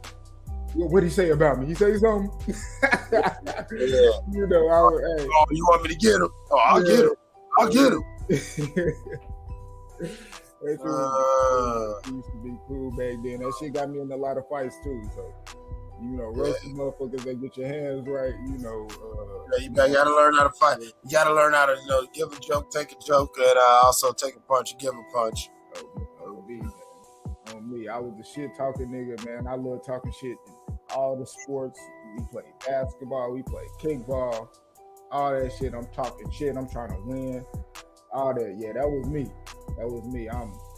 I'm roasting niggas and all that shit. I was cool as hell. Niggas like me, man. You know, but a lot of motherfuckers didn't. So, but you know, that's life. I was one of them motherfuckers that never gave a fuck. You know, because I felt like I had to set the example. Me being the oldest boy, I got 2 younger brothers. I got 2 older sisters. You know, I grew up in Missouri, so even me saying that's where I'm from, being from there, niggas that's born there, you not from there. I'm the nigga from Arkansas. You know what I mean? Even though I've been there since I was in kindergarten. You know what I mean? But you still that nigga. But and then when I come to Arkansas, you from the Midwest. He say he from Missouri. That motherfucking Missouri boy's like, you know what I mean? So, but you know now, especially that's how it is when you younger, you in high school and shit. When you get older, it's different. You know what I mean? But hell yeah, like, you know, that's why I say like the earth my turf, bro.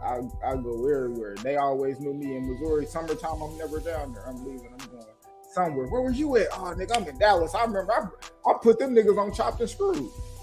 I remember I came to Dallas fucking, man, this probably had to be 2002, 3, maybe earlier. I want to say like 2 or 3.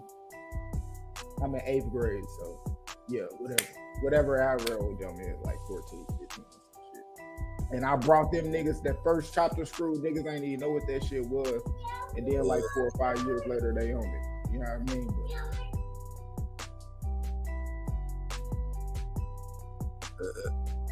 Hold on. Can you yell that about a little people?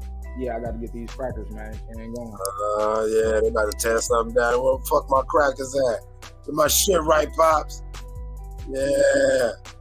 That sound like a little girl, that, you know what I'm saying? You know them little girls, they don't be giving a fuck.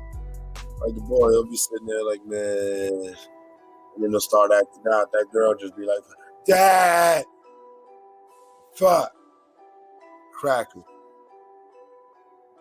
Nigga. Talking about your little talky talk. You hungry. Well, what's happening, y'all? We got smoke signals in the air. And we are having a damn good time. You know what I'm saying? How's everybody feeling? Everybody bobbing? Oh, man, we ain't going to do that. We damn sure ain't doing none of that. There we go. What's happening, Q back in this motherfucker?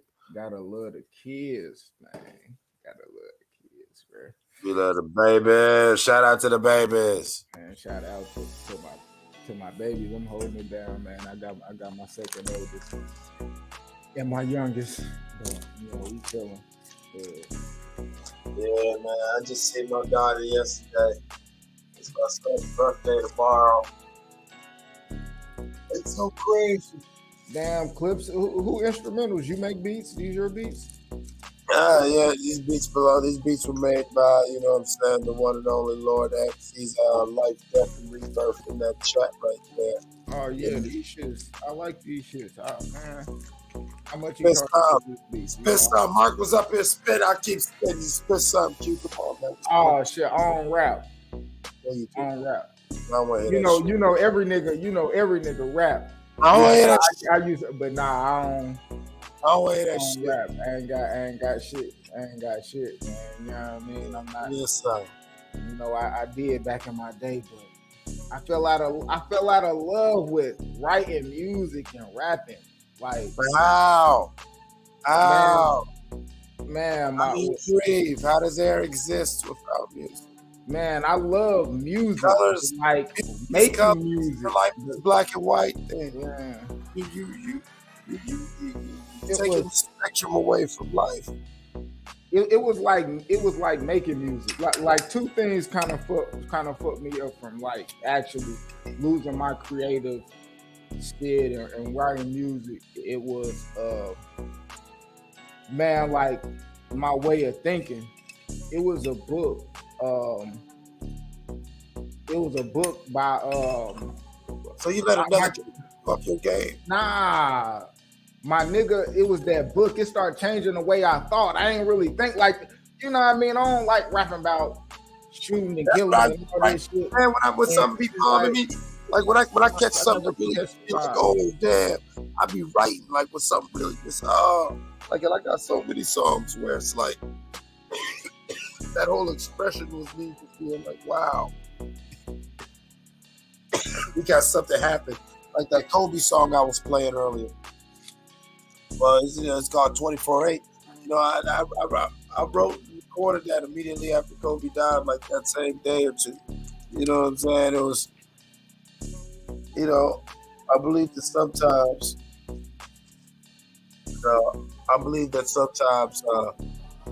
I want my music to be like, you know how like a time capsule works? Like time capsules. Like you put it in the, dig it up, put it in right. there, and you go back years later. I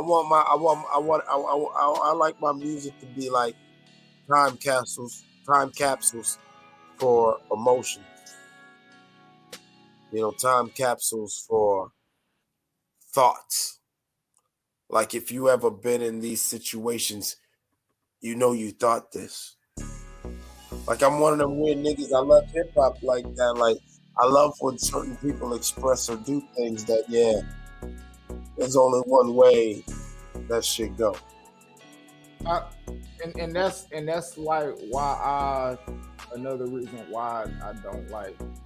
I mean, I couldn't sit down and catch the vibe. You know what I mean? One after my life, one of my closest homies died who really rapped. You know what I mean? Really like 2 of my homies died, and they was like niggas that was, man, I feel like it's some of the coldest. You know what I mean? And then just changing my mindset of how I thought about life and shit. I just, you know, me, I feel more into, you know, just listening to music that capture those feelings that you saying. Like you saying you write them down and boom, it's like a time capsule for you. But mine, I'm a person that like listening to the time capsule, seeing the time capsule. Like I like listening to that old shit. You know, I like. Man, listen, I got certain songs that, you know, I put out for that reason so I can process and move on. You know, I don't have time. I don't have too much time to boo-hoo or whatever. Like I did these songs because, like, yeah, like matter of fact, I see you rolling up. I'm gonna roll up. I'm gonna play this song right here. I'm loading it up right now. I think we played it one time on National Show. I don't know if you heard it. I recorded this song close to 20 years ago, and I still don't record. I've never performed this song live because I'll probably cry. Like I don't think I'd be able to make it through the song. I was amazed when I made it through. And I told the nigga it was one of them songs that was just like, all right, mix that shit down.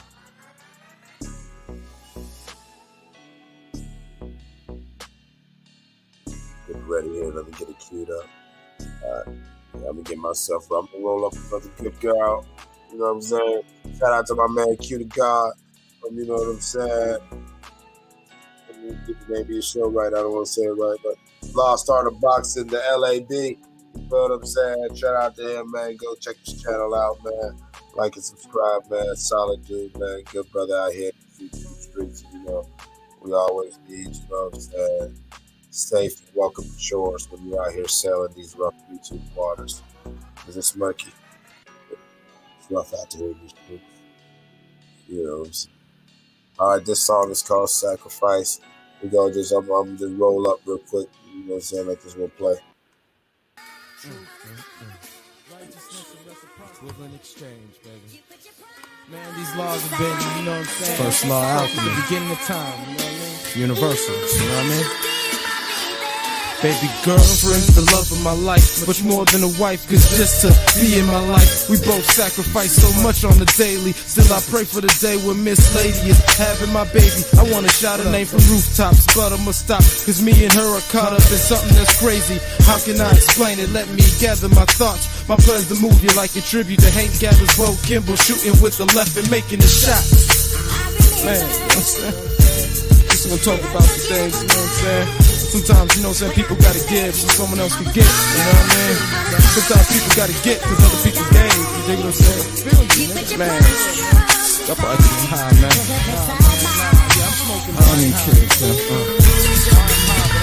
This one's for the selfless, merciful, helping hands to the helpless. Like Arnold in range, I was always there providing shelter. I bear witness to the strength of your work. The least I could do is spit a verse to let you know that I feel you. Keep your head up, I know you're fed up with the struggle we live through. Never quit, you can't allow tribulations and trials to wear you down or tear you hollow and bitter. Keep fighting, don't give up. All my life is in prisons, pulling out their hair, worrying about their wives and their children. That teenage orphan boy who must now raise his sister. Don't think that I don't see you, and it's not just me, dude. Our fathers also with you. To the imams who fought to clean the projects, telling the impoverished that we're all gods and not niggas. Stand upright to the man whose hands didn't bust that pipe, but he took the rap so his brother wouldn't catch a third strike. I got my hands on your shoulder and I'm gripping it tight, so even if it gets worse, no worries, family, it'll be alright. We're gonna see it through the darkest night. Man, that's real talk. You know what I'm saying? My real niggas. We go through it sometimes, man. Sometimes, you know what I'm saying, we gotta hold each other down, you know what I'm saying? It's all about sacrifice, man. The needs of the few are outweighed by the needs of the many, nigga. I wasn't really hustling, just helping my mans out, moving white grams around white sand. Me and Floyd C. Powell, because in my A now, still I hold your name down. Heard he got slain in boxing, yo, did the boy foul. Remember when I heard Troy Merrick fell off the truck that fucked my head up? A year and a half later, Danny put one in his head. What?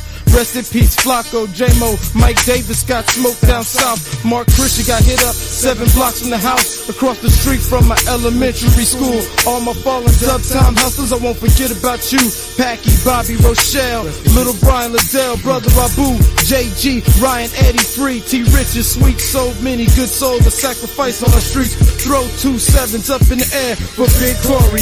Fall back and twist the L up, I'm gonna tell you a story about a half Mexican nigga named Yoni, who died in Tucson, 95, no lie, true story. That was my nigga, man. It's my friend. It's my nigga, man. You know what I'm saying? That shot up over some bullshit. He was trying to get some pussy, you dig what I'm saying? We all make sacrifices, though, man. I'm sure you got some niggas, you know what I'm saying, that y'all think about when y'all hearing this shit. It's all good, man. Think about the niggas, let them know we remember.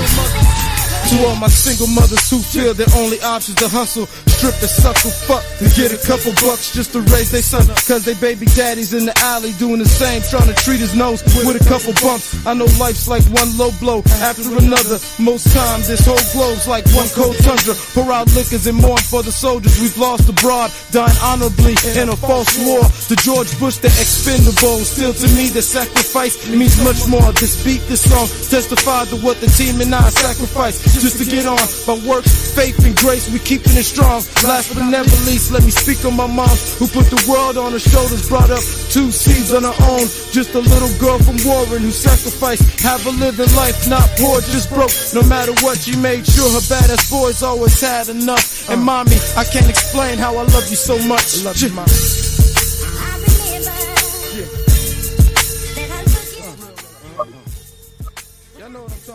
We love the mothers out this motherfucker.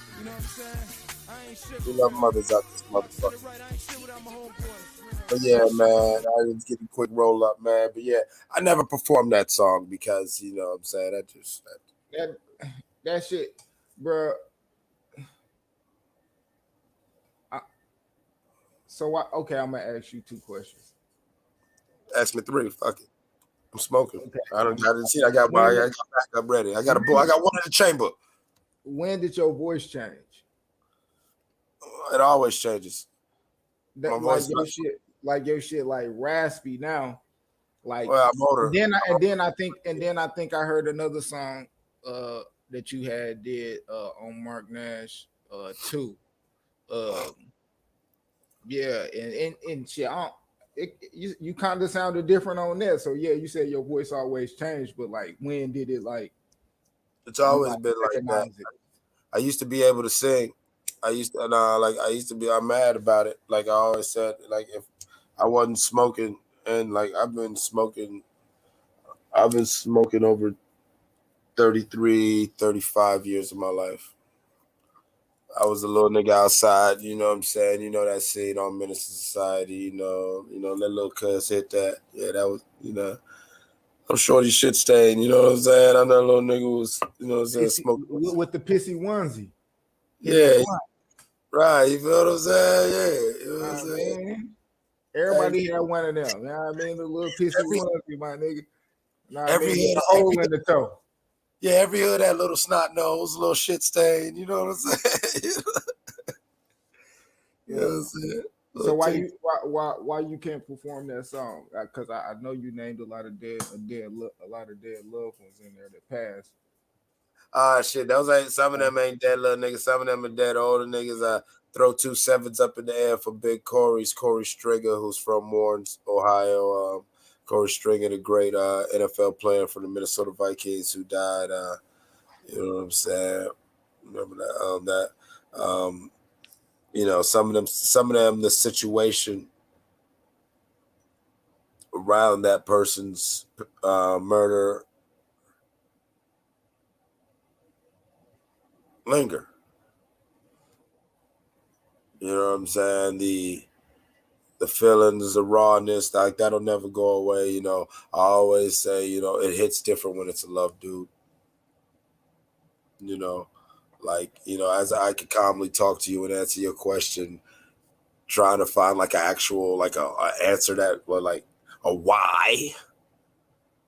I'm already like feeling it, like I'm getting mad, I'm getting whatever, like that's why. Like I don't even like even to put that in the rhyme was like I don't, you know what I'm saying? Like I got that OCD about me where, you know what I'm saying?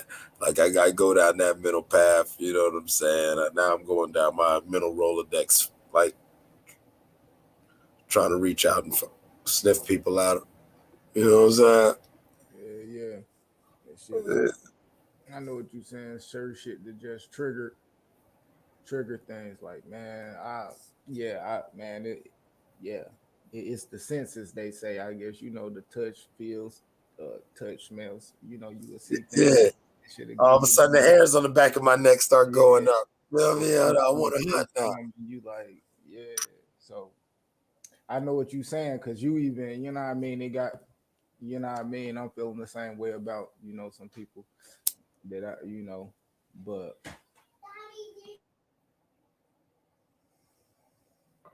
but yeah, it's there's that, and then also I would probably have to rap over that, or just find the instrumental and rap over that, because I don't think I have a performance track of that no more. I mean, that song's over 20 years old, but that was always something that I know throughout my time, people who heard that song, they always was like, how come you don't perform that? And I was like, yeah, that song has a weird emotional thing for me that honestly I don't feel like sharing. I'm very into vibes and feelings. I love performing because, like, when I get energy from a crowd, I've done some crazy things. Like, I remember in high school, I graduated from Warren G. Hardy. Shout out to Warren G. Hardy High School. Our talent show. During our talent show, like a riot, like fight broke out. You know what I'm saying? It was me, the homie Nick Mound, damn Snake Eyes. Is it? And one other, damn, he's gonna be so mad at me. It was a third dude, and because we was doing Money, Power, Respect, and I had the DMX part. Because back then, like, I was a real hype rapper. Like, that's why you hear me sometimes in the hooks, and I'm like, yo, you know what I'm saying? I can do my voice like, you know what I'm saying? I was real hyper mode type of motherfucker. You feel what I'm saying? And so, actually, DMX was the reason why I calmed down. Like, as you see, my voice gets nasally because I smoke so much. And there, even when it wasn't as raspy, there was always a little raspy to it. So when I was first rapping, my first rapper voice, it was dope. Especially I'm a young nigga. I'm that young nigga, loud, nah, you know what I'm saying? Yo, cuz, what's happening? Boo, de boo. It was almost some fly shit, right? Nas dropped Illmatic. Yo, you sound like Nas. I'm like, fuck. I gotta figure something out. So now I start playing with the gravel, the graveliness in the voice. And I would rap like, yo, man, go. Oh, better. DMX dropped. I'm like, all right. And that was when I settled into just playing with how my voice bounces through octaves. It is raspy, it is nasally. And I just, I was born in North Carolina, and I always tell people like Geechee and Gella, that real country Carolina accent. Those are the first words I heard first years of my life. So if you get me high and comfortable and talking, yes, the accent comes out. I may not always speak with accent because I used to have to hide it as a young, motherfuckers clouded on you. You living way over somewhere. Motherfuckers don't talk like that. Well, you talk funny, bro. But yeah, that's how I ended up rapping like that. And then I grew up moving around a lot. So I grew up around a lot of cultures. What's popping with the mail? Huh? I was talking to Mel in the chat, man. Yeah, I said what's good. Oh, yeah. Yeah, shout out to man. Thank you and Sir Senior for pulling up, man. Shout out to y'all, man. Y'all got to get up in here, man. Y'all get on this panel, man. We just smoking it, you know what I'm saying? Promote this prostitution, you know what I'm saying? You know what I'm saying? We got here, man, promoting this pimping. Motherfucker, one time, just kicking the bobo. You know what I'm saying? One time. One time for the one time, man. Why not? You know what I'm saying? For the dead homies. Who your top 5? All right. Rappers or MCs? Saw what I did there? I'm gonna go MCs, man. All right. Coming in at 5. We got the Holy Grail, who I will always believe. They actually it could be more than 5, but I believe they're the Guardians. They were my two sides of the coin. I know I can't do this, but they're the same. They're two different people, but I believe they're like two sides of the same coin. Big L and Big Pun, rest in peace to both of them. Big L was everything that every MC said they were. The nicest motherfucker out, but y'all was sleeping on him. Big Pun was what every MC wants to be. That motherfucker, the minute that he stepped in the door, everybody made room for him to sit down like he belonged at the table. Tell me if I'm lying. Big L. Big L was the best. He was the best. He just wasn't getting pumped. Nobody was spitting like Big L. Not even Jay or Nas in their time. Did you hear the full version of Deadly Combination? That song that Big L has with Tupac, the full version where there's Biggie and Jay-Z verses? Nah, I don't think I heard that one. Look it up, man. I'm gonna look it up. I heard the words. I like Big L. Monster. He could rap. I think he was a good. I think he was more of a rapper. Like his songs. His songs sometimes, but like MVP was still dope. Like, battles I lose done, I make crews run, I get fools done. Got 10 fingers, but only use one. I run off like Machine Gun Kelly with a black skelly. Put one in your belly, leave you smelly, then take your pelly.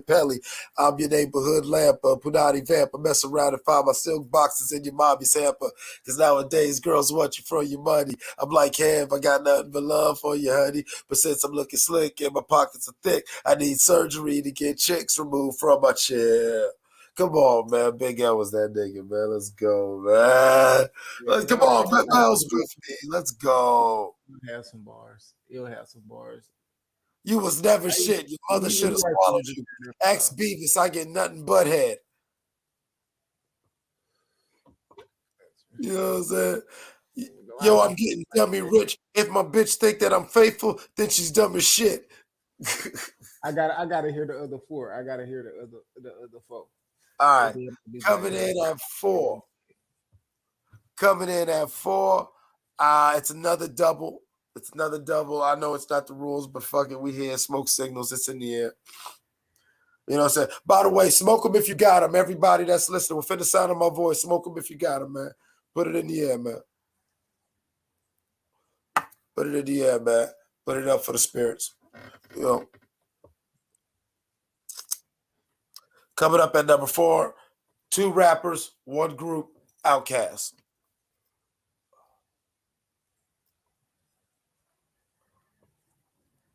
That is where you started saying, yo, them Southern boys saying something.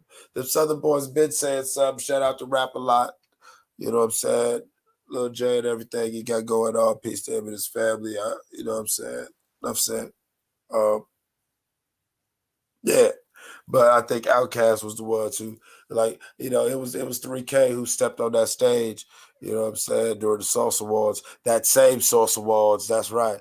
That same motherfucking Source Awards, that little niggas who wasn't even alive now be motherfucking living and dying about. They wasn't even alive when that Source Awards happened.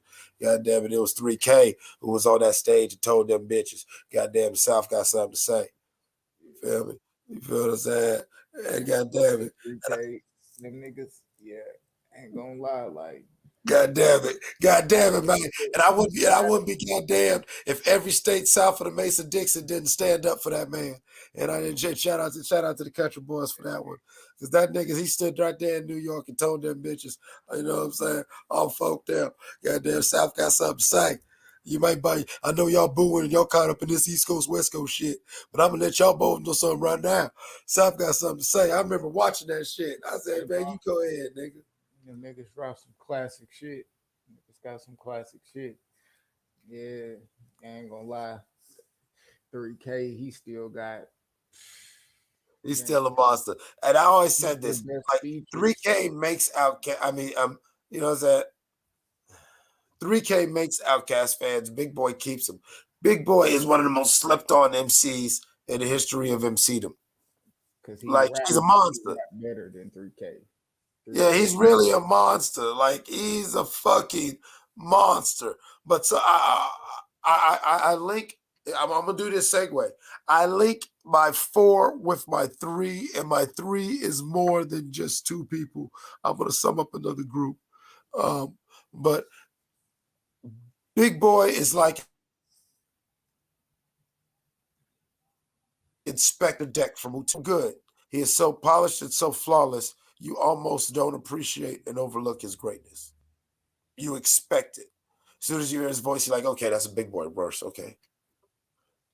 You know, unless you're a real head, then you just really sit back with it and really think about what he's saying and how he put them bars together. Like when you do that with Big Boy, then it's like, oh man, this nigga's a maniac. This nigga's a fucking maniac, man. What the fuck is wrong with him? Yeah, once you you know what I mean, when you listen to the music and you actually know what you're listening to, then that's how you can appreciate, you know what I mean? That's why if somebody say like, nigga, hey, 3K and Big Boy, like they know what they talking about because they know what they getting. It's like you gotta know it's like that's just the South, especially like when you go back early into that time, because the shit they was really on, like it was like player, like now that shit like player shit. Niggas, you know what I mean? These niggas, you talking about niggas in the South, they was player when these niggas up north, they was just, super trying to be super grimy. Niggas. I mean, when we grimy up north, that's what it is. Like we players. Like remember, this Detroit Pimpin', the Chicago Hustler, this Ohio player. The term Ohio player. Yeah. When you can't even say player without mentioning my state. But we got a blue collar grind. It's different. Outkast brought that flair. Outkast brought back that motherfucking let's do it again 40th Street Black vibe. You feel what I'm saying? Where the nigga stepped out with the motherfucking all lavender goddamn pimp suit. Yeah, like and you felt it. Ball and G too. You had to. Ball and G, that they was in there. Honorable mention of Ball and G. WCS, what's happening, man? Thank you for coming in, man. Thank you for popping into the show. You know what I'm saying? Combat. Like, you know what I'm saying? I'm a big guy, man. Salute to you, Square, man. I hope you've been traveling light. You know what I'm saying? Salute to you, my brother. This is Smoke Signals. We in the TP. I'm just chopping it up, burning one with the good guy, Q the God. You know what I'm saying? A solid conversation. He asking me my top 5. I already gave him my 5. I gave him my 4. Segue, I said Inspector Deck. So my 3 is, of course, Wu-Tang. I'm a Woo baby. I'm going to try to move on. They acquired taste. I mean, I fuck with them, you know. You got But they are, I agree with you. you. Got I nothing to agree. listen to because I listen to them, you know, separately. We talk, you know what I mean, talking about the chef. I mean, After the double disc, as a Woo baby, nothing against the brothers. But after that double disc, only a few solo artists were able to have any mainstream relevancy or success. Yeah. Sadly. Yeah. But I love him. I'm a Woo baby to the heart. I love him. You know what I'm saying? I support all that shit. You know. Yeah. To me, it ain't always about mainstream. It ain't really about no mainstream shit. It ain't really about mainstream. It's bars, you know, and really just what I like. Because some people don't, and I know they don't. I don't listen to their music though. You know what I mean? I'm the same way. I got a lot of people think I be on bullshit, but it's like I'm always recording, even though I don't always release it.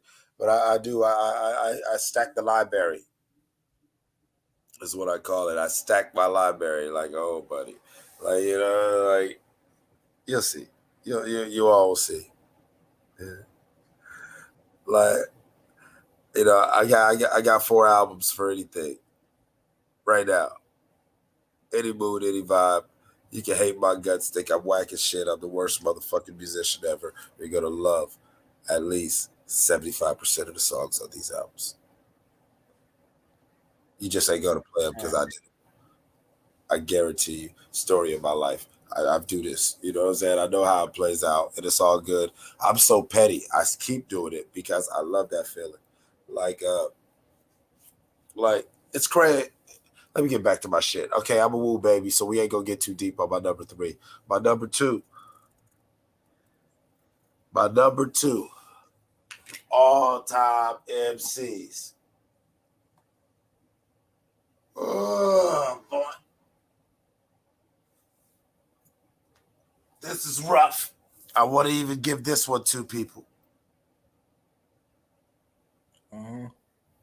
Yeah, I'm gonna give it 2 people. Tupac and Big.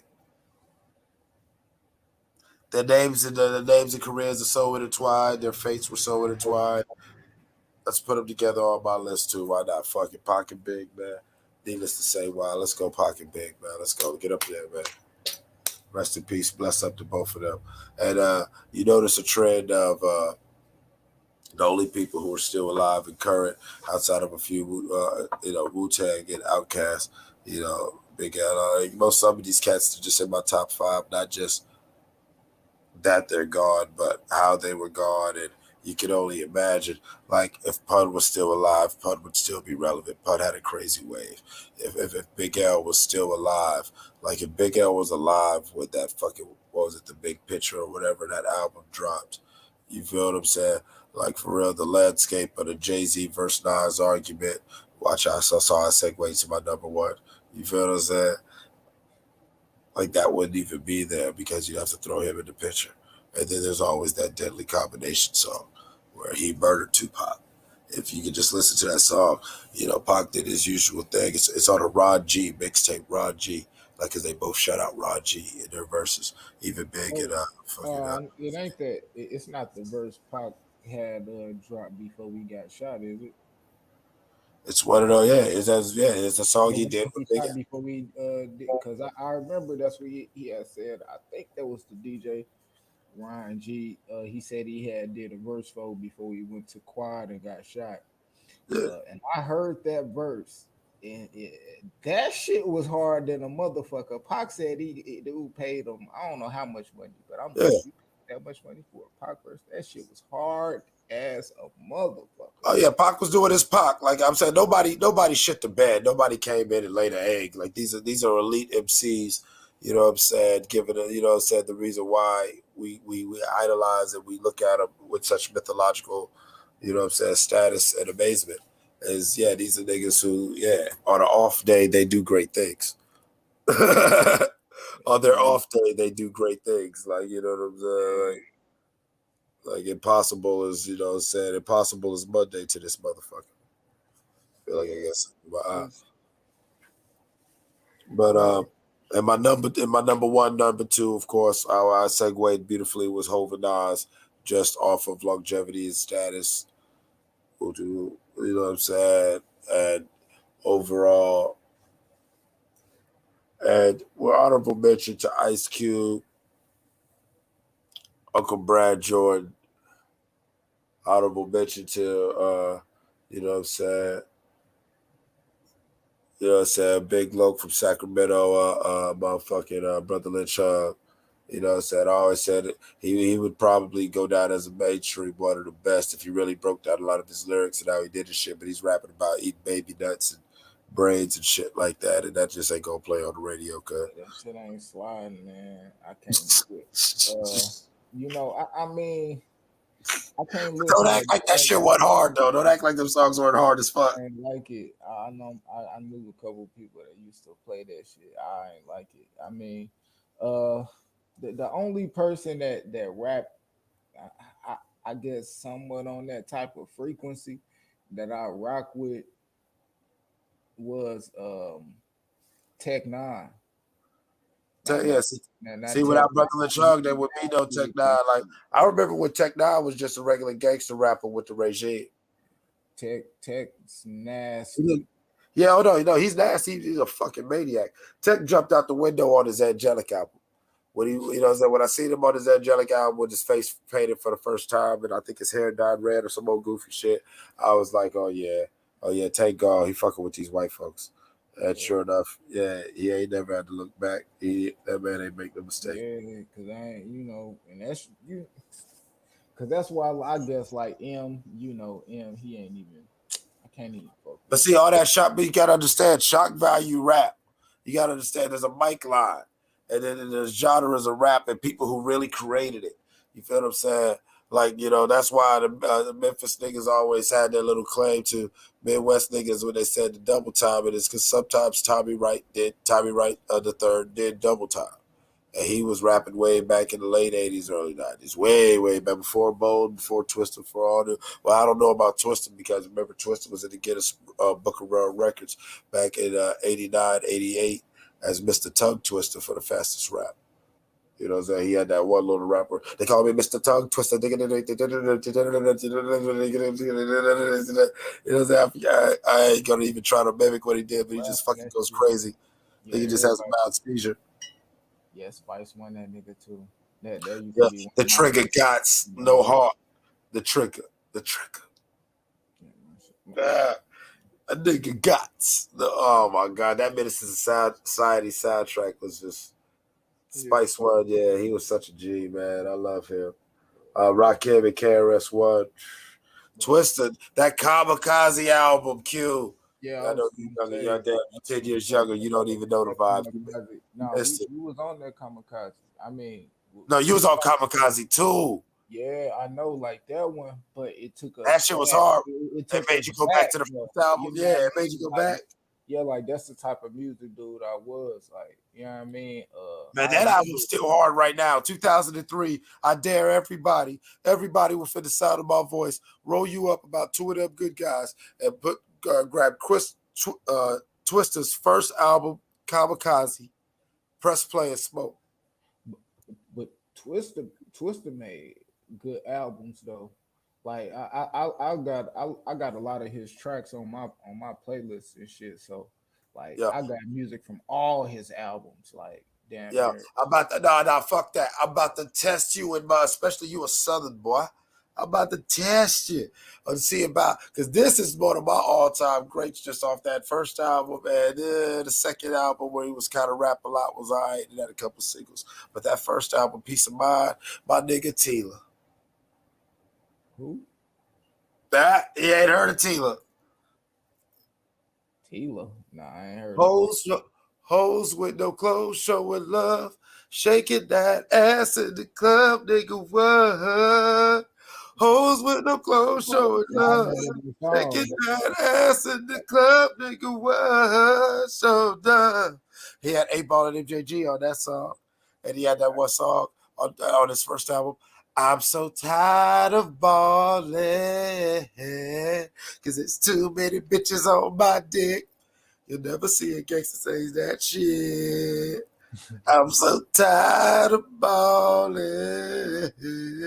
Cause there's too many bitches on my dick. You never hear a pimpin' say that shit. Oh, man. Yes. I ain't. Nah, I wasn't on On that. his second album, he was with Rap a Lot. This was early 2000s when he tried to come back out.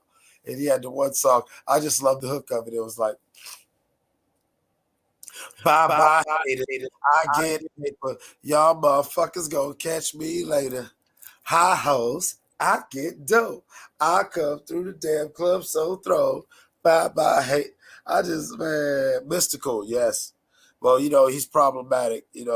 I stood up for him the first 2 or 3 allegations, but at this He point, said 2 or 3.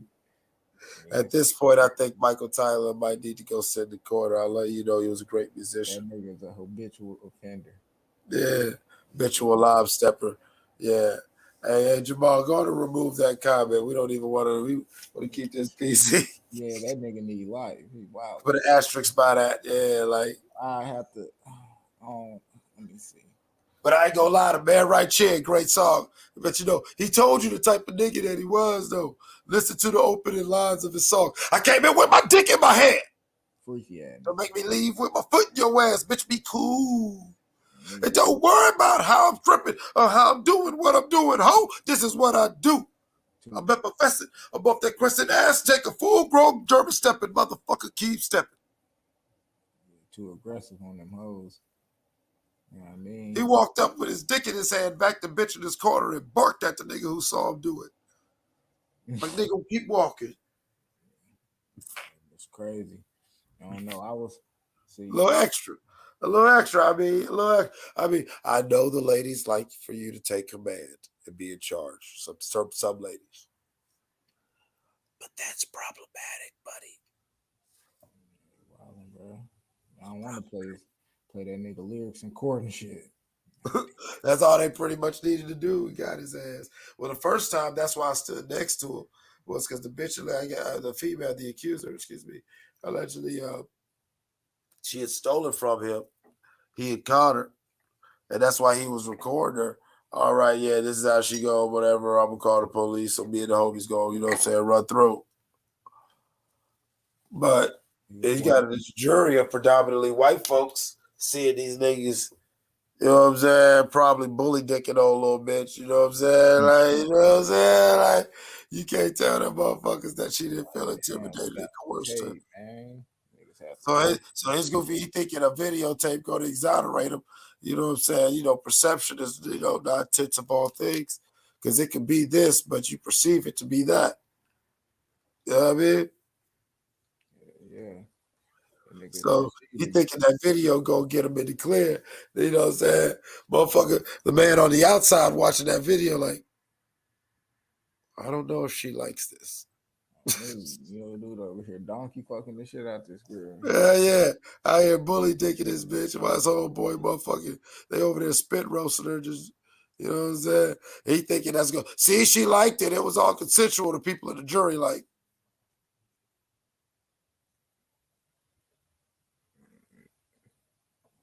Now I don't know about the boy. He got to chill. Yeah, a bit problematic. But man, that's why he ain't it. He was never really none of my favorite. I mean, I listen to a lot of people like coming. I listen to everybody. A lot of shit I listen to. But my favorite, like, you know what I mean, and what I like when I listen to music, I just like that. I just like real music, just real shit that I've been through, shit that I seen, you know what I mean, shit that I done or something like that, or you know, that's what I like. Those are people that I took from, you know. Well, I ain't really like the I crazy don't know ass if you heard me say earlier. I fantasy. was talking to somebody, but I said I come from a generation in a group, in a class of people where, you know, I gravitated to the artists that I related to, as in they mimic my lifestyle and what I did or whatever. And you know, you know, now it's different. Like, you know, we was on gangster shit. It wasn't like we was influenced by gangster rap. We kind of like these niggas because, oh yeah, that nigga that try to act like me. You know what I'm saying? Like, oh, hey, that's how I wear my shit. You know, That shit real. that's how we looked at these niggas. Like for real. Like, people in my situation, we didn't look at them like, oh wow, that's cool. I want to go buy an outfit like that. We was like, hell yeah, nigga, that's exactly how I wear my shit. I feel easy. You know what I'm saying? I relate to them. That's how I dress. That's how I talk when I'm talking. You know what I'm saying? Like, yeah, fuck this shit. You know, like, it's, you know, fuck the police with something like, yeah, like I love how I saw in so many interviews, like Public Enemy and X-Clan, they so had that teaching or whatever of Garvey and the NOI and the 5% Nation and Zulu Nation and sort of the 10-point program, but nothing truly embodied the Panthers' spirit more than NWA. Yeah, shit. Because if you really look at the original inception of the Panthers in the late 60s in Northern California, these was regular niggas, you know what I'm saying? Street niggas just going to school, Bobby Huey. You feel what I'm saying? They're just going to school. Yeah, niggas just trying to be smart. You know what I mean? Niggas trying to learn the law and shit like that. Like, yeah, them niggas was dope. Them niggas was dope. Actually, reading they Yeah, books. discipline themselves on the go, and then had the freedom to go and go out there, open themselves, and learn and discipline themselves on the go because you know what I'm saying. They weren't no hoes. Yeah, and then put people on. Hell yeah, you had to be. And that's why I always said, like, and you know, and that's why I guess But I they play. stood on what it was. And think about it, this ain't no computer age. This is the days of writing letters or talking on a landline phone that there's probably only 2 people on that block with landline phones. Yeah, One payphone. Or you really gotta stand out there and touch and see the people every time you out there. Yeah, really press the flesh. You outside. Yeah, nigga, outside. Like they really like on me, like reading what's it called? Siege of Time. I think the book is called but I don't know, man. I'm hot right now, man. But I think that's I'm gonna say yeah, just to keep the conversation going. Yeah, nigga. Anyway, yeah, that's the shit they did. The niggas walked up, you know what I mean, him, you know what I mean, what is it? Bobby, little Bobby, and you know what I mean, Huey. Yeah, rest in peace, little Bobby. Rest in peace, little Bobby Hutton, man. We still remember you after all these years, OG. Yeah, from Little Rock. On me, I know him from Arkansas. You know, and didn't bother nobody. Didn't bother nobody. It's good. It's good, brother. Solid brother. And that's why I put a lot of that's why I like Pac so much because and like all them Jim Brown, like all them black man. Shout out to our apprentice. Shout out to Big Cuz, our apprentice, Bunch of Carter. There we go. You know how we do. You know how we do. You know how we do. We hold our ground. We hold our ground. We don't bend. We don't budge. Yeah. All them black people that stood and talked that shit in a room full of white folks and sat and said that shit, you know, and stood on it. That's why I love Pac so much. Like I ain't gonna lie, bro. We'll never see a rapper that did what Pac did. Yeah, we have. We see it all the time. Who? I love my boy Tupac. If I ever seen a black dude you know what I mean, one of these guys in court and say what they said to a judge, like Pac said to the nigga on that little rape shit, then I see different. When I seen Pac talking that shit up there with Khalid Muhammad behind him, man, I said like I don't know if I ever see one of these niggas do that shit. Might not never see no nigga like that do that shit. Yeah, I seen y'all with Farrakhan, but y'all ain't talk how that nigga talk. What was Tupac's legal name? What was Tupac's legal name? Tupac Shakur? No, his legal name is Lassane Parish Crooks. His mom called him Tupac Shakur, and whatever, but it was never legally truly changed to my knowledge, too. And so I've always been very skeptical of that because in court when they kept calling him Tupac, that could be a stage name. We can do business as that name, and that all makes sense. But his still legal name is the same Parish Crooks. You know what I'm saying? You and me going to a motherfucking court for a goddamn speeding ticket. They ain't gonna say, "Cue to God, would you please approach the bench?" You ain't gonna say that guy Eclipse, "Would you please approach the bench?" They gonna call you by your goddamn government name that's on that motherfucking paperwork. Shit, dang, he was in fake jail. Oh man, no. The way that a certain part of specific black ops organizations decided to close the Black Messiah projects was to have a program of systematically creating and recreating after tearing down a series of false Black Messiahs to thus null and dub the idea of the Black Messiah in the minds and hearts of the Black people, which they were successful in doing, in my opinion, by the late 1990s, something that we didn't realize until like 2009, 2010, there to where now is that weird void where music's at now. And I think music's in a good place, but I think that we still got a lot of false Black Messiahs now that, you know what I'm saying, are able to kind of shepherd, do their little social shepherding and steer the culture into, their queer little, pansexual playground, and, that's okay if you want to do that. But, my thing is I'm so into free will to where, if you want to slide down the rainbow, that's all you, buddy. But, me, I'm just, I'm gonna look at you. It's weird, But I think they did get their little. I think they got their agenda off, and I think that Tupac. I thought Tupac was the home run. I thought they used that man's life and that man's death, and they're still using that man's likeness, and image, and message. And he's a modern day Jesus. You gotta understand Jesus in many ways was like a fucking rapper. It's fucked up. Jesus was probably one of the illest rappers ever. You know what I'm saying? Like, fuck that. Let me redo my top 5, man. Jesus. It's a Rabbi Yeshua, not Jesus, the man, the actual man.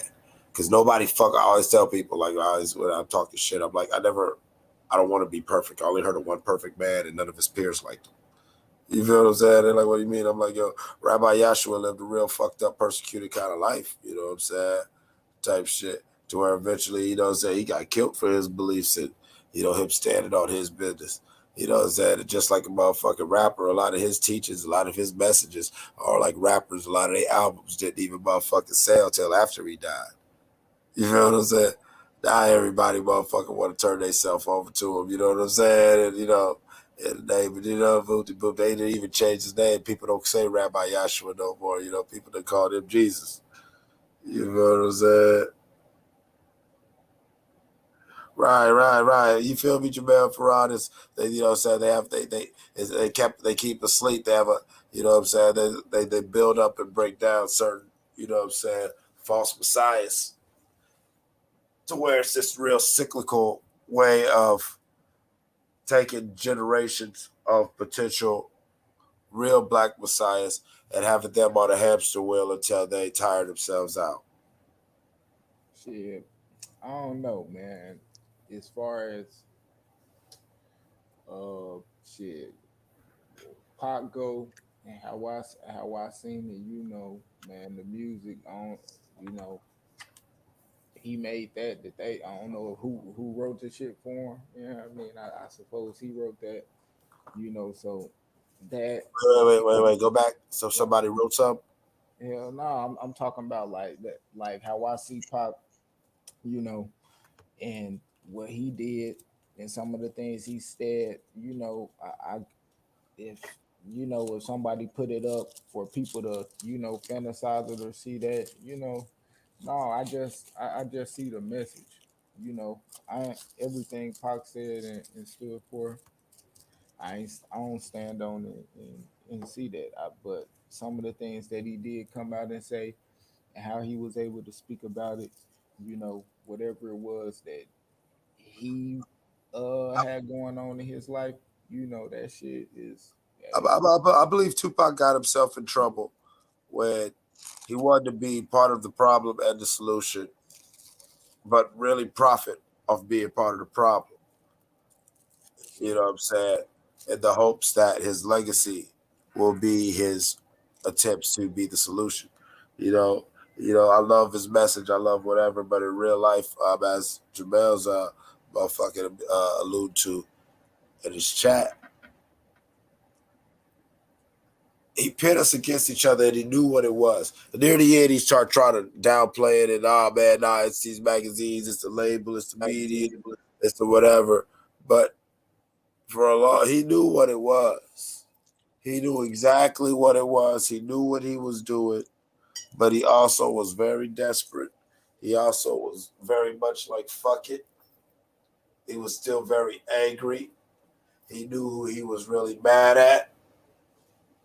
And he wanted to try to shame or punk these other New York rappers from associating with this particular group, this particular guy who was around the scene. And Pac's way of going to do that, honestly, it's funny how we look at Tupac as the pinnacle of real nigga, when a lot of times, in a lot of weird ways, Tupac also did a lot of wet snitching. Great shit. I don't know. I see. I don't know. He did a lot of wet snitching. I'm talking about. I love the diss track, and he still has the illest diss track ever. But some of them things, like in them interviews and all like that, where he was talking about Buddy, and he was doing his shit, it was like, bro, like if you feel like that, you ain't got to say that in the interview. You know what I'm saying? Go get active. You go get active and you collect your trophy. Ain't nobody gonna say nah. That wasn't a righteous one. Everybody's gonna be like, well, I guess Buddy had that in cover. You feel me? Yeah, I mean, but yeah, I was saying I don't really see Pac as like the poster child for the realest nigga. I just see Pac as like, Pac was powerful. He was a rapper, and he was more than that. I think like he was a rapper, and when he had instances where he needed to speak and he did things for people, is he did it. Talking about doing shit for kids, doing shit for people, whether people, you know what I mean, didn't like how we talked about, Biggie or some shit like that. That ain't what I'm talking about. I'm talking about like some of the words that he spoke. Pac was a powerful presence and a beautiful man and such a beautiful spirit. And then that same token, he did speak certain things like you were saying, like. But he was also conflicted. He was human. He was mortal. Yeah, and that's everybody. Everybody. All right, and that was the beauty of Tupac. Tupac being, I believe him a Gemini, you saw such a complete. Both sides of them were very complete and complex in their own intricacies. You know what I'm saying? The prophet, the preacher. You feel what I'm saying? As well as the, the gangster, the thug. You know what I'm saying? Like, Pac. So TMZ and shit out, or goddamn, just imagine the motherfuckers have cell phones and shit with Pac was out. We'd have way more content. Because Pac's problem was he was also a media darling. There was never a camera Pac didn't love. You feel what I'm saying? And like, who knows? Pac would have probably got his ass canceled instead of killed. You know what I'm saying? Because Pac was a wild boy who loved that camera. Yeah. Yeah, ain't no telling, but I always tell, like, I thank God I'm an 80s baby. Like, little goofy shit we did. Like, you remember when Mars Goofy, I don't know, you old enough to remember goofy niggas who used to put, like, bleach or piss in super soakers? man, hell yeah, all that shit. Like, goofy shit that you do that now, they putting you under. Imagine hitting nigga with, like, some piss in a super soaker. That's toxic, like, body fluids. And you feel me? Like they gonna run these charges up on you. That's a nigga that just like to fight. Motherfucker, we doing that. Motherfucker, throw that bitch. You throw that motherfucker pissy balloon at me or shoot me with that bitch. You know we fighting. You know Yeah. On me. So that's just a nigga that want to fight. So right. He squirt, he trying to fight you. He must be mad about something else. Hey, he trying to fight. So he trying to fight. So okay, fuck. He go throw it at him. Fuck it. Throw it at him there. Throw it at him there. Fuck it, there. You know what? Fuck that nigga. Pissy ass nigga. You ain't gonna bang. You ain't gonna bang, man. Can neither one of these niggas fight, man? Look at him. Yeah, look at him. He's scared. He's scared. I ain't scared. Well, boss up then. Back when niggas was squabble though. Yeah. Yeah. Back in the day when that was that like, yeah, I'm talking about even the shooters. It was mandatory. Even the shooters. Even the cat that everybody in the neighborhood knew he was a trigger man, got about 2, 3, 4 of them. You know what I'm saying? And then you found out he had them hands too. Oh, that was the mystique about this nigga. He really do got them hands. And that's when you realize why he the shooter, because he done knocked a couple niggas out and niggas didn't want to take that fade and try to run up on it, and found out that nigga stand on his business. Yeah. When he's standing tall. He gonna keep standing. Crazy. Like, I've always loved that growing up. Like, like that's why, I've always honored integrity, because growing up and all the great, interesting people I've encountered, I've always admired the people who truly were who they were, for better or worse. That makes sense, Q? Yeah, man, you just gotta be real and true to yourself. That's just being true to yourself. For better or worse, because I have some friends. I have some friends on both sides of the veil between life and death who are total fucking scumbags.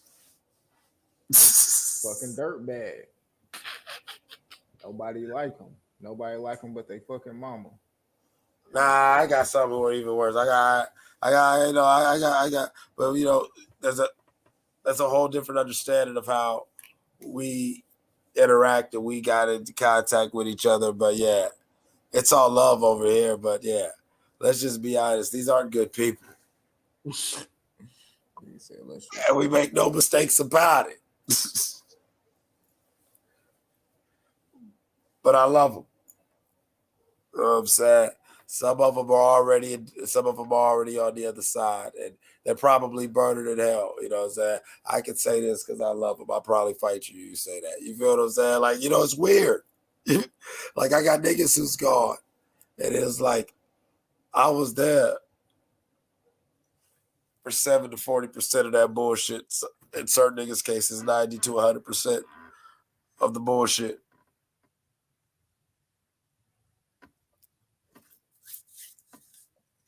Regardless of our reasons, that wasn't like good guy shit.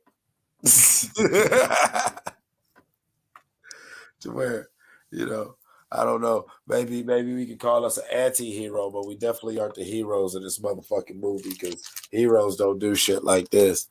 You know what I'm saying? I don't watch much TV. I know how this shit go. We all bullshit. But I loved him because it was almost like Baby Boy, how Baby Boy needed his peanut.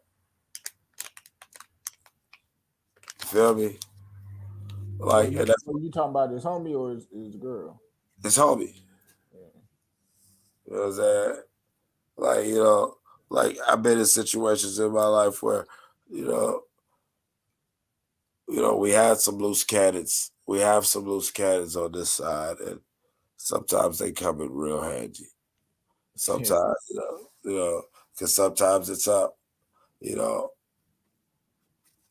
Like where I'm staying at's full of cats from like all over the world who kind of just chill out here in Ohio, and that's why everybody's kind of cool and respectful and just kind of laid back because you never know you fucked around. Even some old stupid little white dude, some old crazy ass non-vet. You know what I'm saying? Mm-hmm. Some old ex-CIA nigga who's just trying to chill and mind his business and walk around in the park, and here you come fucking with him. This nigga go catch a flashback. You better stop. Crazy. You feel what I'm saying? Crazy.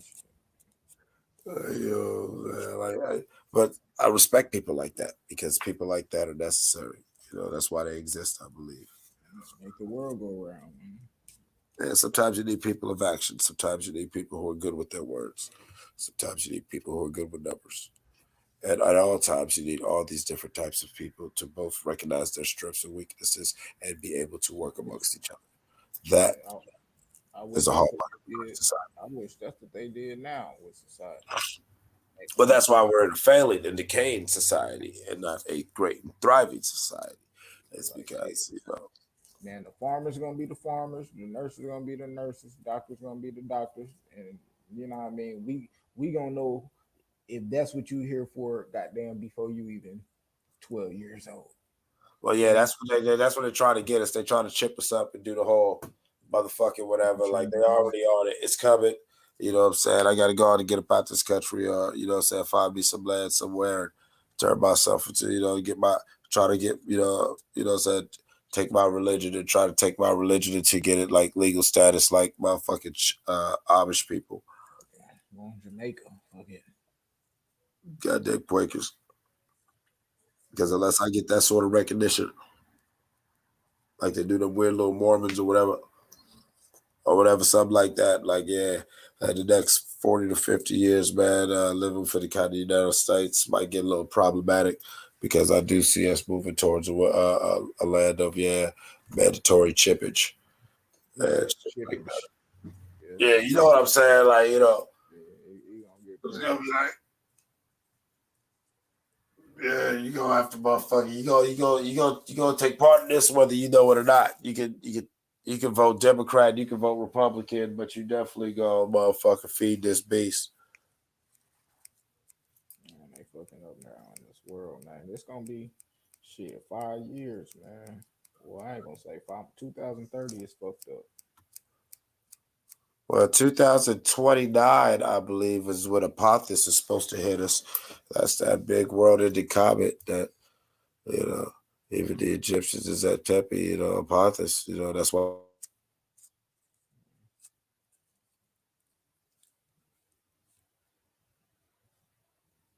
Story, that mythos, when you think about some of, myths as like celestial allegory, you know what I'm saying? This comet that has this weird long ass orbit similar to that green comet that just passed us a couple of days ago. Yeah, this comet, they know it's going to hit us. If it's supposed to be in something like April of 2029 or some crazy shit. Well, I don't know. See. Why do you think they rush and try to figure out ways to move shit and be able to knock shit off course? I know, but it's like I thought, I thought we was spinning, and I thought our galaxy is moving. We moving in the air at the same time, spinning at the same time, rotating. Like, nah, this motherfucker's so big. It's like there's already been so many near misses that eventually this motherfucker's gonna have to hit us. I don't know. They gonna have to shoot that bit.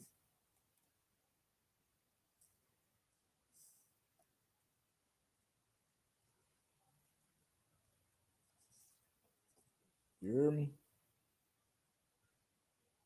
Oh, they done fucked up the stream.